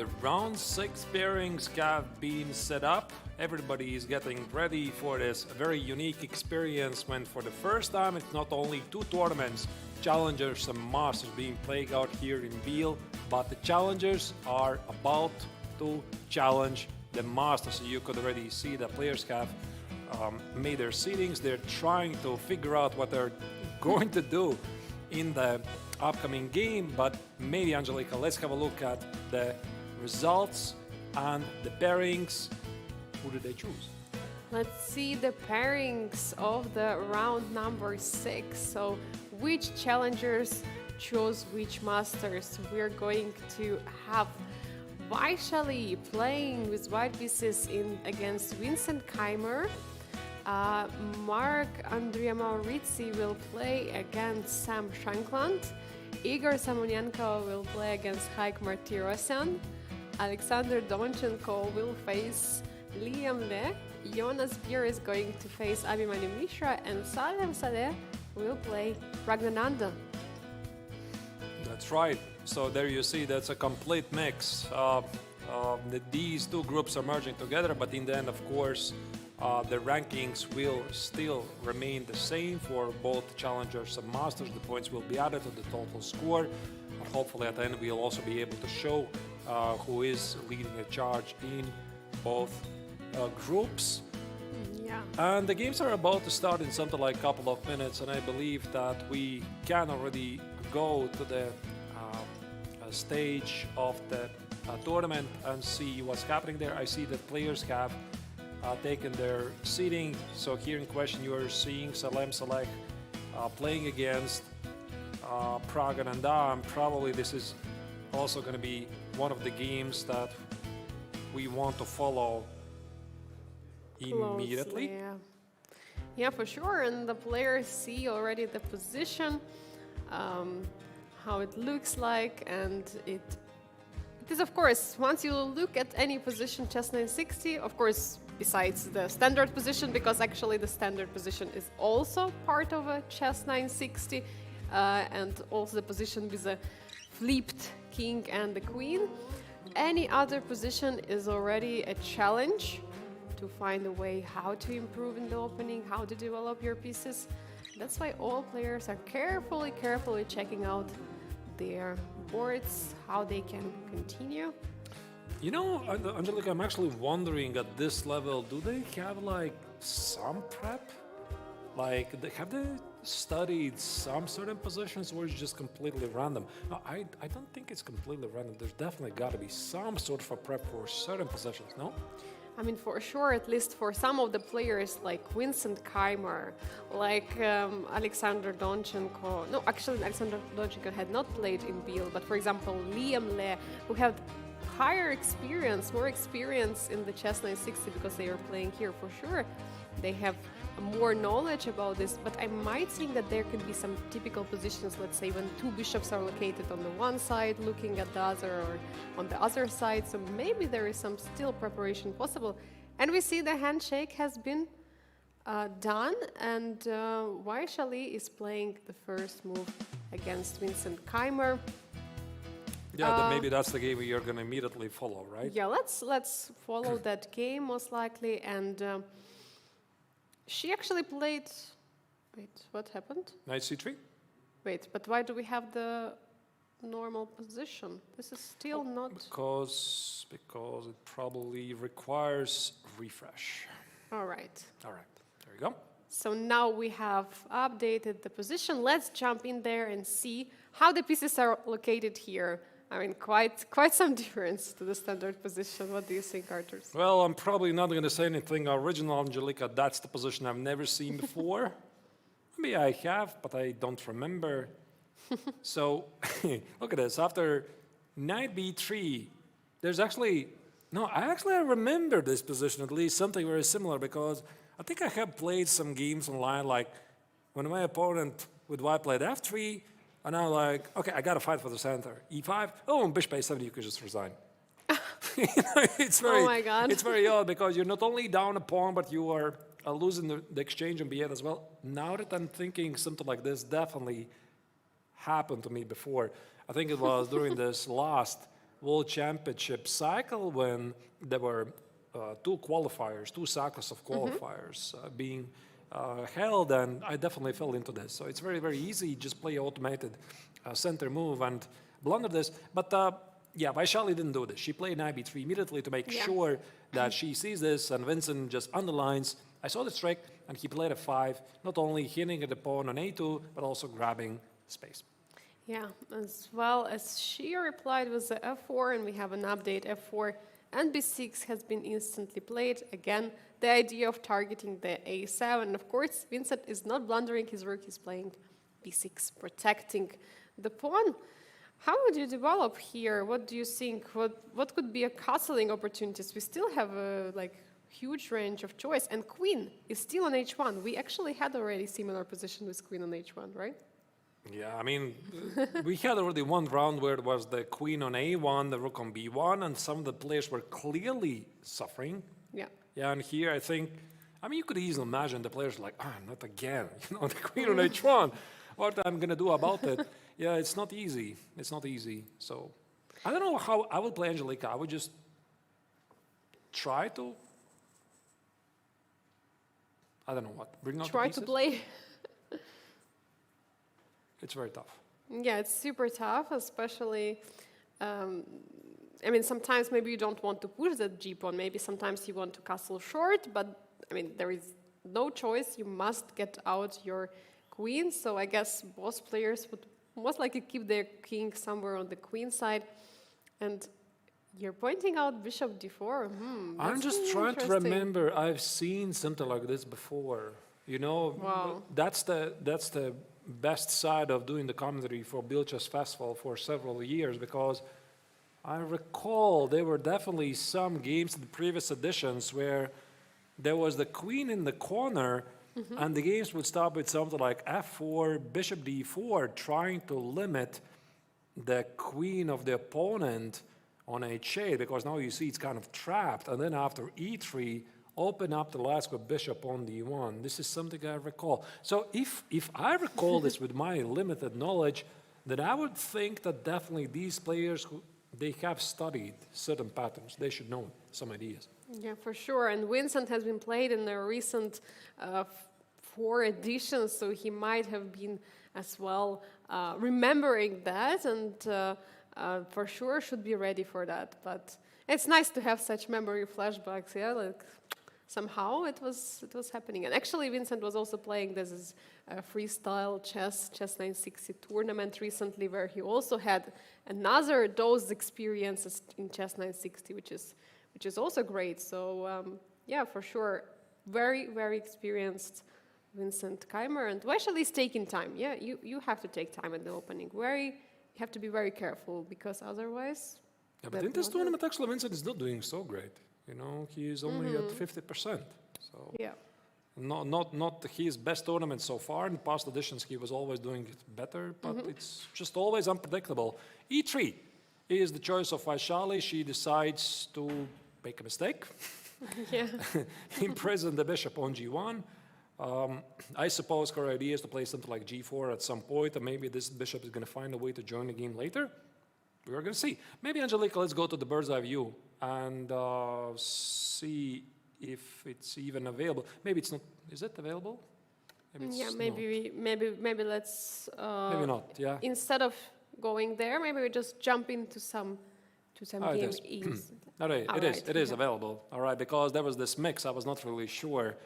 The two groups just merged together. Yeah, now it's not clear what is going on. Angelika, look at the game of Semenenkov against Martirosyan. I feel very proud of myself. Oh, yeah, we can go there. I feel that's the game. We can jump there. That's the game we want to go, because that's the idea we just talked about. Igor Samonenkov against Haik Martirosyan. Bishop went out to d4 instantly seeing this idea.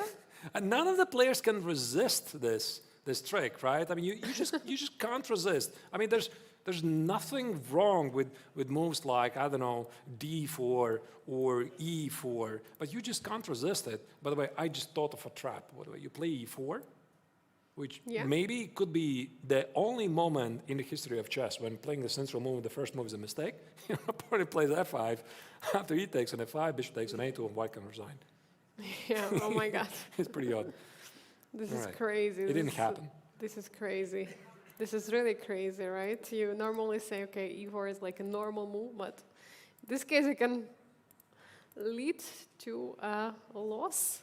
Okay, so bishop d4 was played, and according to the Igor's idea, bishop d5 was played, but apparently it's not such a great move because it was a missed opportunity, which we will never know what was the missed opportunity.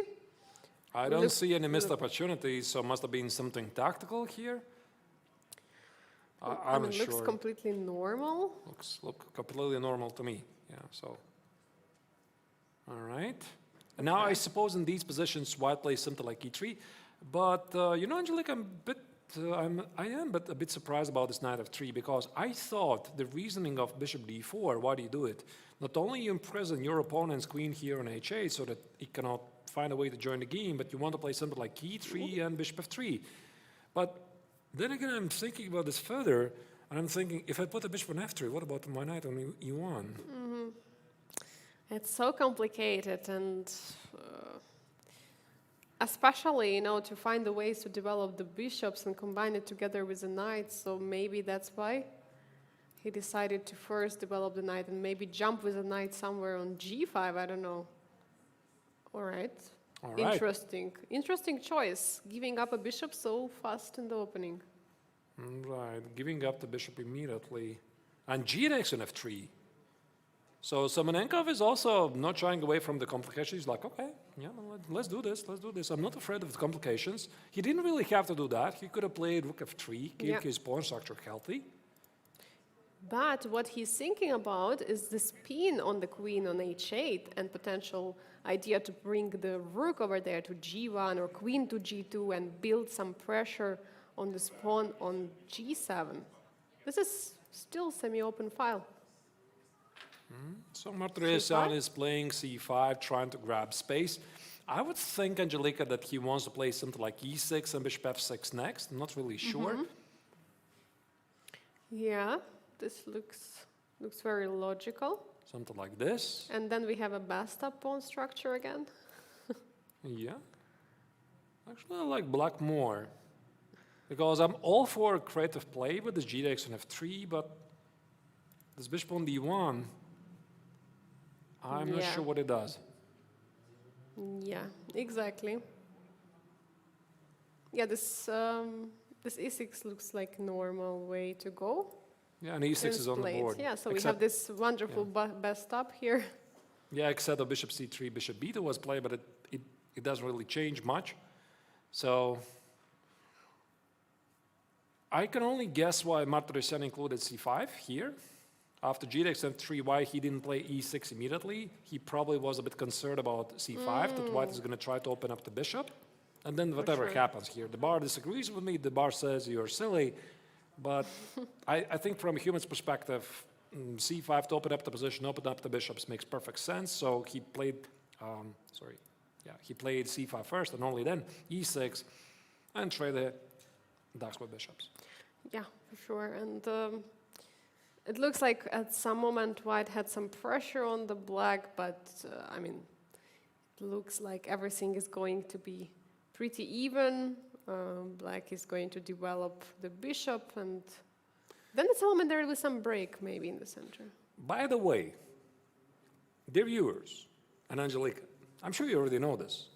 Do you know that a completely legal position in Chess960 is the perfectly normal starting position? One more time. How do I'm just trying. Explain it. So there's 960 theoretical positions. Yes. And one of the draws of the 960 theoretical positions can be in the normal starting position. Yes. So you like playing Chess960, except it's the old boring chess. Yeah, exactly. So, and also the other one is possible with the king and queen to flip the places. So it's still a change, you know. It's still a change there. It's a massive change, yeah. So everything changes dramatically.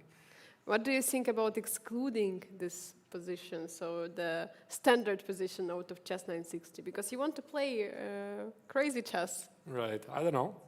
Maybe they're excluding it, but I suppose the odds of getting it, they're pretty slim. Yeah. So I have actually an update that the starting position is excluded from the events like this. So this is actually Chess959. Yes. Or is it? Okay, whatever. So we have to update the title of the stream. All right. Let's go back to the bird's eye view and see what else is happening. The odds, of course, that you get the starting position is just like something like 1 against 1,000. So, Anyway, yeah, so I think there's no need even to exclude it. for sure. All right, which position looks like most exciting? It's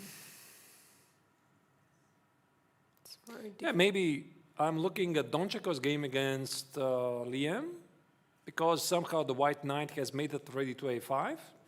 And I'm curious, How did How? it manage?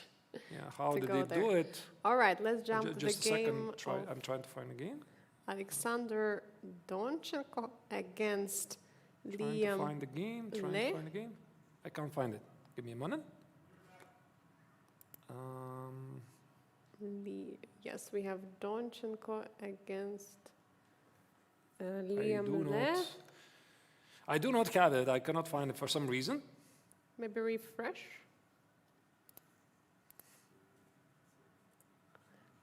F5 always works. If the stream is crashing or anything, it. F5 is Yep. always helping. That's the trick. That's the trick. Found it. So let's follow the game of Donchenko against Laliem. So, what was the opening? Of course. What's a happened? four. Of course. Nobody yeah. can resist it. 4, 5. Oh wait, so offering So this is actually perfectly legal. bishop Bishop takes, a7, bishop takes. a2, bishop b8, bishop b1, Takes, bishop takes. c7, Yeah. bishop c2, bishop What is this? How many pieces can you take? Can somebody stop me? Draw. And draw for. Agreed, and let's go home. This is legal.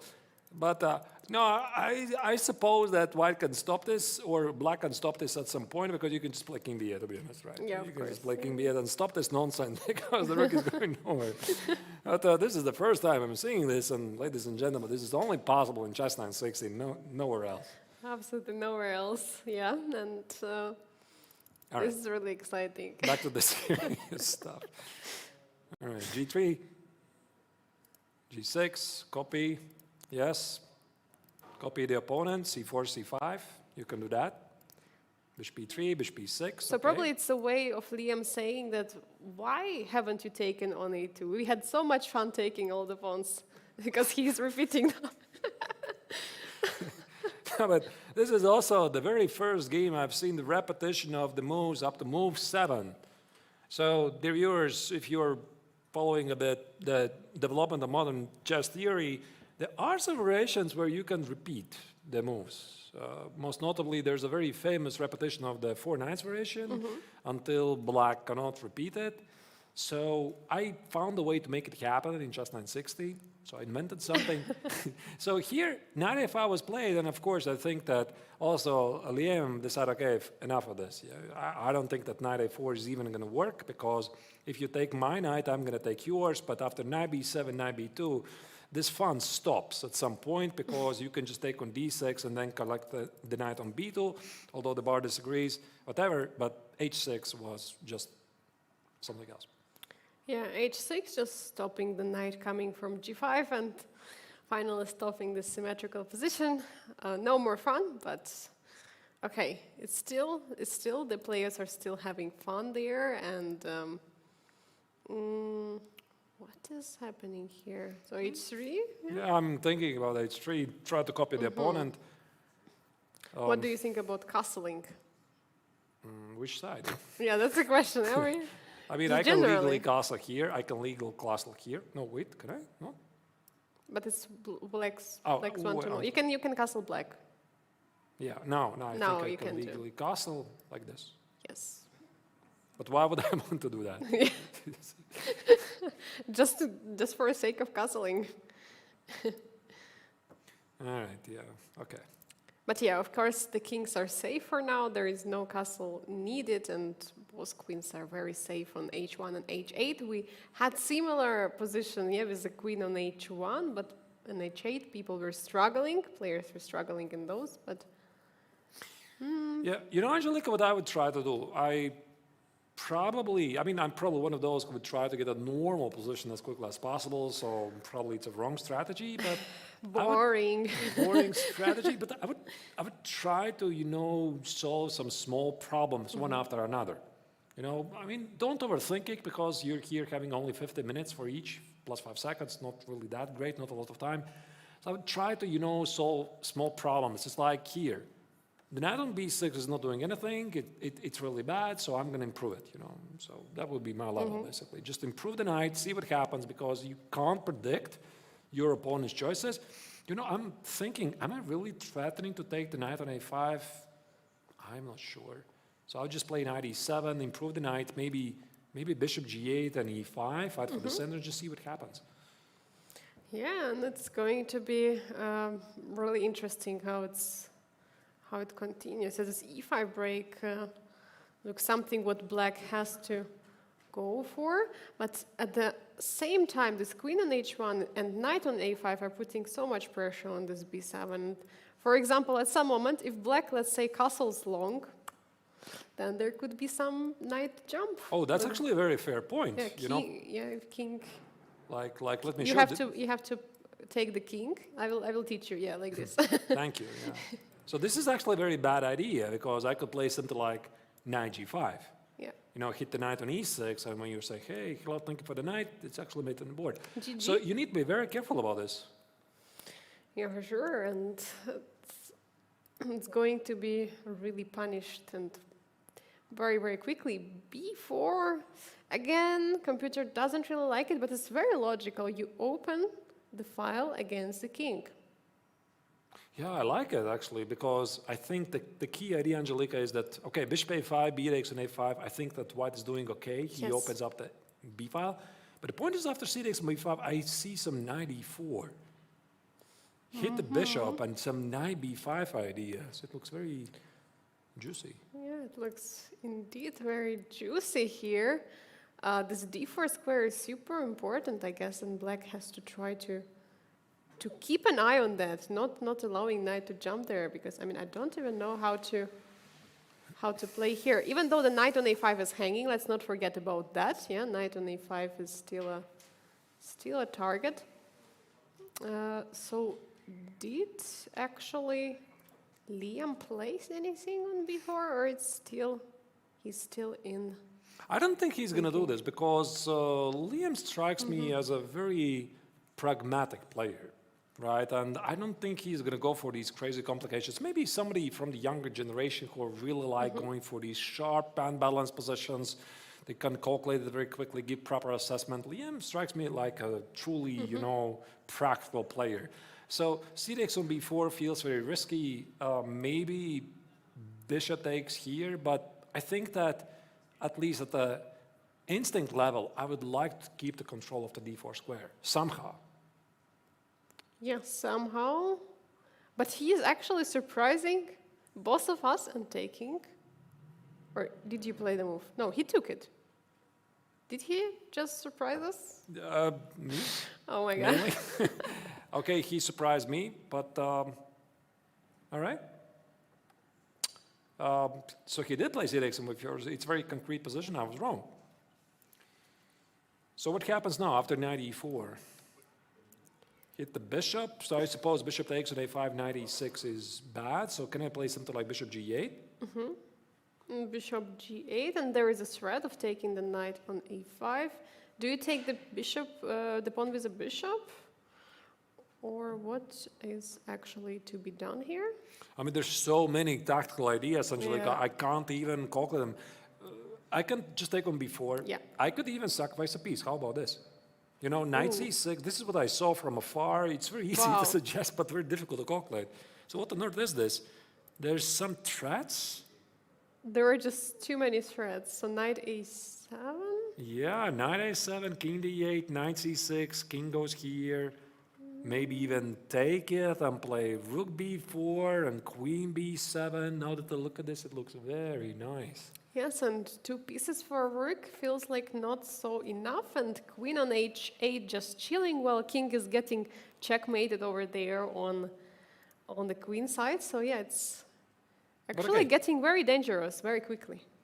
Yeah, so now it's Donchik who is showing that he is the pragmatic player. He just took the pawn on b4, and knight g4 is the response of the last 2 editions winner of the triathlon. He's opening up the queen.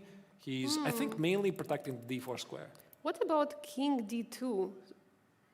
Stopping king knight e3 and bishop c3. That's a great move. But I don't know, maybe there is some tactics. I know a guy who would definitely approve. Shankland would definitely approve. Yes.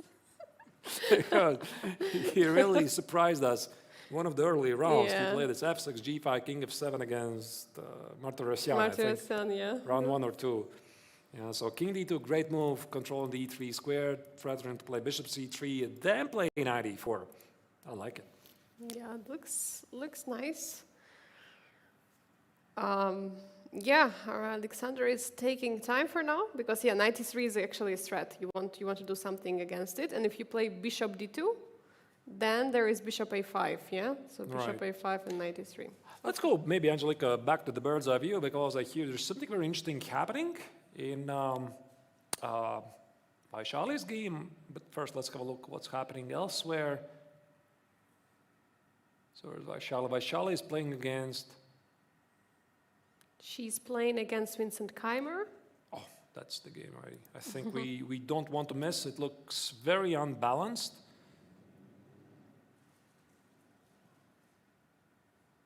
What do we even make of this? What is happening there? All the black pieces are on the, or almost all the black pieces are on the 8th rank. What is happening? Again, a Morazzi Bienne. Your favorite? I'm officially going to title this the Chess960 Morazzi Bienne edition. You know, everybody's trying to set it up. Jokes aside, it's a very famous pawn structure. So Yeah, A4. very famous, of course. It's your favorite to hunt. You're hunting this. Right. What is happening there? Oh my God. Queen got to the a3. Oh, queen is very active now. It's very difficult. Knight b1. I see that the engine doesn't like it quite, but from Vaishali's perspective, it looks... I mean, from Keymer's perspective, it looks very logical. Of course. Queen c3, queen a3, expose the king. Knight b1 feels pretty sad. But what else to do? Yeah, there is no real way to protect the pawn.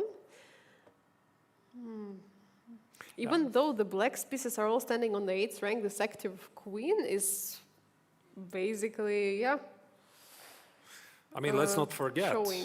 that white still has this opportunity to castle Yes. kingside at some point. That's true, that's true. But there is also a problem with the a2 pawn, yeah, that bishop can take on a2, so have to be really careful. If it's... I'm not sure. Okay, so let's imagine. So I take the pawn on a2. And I definitely want to castle short, but I couldn't do it because it's illegal. Yeah. Right? I mean, this king is crossing an attacked square. So I'm thinking something like bishop e1, try to solve this, push away the queen, and let's say you play whatever, I don't know, queen a6, queen a7, I don't know. So I was thinking, can I play bishop c3? So let's assume you're also developing the pieces, play something like knight e6 or e6, difficult to say. And after the short castle, is actually black really interested to open up the a file? Because I might play knight e2, rook a1, and this king maybe is actually in danger. So I'm looking at this position from afar, and I'm thinking that grabbing the pawn on a2 is not something that would be super obvious, but Keymer took it.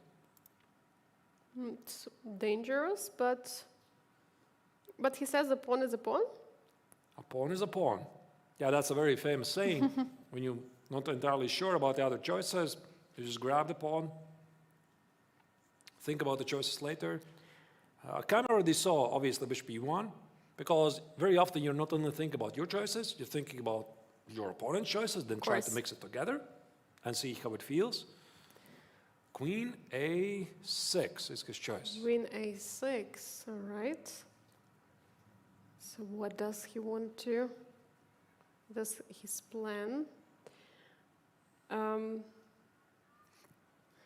Actually, chat is saying there is some other exciting game ongoing. Maybe we can pull out the bird's eye view to check out the other exciting position we have.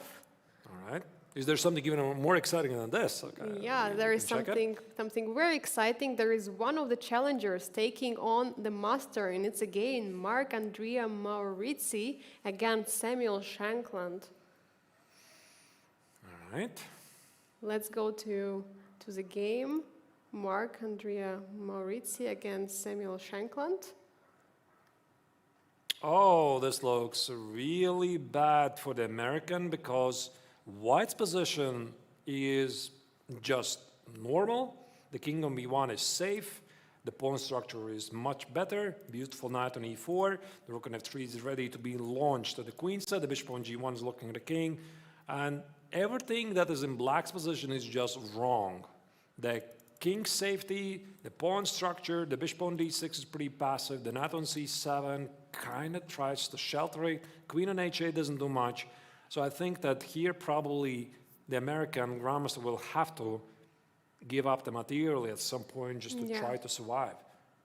Yeah, for sure. I mean, king looks too open, even though we know that Sam likes sometimes to leave the king open and try to win. But in this case, it looks at least slightly dangerous here. And the evaluation bar is saying, come on, this is completely winning. It's not that winning, probably as the evaluation bar is showing it, but strategically it must be winning right here. And the position is very dynamic, very, very dynamic. Yeah, I think this pawn is already gone. That's it. Rook c1, so Morazzi is instantly just about to collect the pawn. You can't play knight e6 or knight a6 because you see the queen on e2 is hitting the rook on b5. So I don't see any real defense. So Shankland is just trying to somehow coordinate his pieces. There you go, king a8. He knows the pawn is gone, and he's just trying to sell the pawn on c5 to generate some activity. For example, bishop c5, double the rooks, try to generate some counterplay, and just pray that it's going to be enough. But so far, a great game by the young Frenchman. Yeah, but praying is not enough. And yeah,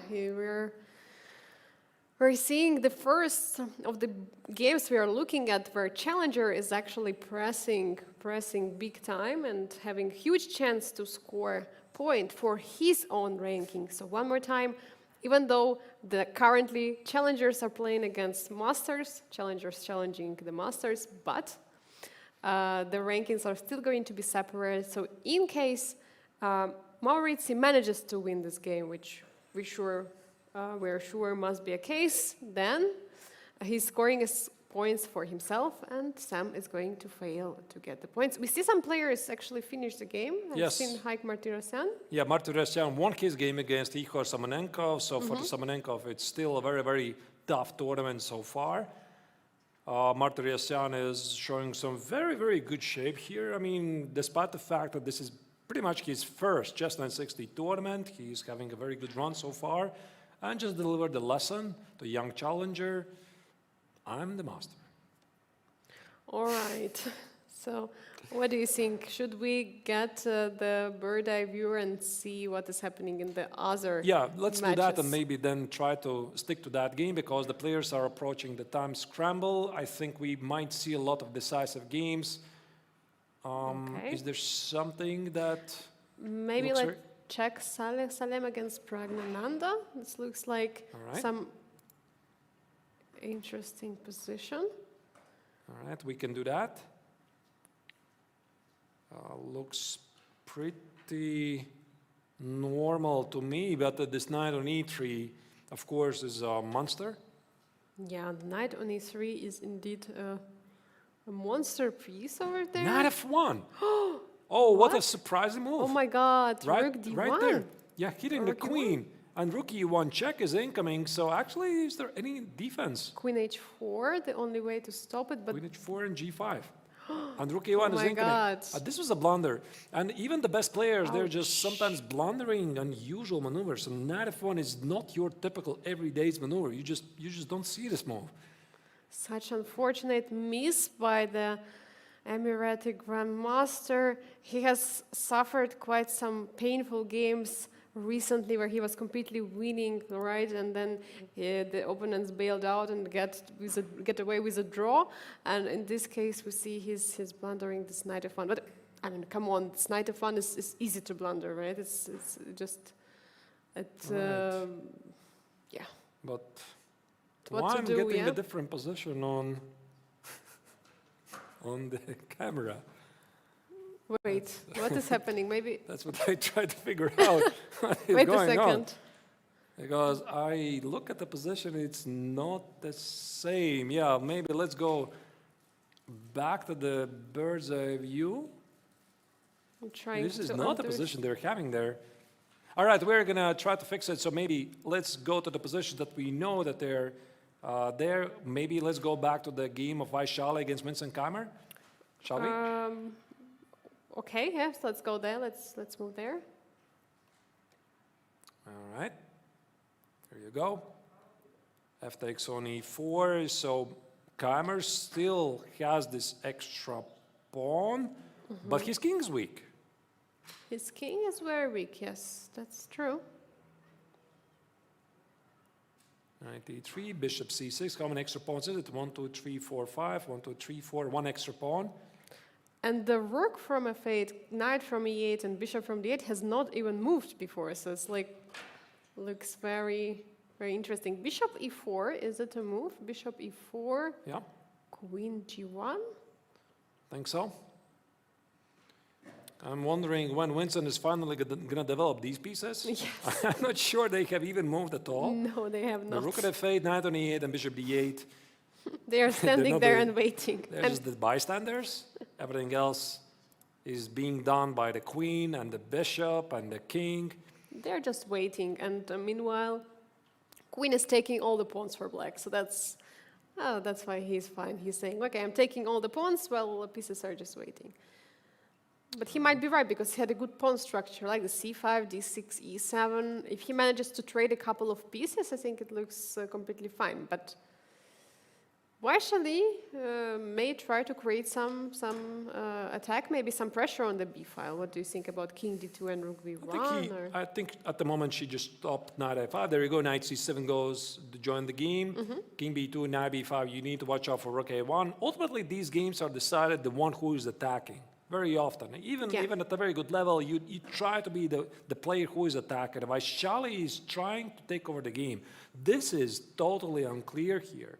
I don't care what the bar is saying. I mean, Vaishali has very active pieces here. Yeah, she's indeed having many active pieces. Apparently, it was some miss. Wasn't there some d4, d5, c4? Queen b5, that's a pin. Knight a5. Can you take the rook at f1? Yes, you can. Keymer calculated this. Knight c6. Oh my god, this looks very, very tricky. And then you can, what can you do actually here? Can you take, is there queen f7? Queen g4, queen d7, exactly. Yeah, this is a very unpleasant move, so you cannot allow the queen to get so close to the king. All right, take. 98, and somehow white is trading off all the pieces, and exchange still remains. Yeah, I think that Keymer is going to win this game after all.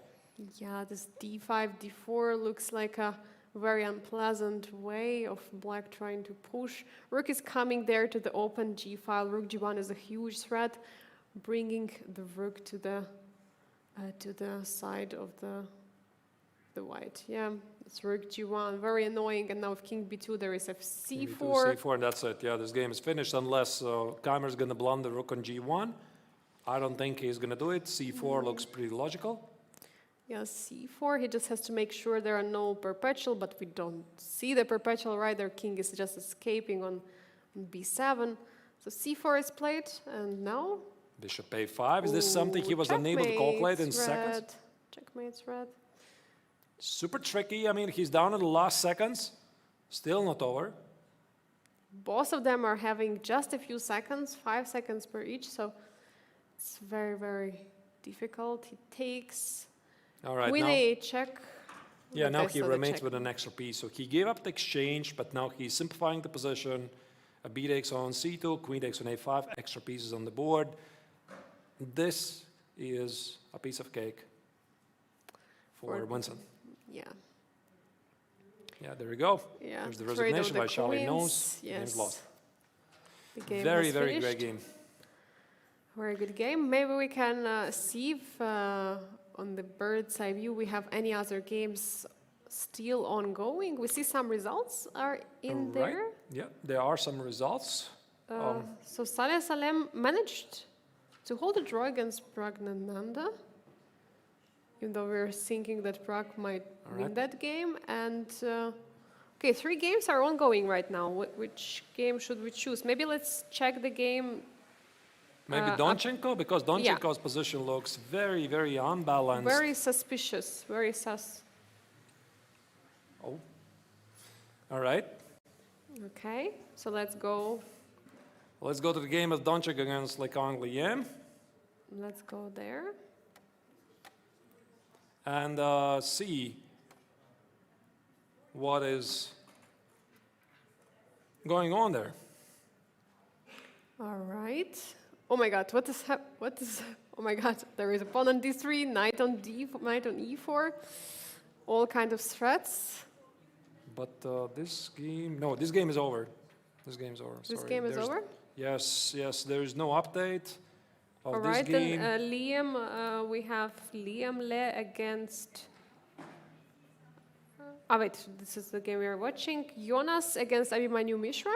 Jonas Bier against Abhimanyu Mishra, maybe. Right, so Mishra has 3 pawns, each obstacle bishops, but I suppose this is the position that's not going to hold.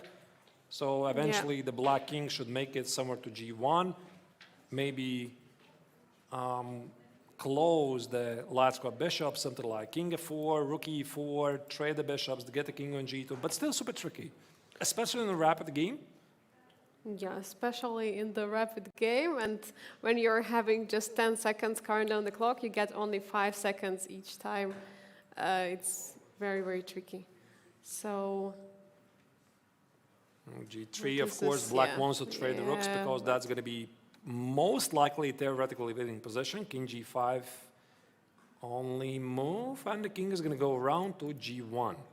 yeah, this looks like a, even though it's an opposite color, bishop king is just simply coming to the g1 square, And rook g2 then. and yeah.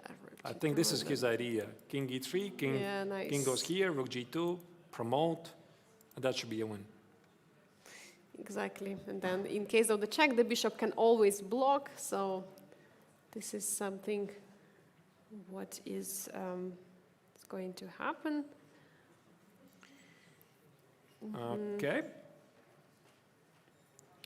Yeah, Right. we have, there you go, there's the camera. Yeah. The camera is a little bit, It was there. yeah. All right.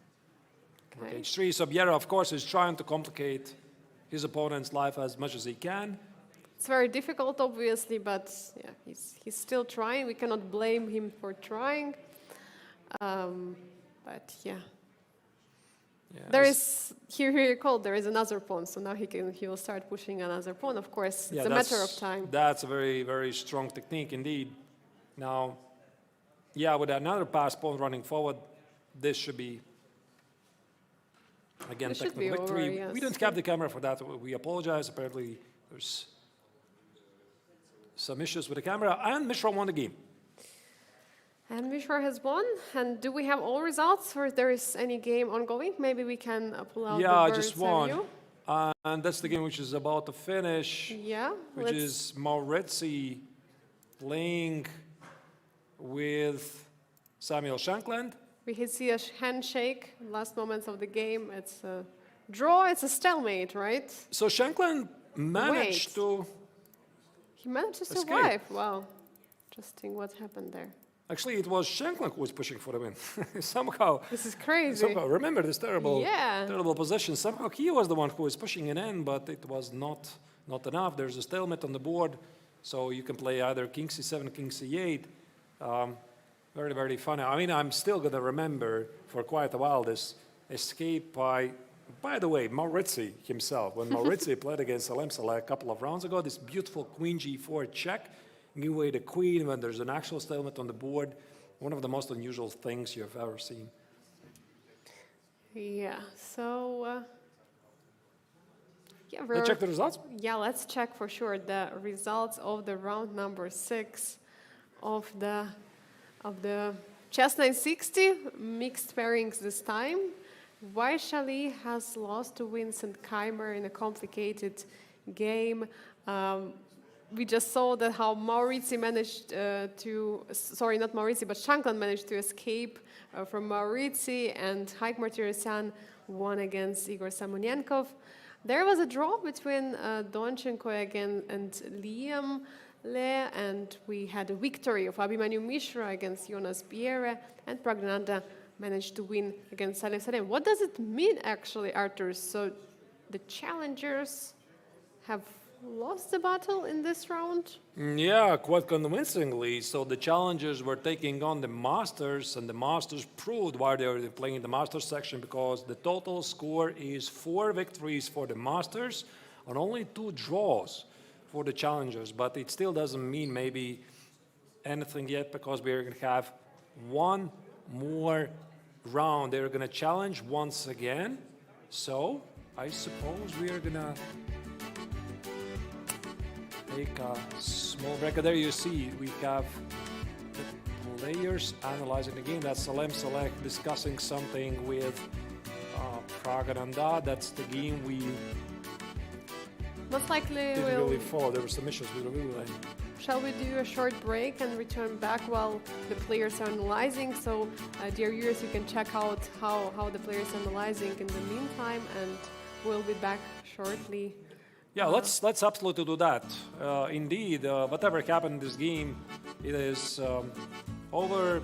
So the Masters have proven to be stronger, at least in this round. So we have one more round of the Chess960 tournament. The viewers, don't go anywhere. Be back in a couple of minutes. So me and Angelika, we're going to be back in a bit and try to provide some of the best potential experience coverage here from Biel. Stay tuned.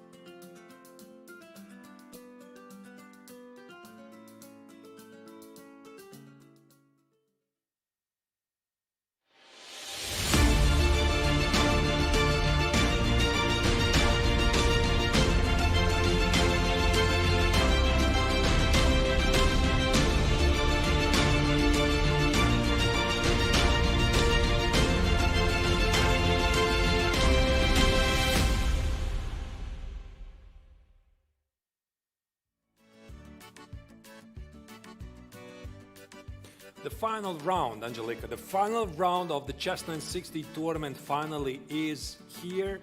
The challengers are still giving it yet another shot, attempting to challenge the masters. The previous round, in round 6, it was a small disaster for them because the masters were clearly superior. They won the total score of 5 against 1, 2 draws, 4 victories for the masters, one more shot, one more chance to prove.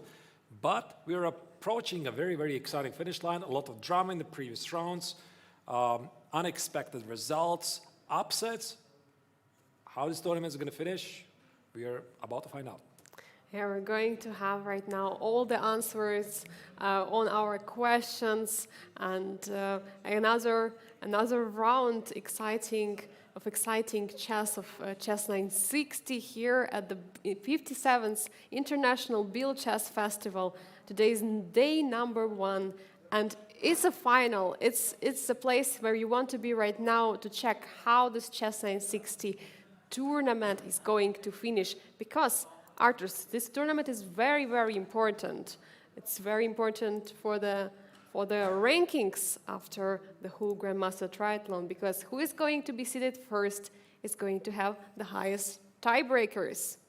Absolutely, it's very, very important, of course, and I think it's psychologically also very important for the players to wake up with the right foot, basically from the bed, right? So that you feel you're in the pace, because if you start battling Chess960 tournament, it might set the tone for the entire triathlon. Because once again, dear viewers, there's 3 more tournaments coming: Classical, Rapid, and Blitz. Chess960 is basically a warm-up, an aperitif, so to speak, for the main event. And we're here to enjoy it. And let's look at the bird's eye view and see which position actually we have at this round at Chess960, the final round. And we see actually, I can see many e4s on the boards. Almost all games, no, 2 games, there are no e4. e4, e5, e4, e5, e4, e5. On 4 boards, there is e4, e5 actually. This is very funny. No, on 5 out of 6 played e4, e5 as a first moves. Exciting. Which one should we look, Arturs? Well, then I guess we go with the only board that didn't select e4, and that's going to be the f4. Also, one of the top players of the tournament, which is Praggnanandhaa, playing against Donchenko. They're doing really well so far. Donchenko also has a great tournament. But I think they went for they went for f4, f5. Yep. F4, F5. Ooh. This is something else. Interesting. This is something else. So Prague's mind works differently. So F4, F5, not the bird opening, it's something else. But I suppose all of the players, they want to fight for the center in one way or another. Most likely, yeah, for sure, because it's very important, and especially in Chess960, it might be very crucial very early on, like in a few moves. You can already have a very, very decent advantage.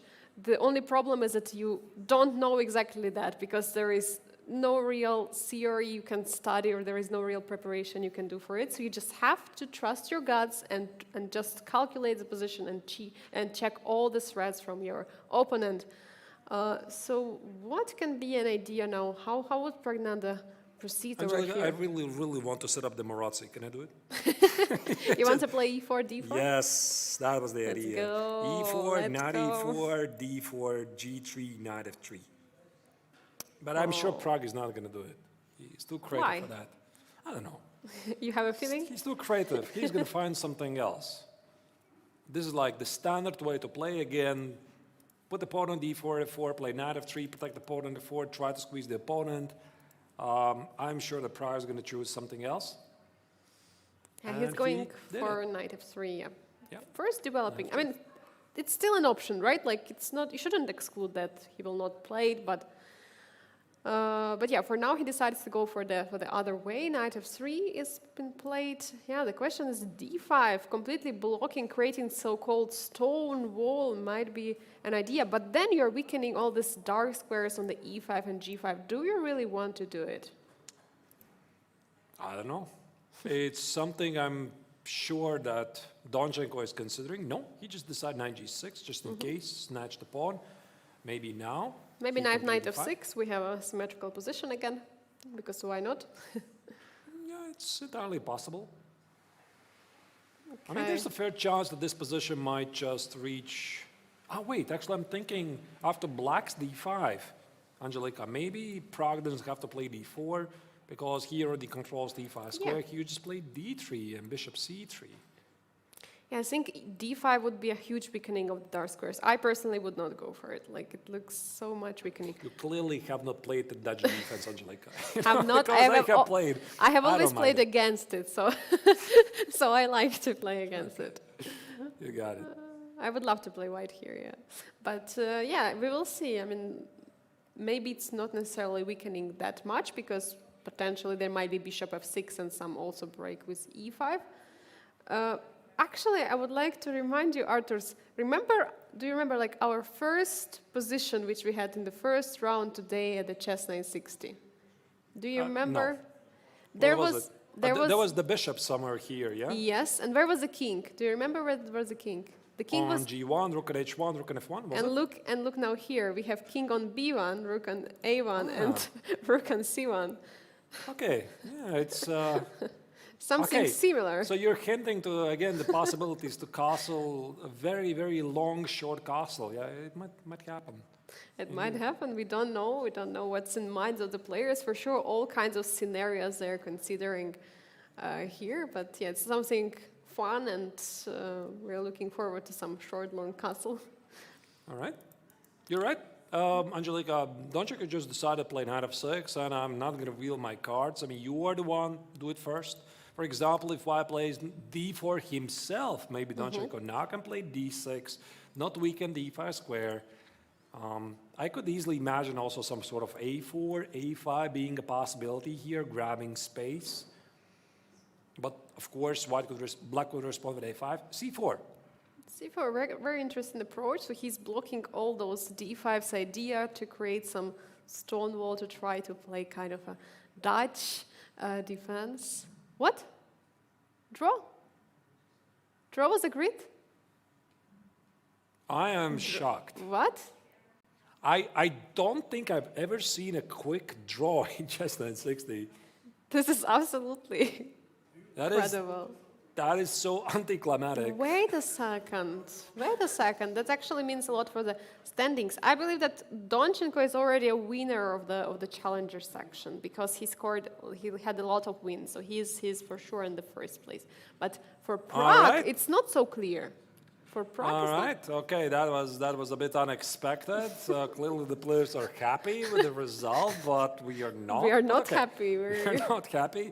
All right, it's been a long day for the players. Of course, they know that it's only a warm-up tournament for the main event, and that's why, okay, fine, you're doing great, let's just make a draw. We are the strongest players here in the tournament.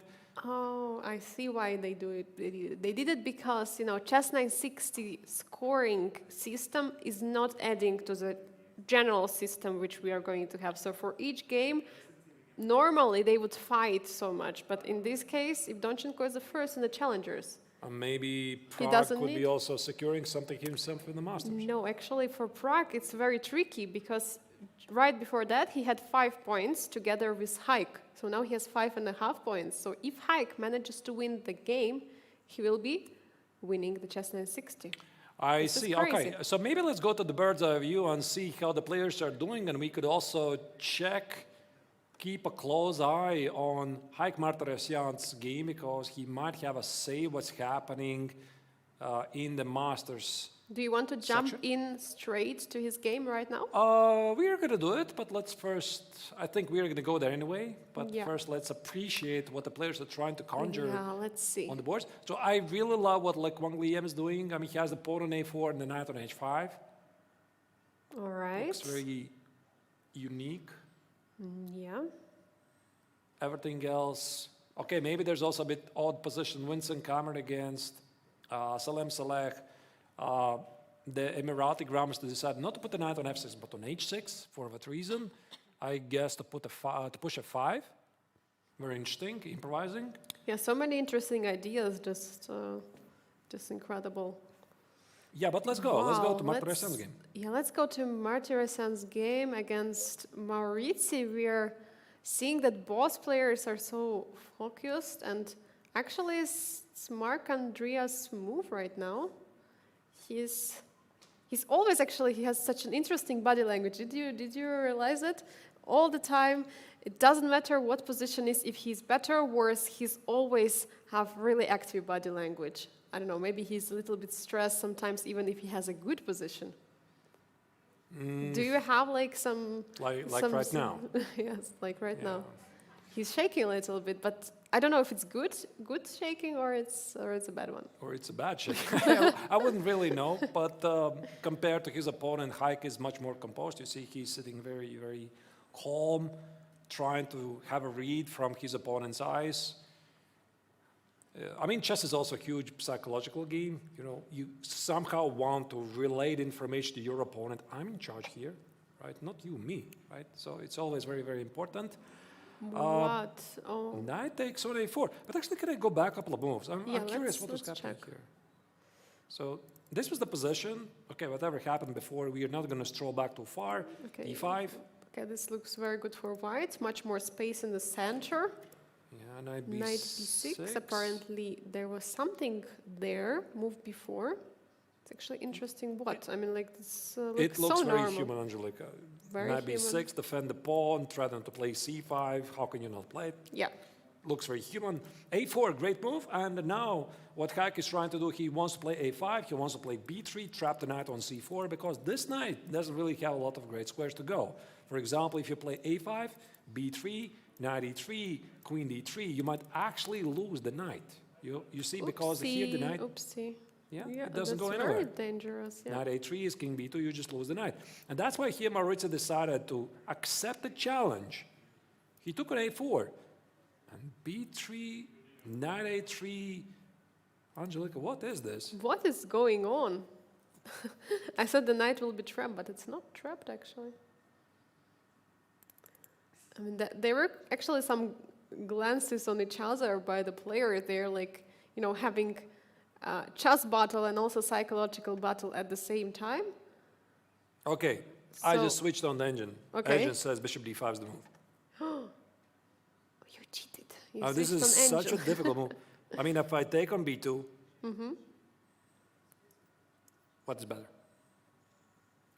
Do you approve? Oh my God. Bishop b7 and in c6? And yeah, c6, normal. Normal. Wow, there is bishop e6, absolutely normal stuff. I promise I'm not going to do it again. I mean, oh just, my God. It's absolutely mind-boggling.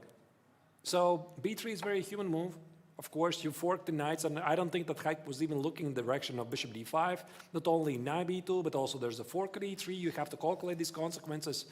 So this is the position. He is pretty happy to sacrifice the pawn, and now he's trying to keep the knight on a3 stranded. King b2 and just capture it. Yeah, that's true. But you know, now actually that we see this position, the king cannot anymore castle in that on the king side, yeah, that long short castle which we have.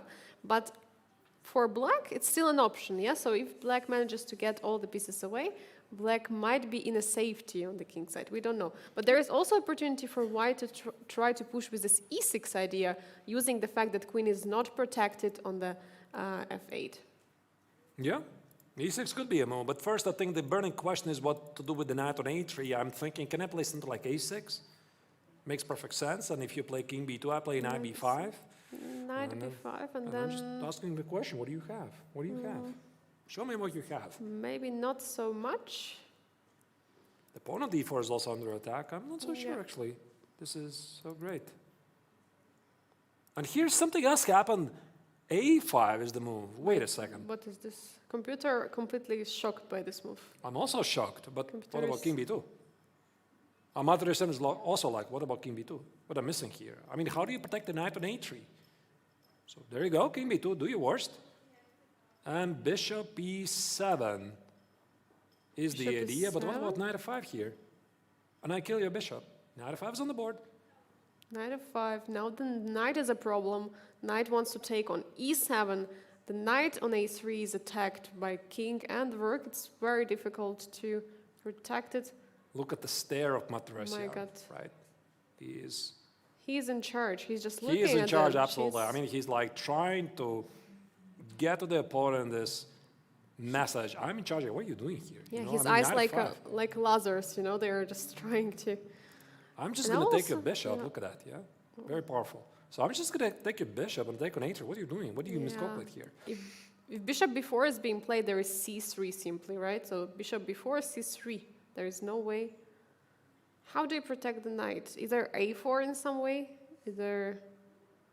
No, that doesn't look... a4, I think I'm just going to take on e7 Yeah, and this take on just- h3.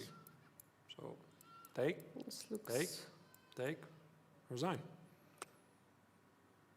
There's nothing. I mean, I don't see what after knight f5 you can even do. Wait a second. I think it's just over. Might be. Am I missing Very something? I tricky. mean, I'm just seeing that knight e7 rook a3. There's no knight c4. I'm just going to take a piece. Okay, you can give me a spy check on a4 maybe? Like, check here. Knight a4? But I can always sacrifice it. I have two pieces for the rook. Take on e7, Yeah. some c5 or c takes on d5. This is not something you want to get into. I mean, this is not the position you want to play, being down the material. So this a5 was mysterious.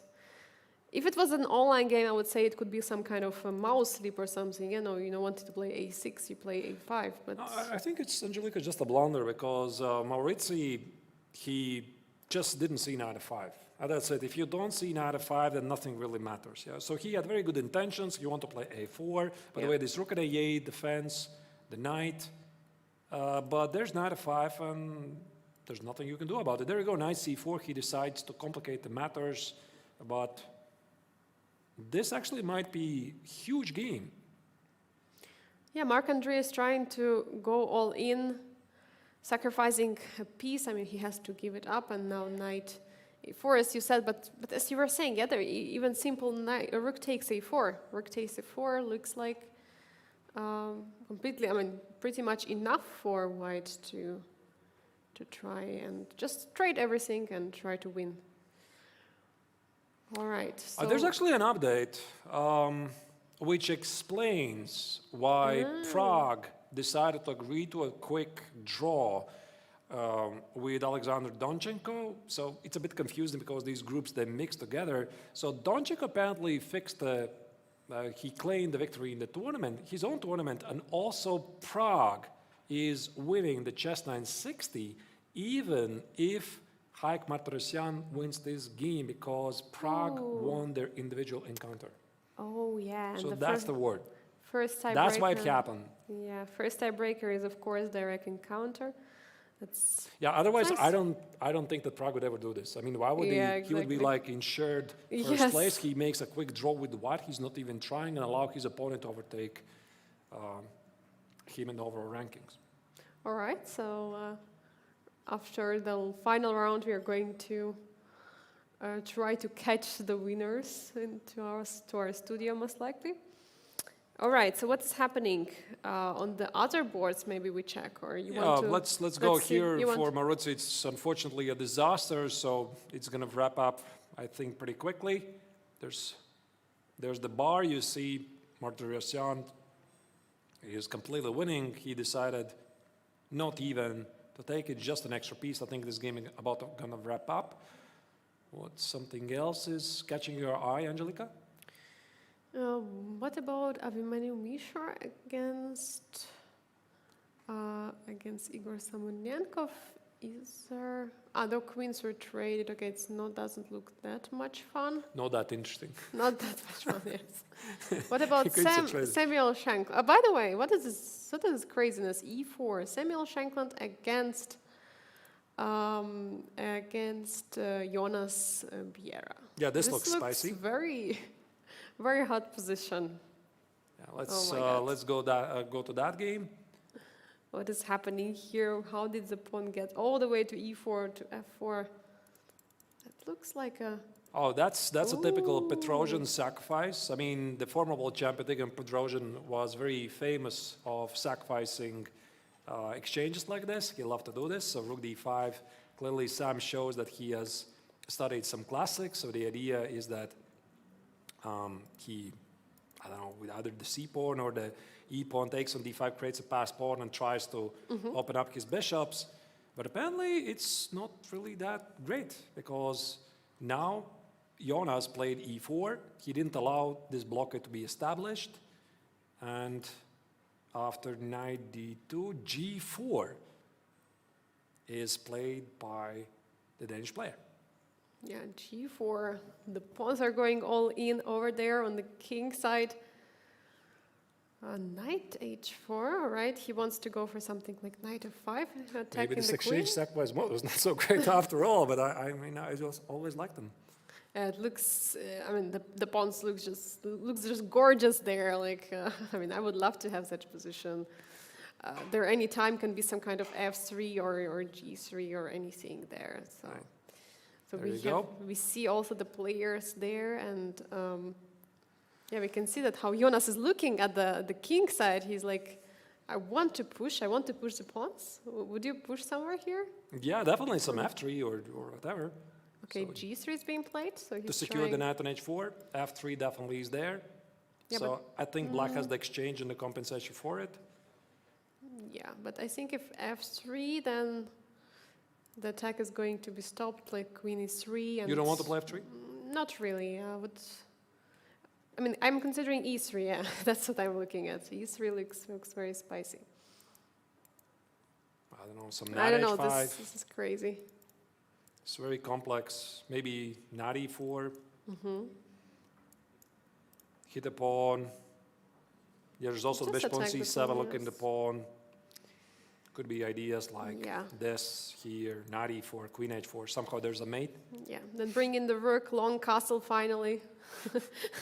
Hopefully we'll see long castle. Yeah, you're right. E3 looks very nice, and you can see the young Danish players looking in this direction. Clearly, his eyes are not catching whatever's happening at the queen side. No, rook e8. So what do you Being think, cautious. Artur's will at least one challenger manage to score a win in this round? What do you think? Will Jonas make it? He's definitely on his pace to do it. For some, the tournament has been a bit disappointing so far. So he started with several losses. Then he managed to stop the bleeding and recover. But I don't know, maybe it's the jet lag. Difficult to say, because he flew in from California, crossed 9 time zones only a couple of days ago. It's not easy. So he was the last-minute replacement of Javohir Sindarov, who had some visa problems. And Sam was very, very happy to help us out and be a very strong substitution. Yeah, exactly. But now he's kind of struggling here with the white pieces against Jonas Biel, who is actually a challenger. So he's challenging him. Bishop a4, for some reason, is saying it's a missed opportunity. I don't know. Should we trust this engine? I mean, it looks very human, That looks right? So human. black put the rook on e8. Why don't I play bishop a4 and try to hit it and push it away? Maybe there's something concretely wrong. Again, maybe something like e3, but try to figure it out with only 4 minutes on the clock. Like, All right. do you play e3 here? I don't think so, no? e3, E3. take on e8, take on f2. Why would I want to do that, it's right? too much. Yeah, much, it's yeah. too much. I don't understand why would I want to do this. So I think if I'm sitting here from the black's perspective, I think I'm knowing that I'm doing great. I have the exchange. I have Yeah. the great pawns on the fourth rank. So why should I sacrifice this exchange? You have an attack. You have your up material, so you don't need to do that. You just have to long castle at some moment, bring the other rook into the play. Maybe Jonas is thinking for so long because he just missed this move, but But that's what why is he the doesn't want threat? to But move what it. is the threat? If you move the rook, what is the threat? What does like rook rook goes here, f8? Yes. rook f8. What is the threat? By the way, he Well, did then- play e3. He did play e3. No, he played rook f8, rook e1, and now he played e3. Okay. So Same idea.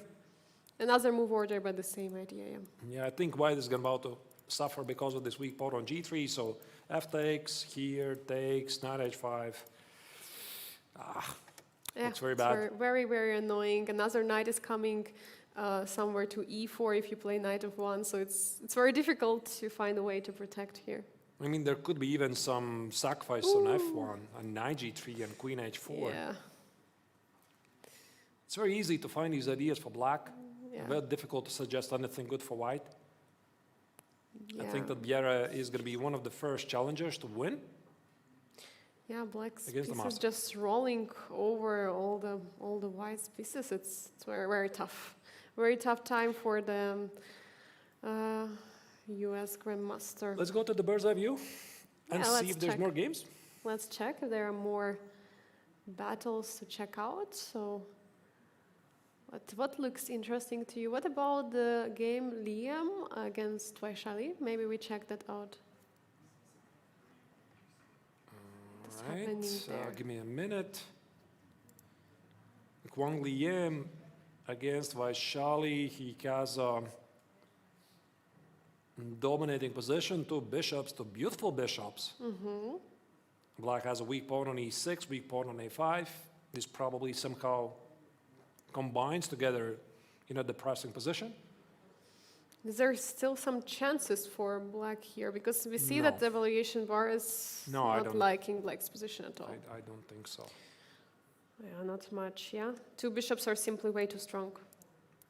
Yeah, these two knights, they're not doing much. So maybe already there's something forcing, like taking the pawn, rook takes on d2, activate the rook, try to do something there. Like, I'm not even sure if this is necessary. Like here, here, and Yeah, this looks... yeah, but why would I want to do that? Yeah. Yeah, So, you don't have to, yeah. If you, Yeah, I don't have you to, can but- always to just put pressure. yeah, I could just play d3, just protect the pawn. Black probably plays rook a6, Yeah, you hold can- on. But you know, Angelica, we've seen even more depressing examples where black was able to escape the draw, like this game of Morazzi against Shankland looks so bad. Yeah, exactly. Somehow he escaped. Yeah, for sure. So anything can happen, of course, especially once the players approach the time trouble. Rook a5 is played. Rook a5 is played, yes. So rook d2 is being expected, right? So rook d2.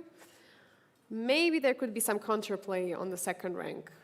Yeah, what do you think? Could there be some...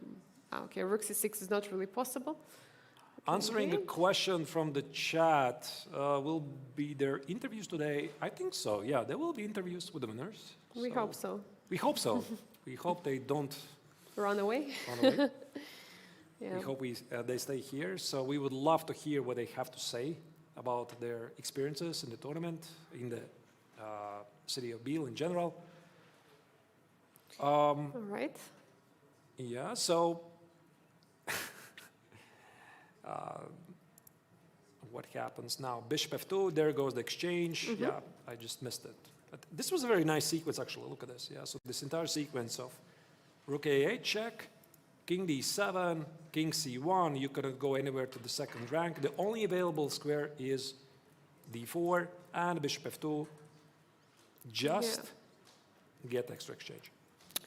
Yeah, that's a bit tough, and maybe it's a time for us to check another game.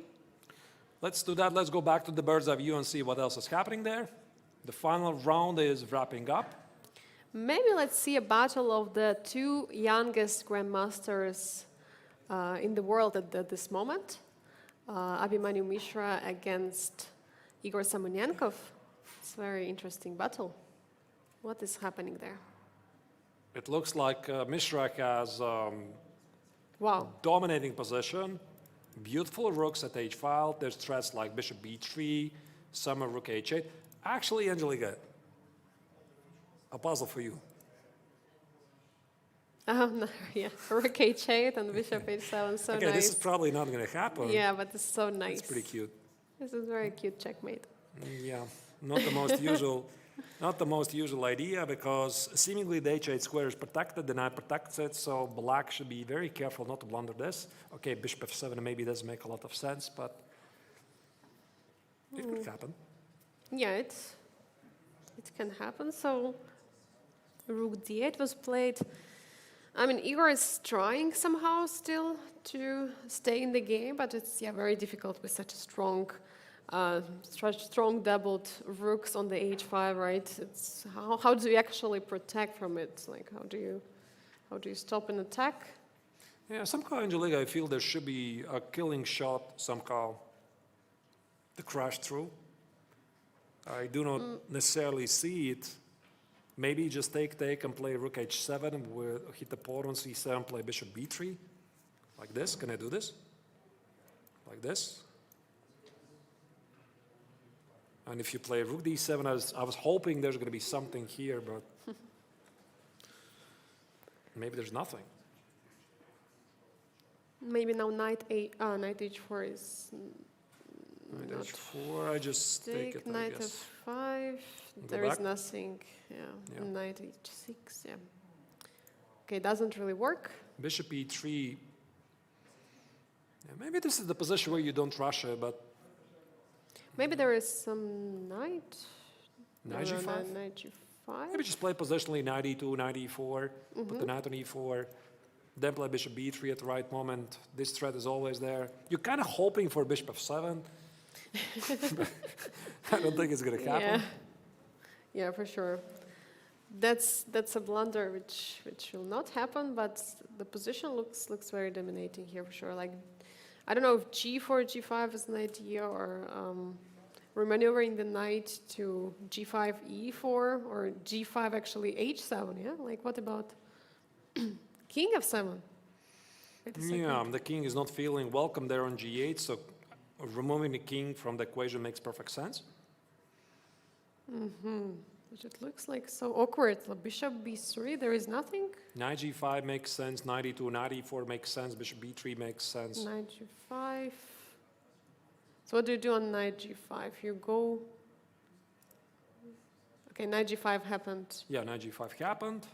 Check. Yeah, looks great for. Knight e4, a mistake. Okay. Looks human to me. So white, of course, keeps a large advantage. Maybe there's also ideas like g4, g5, try to trap the bishop, perhaps f3. Maybe there was after knight g5, king e7, maybe it was their bishop b3. Bishop b3, knight e6 idea, or bishop f5. Trying to get to the e6 square, you know? Maybe. I mean, this looks very human to me. Okay. Yeah, now g4, I think this looks now very strong. g5 is a big threat, so Yeah. king d7. And but- somehow I think black is going to lose something. Yeah, but somehow king cannot really escape, right? There is always something there. There is all the time knight f6 well, and there- rook h7. Yeah, there's this line. Takes, rook h7. h7. This is a threat. And now you just want to take it and play bishop g6 and two bishops for the rook should win the game. Yeah, so after g4, king e8, Semenenkov probably saw this idea. That's why he didn't play king d7, so that the king can Yeah. capture it. So what's now? Yeah, now bishop a4 Oh, that's it, yeah. and resignation, handshake, and that's it. Nice move. The point is after king e7, g5, the bishop is trapped, and black is suffering catastrophic losses. Huge victory for Mishra. Let's go back once again to the bird's eye view and see if there's more games ongoing. The challengers are taking on the masters, or it's the other way around. So we can see already many results. So white won with quite a few games. So Abhimanyu Mishra managed to win, Keymer Tirosyan won, Liam Lea won as well. And we have two games ongoing, Samuel Shankland against Jonas Biel, as well as Vincent Keymer against Saleh Salem. Which game would you like to check? Yeah, maybe let's follow Vincent Keymer's game against Salem Saleh. Yeah, we have not checked for a long time, and you see that most of the players are in the tank, in the thinking tank right now. And even though they don't have so much time, Vincent, as always, under 20 seconds. This is a classic Vincent, right? Yeah. So Okay, what is happening there? seems pretty normal position. Yeah, So the position has somehow normalized. I suppose white wants to play at some point a 4. Maybe use the fact that there's the knight on a5 and go for some interesting complications. So that's why Salem Saleh plays b6 to make sure there's no kinds of sacrifices, no nothing. Put the knight on b7 just to be safe. Yeah, exactly. So it looks absolutely normal. I think both players are trying to find some way to break through, but For now, just remaneuvering the bishop a little bit. All right. Yeah. Queen c6, black is fighting back. f4 is actually pretty difficult to make happen. And bishop takes on g5. Ooh.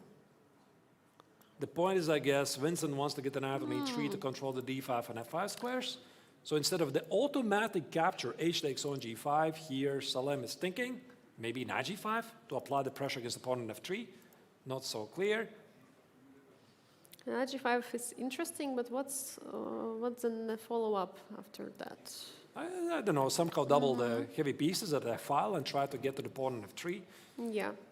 But then again, after knight g5, if you underestimate the right moment when white pushes the 4, maybe you just get in trouble. So h takes on g5 is kind of the safe move to make sure f4 never happens. Maybe you just play something like g4 later. But okay, he decided to play with a knight x on g5. All right, a5 has been played. a4 is a threat here. So Salem is trying to push also on the, trying to push over there on the That's queen a side. nice move. Danger marks is a mistake. I like it. Bishop b5 is the big threat. Trap the queen. The queen is almost trapped. Queen has to go back. Bishop a5. And where does the queen go? Maybe to h5 attacking, or there is c6 there blocking. Yeah, there's all kinds of ideas. Yeah, c6, that's a move that I don't Yeah. think Salem really wanted to make in these positions. Just weakens the structure too much, but there's nothing he could have done. It is an expanded bust-up structure. Instead of 2 pawns, we have 3 pawns. But I thought that maybe b5 and then a4, but he's going for a4 instantly. a4, b5, I don't know, knight c5, something, queen Yeah. e7. All right, so I think that Keymer here is taking over the game. So there's a very, very nice close-up view to the board. Both Players- players are low on time, very much low on time. Knight f5, knight e6. Now I think that Salem Select probably regrets by not taking with the pawn on g5 because Keymer already can take it. There's major weaknesses. The pawn on c7 is weak, queen e3.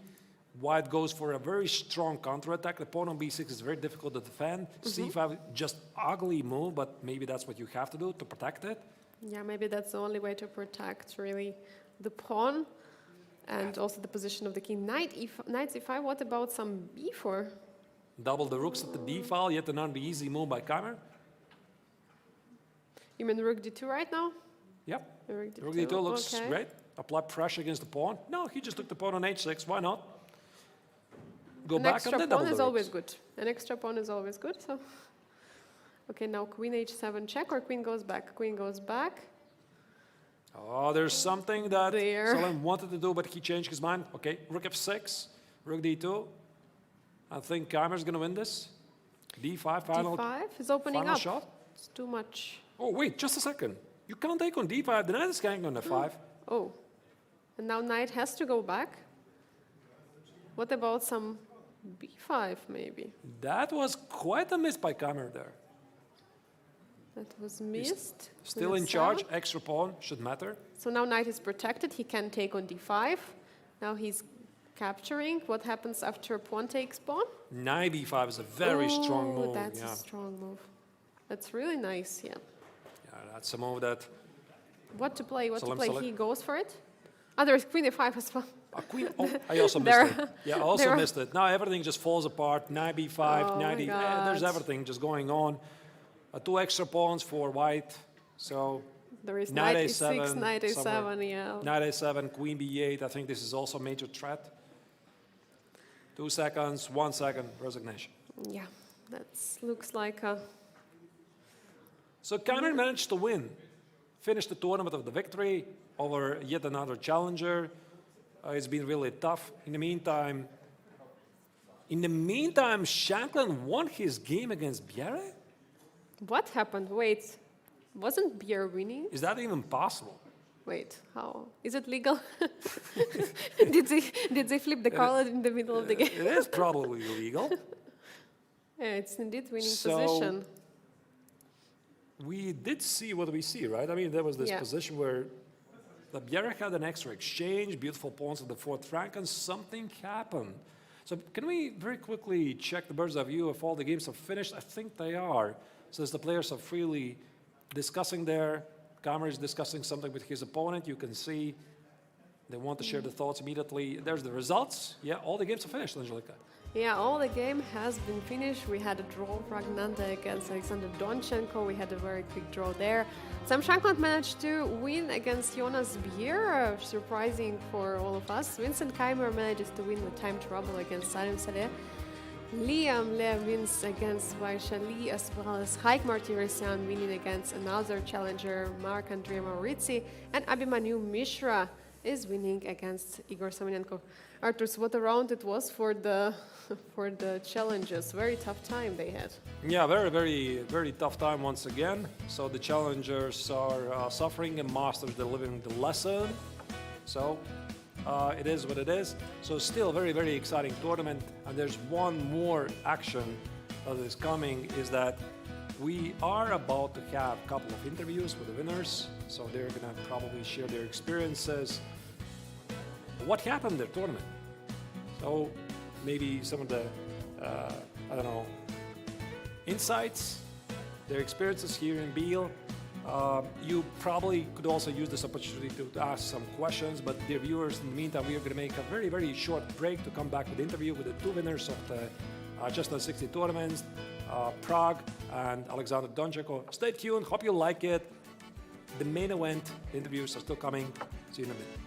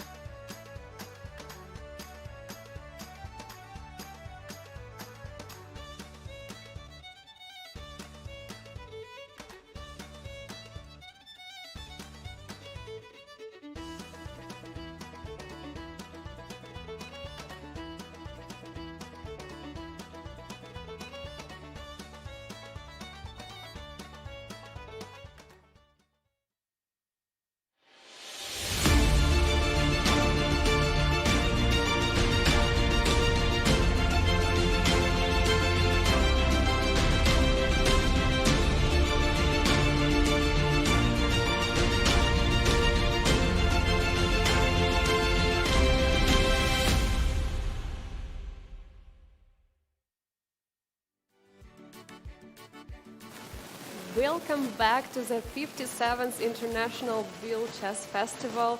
And we are having here with me Praggnanandhaa, the winner of the Chess960 Master Section tournament, and Alexander Donchenko, the winner of the Challenger section of the Grandmaster Triathlon Chess960.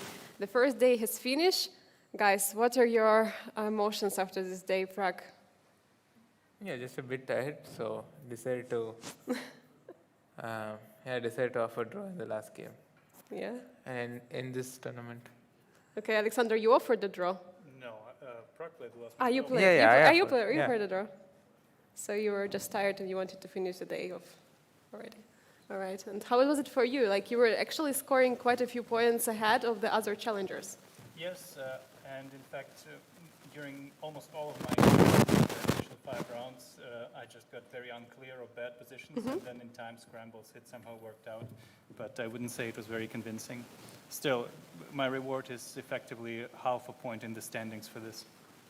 Pragg, it's first time for you here at the Masters tournament of Grandmaster Triathlon. As you already mentioned, you were supposed to be here a couple of years ago. How do you feel yourself now? So the first game is over. It's the first time playing Chess960 over the board.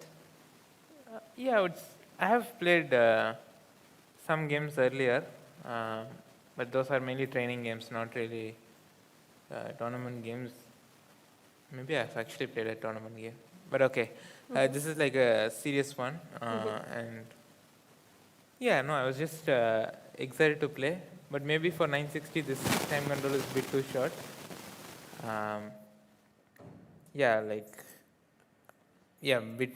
More time would be nice, but also it's not easy to have 5 games with longer time control. So I think I shouldn't really complain a lot with having won the event. In comparison to Pragg, you have a huge experience already here at the Biel Chess, playing in the Masters tournament. Have you played before also Chess960 Open tournament here, or which experience do you have at Chess960 before this tournament? I have not played the 960 in the Open, but I believe it was in 2020. I was a last-minute replacement for, I don't even remember who, in the 960, only 960, after which I left. And also I played 960 probably a few tournaments here and there with mixed success, but I think it's quite fun occasionally, but you have to take into account that if people have the time to punish mistakes, unlike here, then some games can be decided in 15 moves, and then it's just slightly different. So once you found out the regulation of Chess960 and you found out that after the round robin, challengers are going to challenge the masters, what were your thoughts on that? How did you find it? Was it interesting for you, type of a change of the format, Pragg? Yeah, it's an interesting way. I don't think it was. It has been done in any tournament, and Yeah, it's the first time. yes, yeah. I mean, they do get an opportunity to play all the masters players. So. And Alexander chose you for the second round. Yeah, I was one of the players who got chosen in first 2 turns or something. So. All right, and for you, Alexander? I think it's a nice opportunity since it shouldn't probably not affect the standings too much, and still it's a nice chance to maybe play players against whom you've never played before, or very few games. For example, that's why I chose Quang Liam. I think I've never played against him in a classical game, as far as I know, and it's just interesting because he's a very strong player, and you can still even in a 960 game get a feel for how he thinks. So would you have liked more to that more organizers would have mixed time control plus Chess960 as a whole event, or you prefer to stick to the single format? Yeah, I think I'm okay with playing anything. Nowadays we have all sorts of formats, so I'm really okay with playing any format. And this one, we have had the triathlon for quite some time already, so we are I mean, I've been watching the tournament for a long time. And you, Alexander? I believe one of the years the 960 actually counted for the total standings with the points scored there. So that's definitely also an option. And in general, chess is getting faster. Some people like it, some don't. I generally still prefer classical chess always. But if you already basically mix and match the time controls, then you might as well embrace it and give the players a lot of things to play with. Have you guys had some special preparation because you knew that it's going to be the first day and you're going to play Chess960? Have you tried to play more Chess960 online? No, not a single game. Not a single game. So that was a good preparation since you won. That was Yeah, good I mean, I away, got lucky in few games, so I can't Yeah. really say I played really well, but okay, sometimes you need luck in these tournaments. Yeah, but you take the win, yeah? Yeah. All right, and for you, have you prepared somehow? I did not do any specific Chess960 preparation. I think more than Chess960, these are rapid games, and this is basically more important than a Chess960 part. So if you manage your time well and don't get into time trouble instantly, you generally have good chances. There are also some questions from the chat from the dear viewers, and the question is to you, Pragg, like your top seed in the field. I actually already asked kind of this question at the opening ceremony that chat is asking, like, do you feel like it's going to be easy for you because you're a top seed at the tournament, but okay, all the rest of the players are for sure very strong. How do you feel it? How do you approach the overall tournament, Grandmaster Triathlon? No, it's not going to be easy at all. I think almost all of them had a better rating like 2 months back. They just had one bad tournament, and yeah, it's kind of sad that I have to play them when they're like having lower rated. But, I mean, less rating, but we all know how strong they are, and yeah, all the players are extremely strong.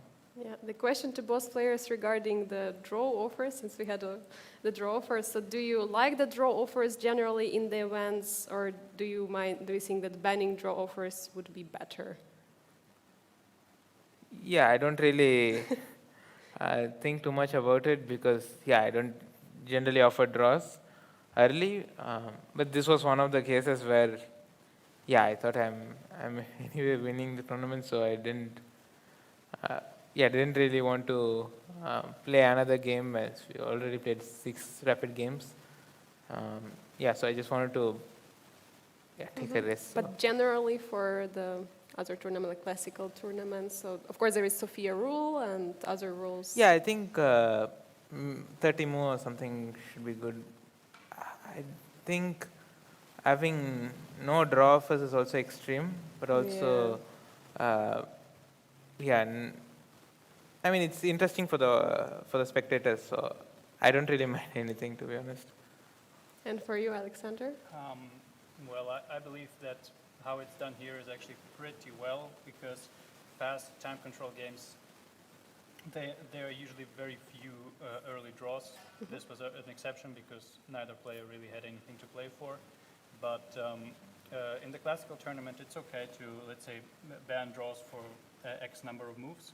Probably not altogether, because this can lead to silly things, like playing out completely drawn endgames because you're not allowed to make a draw. But here, I think in the classical part, it's okay, and I think in the rapid and blitz, there won't be any issues with the early draws, because even if you have a completely equal position and one player is 30 seconds up on time, this can be enough to play the game. Yeah, the time is going to be decided. The other question to Pragg from the viewers, so we were actually looking at the camera after you played your game against Alex Salem, and you were analyzing something for a very long time. Was there something special there in analysis, some confusion, or what was happening there? No, the position was very interesting, and there were many tactical ideas, so we were just very interested in the position, and we were trying to analyze the game, and then we realized we have to start the next game, so then we stopped finally. But if there was no next game, I think we would have gone on and on. All right. So generally about the Chess960, how do you approach this format? Like, do you try to get some much more known position, much more known pawn structure, or how do you find the way you're playing? Like, which strategy do you choose? So difficult. Yeah, yeah, honestly, I don't know. Like, I haven't really studied so much Chess960 because I haven't played many tournaments, and yeah, I also decided not to play like the 960 when there was like few months back this tournament in Weissenhaus. Yeah, maybe if I had played that, maybe I could have spent more time studying the 960, but yeah, I haven't really spent too much time on that. And for you, Alexander, you're trying to get to know like more known position. I wouldn't say that it's what I'm trying to do, but if I play reasonable first moves and get to some position, even if it's unknown, but kind of stable, a position where you will not blunder away everything in 2 moves, and I still have a little bit of time to work with, then it's fine. Because in Chess960 there can be a lot of opening catastrophes, and it can happen very quickly. So if I can avoid that, it's already a win.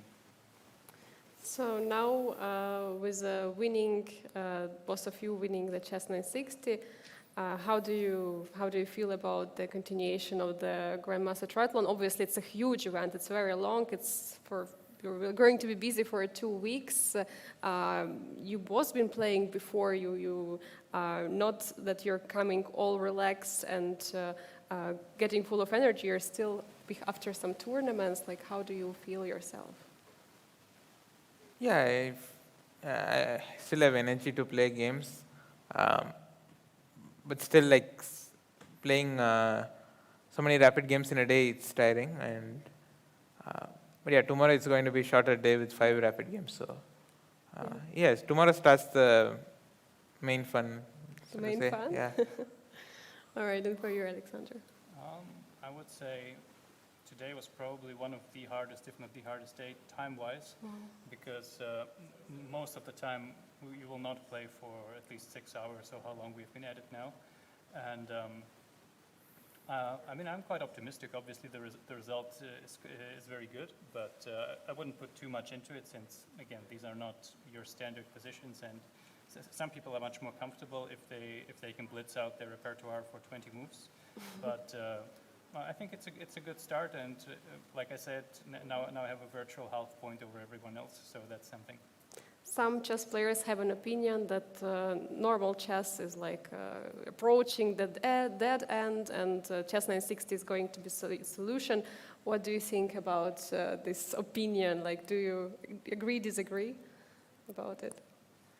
Like, do you find that at some moment we're going to solve the chess, like a mathematical formula, let's say? And No, chess cannot be solved, but yeah, we may move to some other format in the future. I mean, if you see now, rapid is getting more and more popular, and earlier the time controls were long, and now it's getting shortened. So maybe we are going towards faster time controls.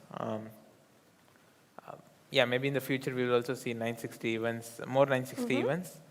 But for me, like I don't really mind playing anything, to be honest. And for you, Alexander, do you agree with Pragg?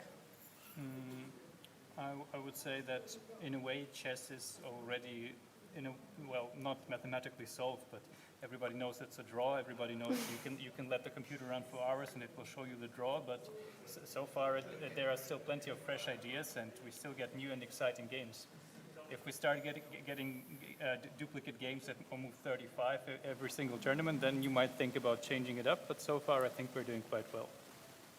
All right, guys, thank you so much. We are sorry for keeping you so long. You're both very tired. You need some rest, and you also have to attend the closing ceremony. Thank you so much for joining us and answering our questions. Thank you. Yeah, thank you. And best of luck. For tomorrow, there's going to be a rapid tournament, so the fun is going to start as Pragg, you said, yeah? Yeah. Okay, so dear viewers, I would like to remind you the standings after this round. Here we have actually the game results Praggnanandhaa and Alexander Donchenko, they were both in the studio. They played a draw in the last round. Winning, they went, sharing the point at the end. Sam Shankland managed to win a crazy game against Jonas Bienne, and it was really a huge chance for that Danish grandmaster, but unfortunately to him, Sam Shankland took over and won in the end game. We had Vincent Keymer winning against Saleh Salem and Liam Le winning against Vaishali. Keymer Teresan managed to beat Marc-Andrea Morazzi, and Abhimanyu Mishra won against Igor Semenenko. So in the final round, where challengers were challenging masters, actually masters won their match. And I think we can get back to the studio, and I have magically appearance of my co-host, the one and only Arturs. How are you? Yeah, Angelica, I'm back. What I'm seeing here on the screen. Okay, so there's something what is happening in the background during the break. Yeah, the tournament is over, and while we are waiting for the official final results, I would still like to go back to a couple of games that happened in the previous round, but I'm also getting the word that the standings are there. It's your call, Angelica. Yeah, we can go actually to the standings, right? Like we had a very long day, and Yeah, let's start with the standing and see where it takes us. So this. no. All right, let's first check the games. Maybe there was some interesting, Arturs, you said, and maybe for the viewers. It was actually very interesting. Right before an interview, something really special happened here. So we were waiting to start to go back to you with Pragg and Alexander. When Alexander saw the computer and saw chess.com and said, "Oh, 3 minutes till the start of the stream, then I have time for a puzzle rush." And he just did the puzzle rush run right before the interview.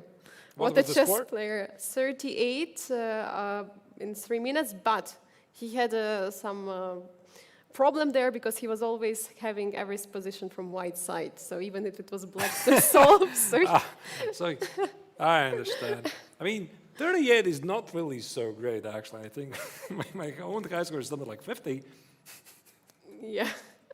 All right, but there's one thing, one game I wanted to check before we wrap up. For sure, yes. What happened in this game of Shankland against Jonas Biel, because remember, this craziness where I thought that rook d5 is a very nice pawn exchange sacrifice on d5 in the style of Tigran and Petrosian. E takes on d5, here Bienne accepted it, and we left it about here, where it felt that here the young Danish player is completely in charge. Then last time we came back, Shankland was winning. Yeah. Right? So this was probably the best chance for the challengers to try to win a game, snatch a game away from one of the masters. So rook f8 was played, rook e1, e3. So how did Bienne not win this game? This is a huge question. She takes on f4. Now that is actually very tricky, because if you take on d2, the queen on e7 is under attack. I suppose you cannot do that. Knight e4 was the missed opportunity. And what we should have done is... E takes f2, but then... Wow, this is actually very difficult. Knight takes on d5. You must take.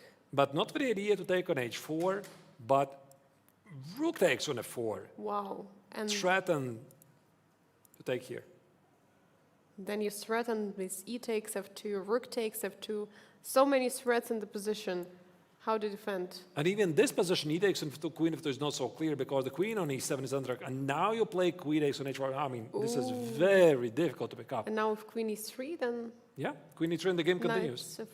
Oh, okay. But apparently black is much better. Okay. So he missed it. Was not so easy to see. No, by no means. So g takes on e4 was a great move by the American grandmaster. Knight e4 looks very human, hitting the knight on h4. Knight e4, knight e4, knight g2. Now the trick is, you take on f2, but the queen on e7 is pinned.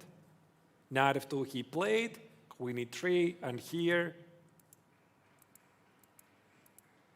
it still looks pretty commanding lead for black. Extra exchange, everything is Ooh, simplified. final mistake. Oh my goodness. Rook a6 and rook c7, that's what happened. Oh, he blundered bishop e5. Right, and by the way, in the meantime, we have the award ceremony. I'm sorry, I'm following this game, but maybe we could go And check full the screen and to see what's standings. happening in the playing venue. We can check already the standings of the... All right, first we check the closing ceremony. Right, so Should we right check after the standings? There you go, there's the standings. Yep, Pragg wins because of the better tiebreak over Morazzi. Wins in Keymer had a rather jumpy tournament, ups and down, but he managed to finish in the 3rd place, share with like Wang Liam. In the challengers, it's Donchenko leading by 2 points. Donchenko is leading by 2 points. Yeah, and that's why it was very clear for him for very end. We have Jonas Biel with 3.5 points, Saida Salem with 3 points, Vaishali and Marc-Andrea Morazzi both with 2 points, and Igor Symmetrical with 0.5 point. So this is actually very important. This scoring, this scores is not going to be added to the official Grandmaster Triathlon system of the points. These points are only needed for the tiebreaker. So the first place of each event is going to be having the highest tiebreakers, which is going to be important for the end of the event. Yeah, and the main tournament is going to start tomorrow, so maybe let's have a look at the planned schedule of the festival. As you can see, the Chess960 tournament, which was held today, now it's over, and we are approaching the finish line. The action will come back tomorrow with the very first tournament of the Masters and Challengers section. It starts with the Rapid tournament, as you can see, still the same time as today, 2 p.m. Central European summertime. Then after the Rapid game is going to be a free day, a rest day, an excursion day for all the players. They're going to do something very exciting. I suppose we talk about it tomorrow. And then the action comes back on July 16 with 5 interrupted days of classical chess. Arthurs, what an exciting day we had, day number 1 of the Biel Chess Festival, the 57th edition here in Switzerland. Absolutely exciting games. Chess960, a perfect start to the tournament for the players to warm up. How did you find the day yourself? It was a very thrilling, a long day. First time ever we saw something like this, because previously in the previous editions, the Chess960 tournament was just 8 players playing a round robin against each other, and that's it. It was always very interesting, but this time there was this extra spicy thing that the challengers were challenging the Masters. I think this time the Masters proved that they're, for a reason, in the Masters tournament. They won with a, I'm not even sure what's the final result, with a very, very huge margin. So the lesson is learned, and more action is coming. So tomorrow we're going to continue at 2 p.m. Central European Summer Time, local time here in Biel with the Rapid tournament, and yeah, we're looking forward to see you here tomorrow, right, Arthurs? Yes, absolutely. Tomorrow at 2 p.m. Central European Summer Time. Also check the time schedules in case time zones in case you are watching it from somewhere else in Northern America. It might be quite early. In the meantime, I would like to once again thank everybody who is watching this, everybody in the chat, hello. Thank you for your good vibes. We really, really appreciate it. Also to everybody who is making this chess festival happen. Our producer, Vic, is working relentlessly, giving us directions to make this coverage as best as we can. But we are saying goodbye to you. It's been a very exciting day. We are not going to disappear anywhere, because tomorrow we're coming back with more action. Stay tuned. Have a great evening. We're saying goodbye from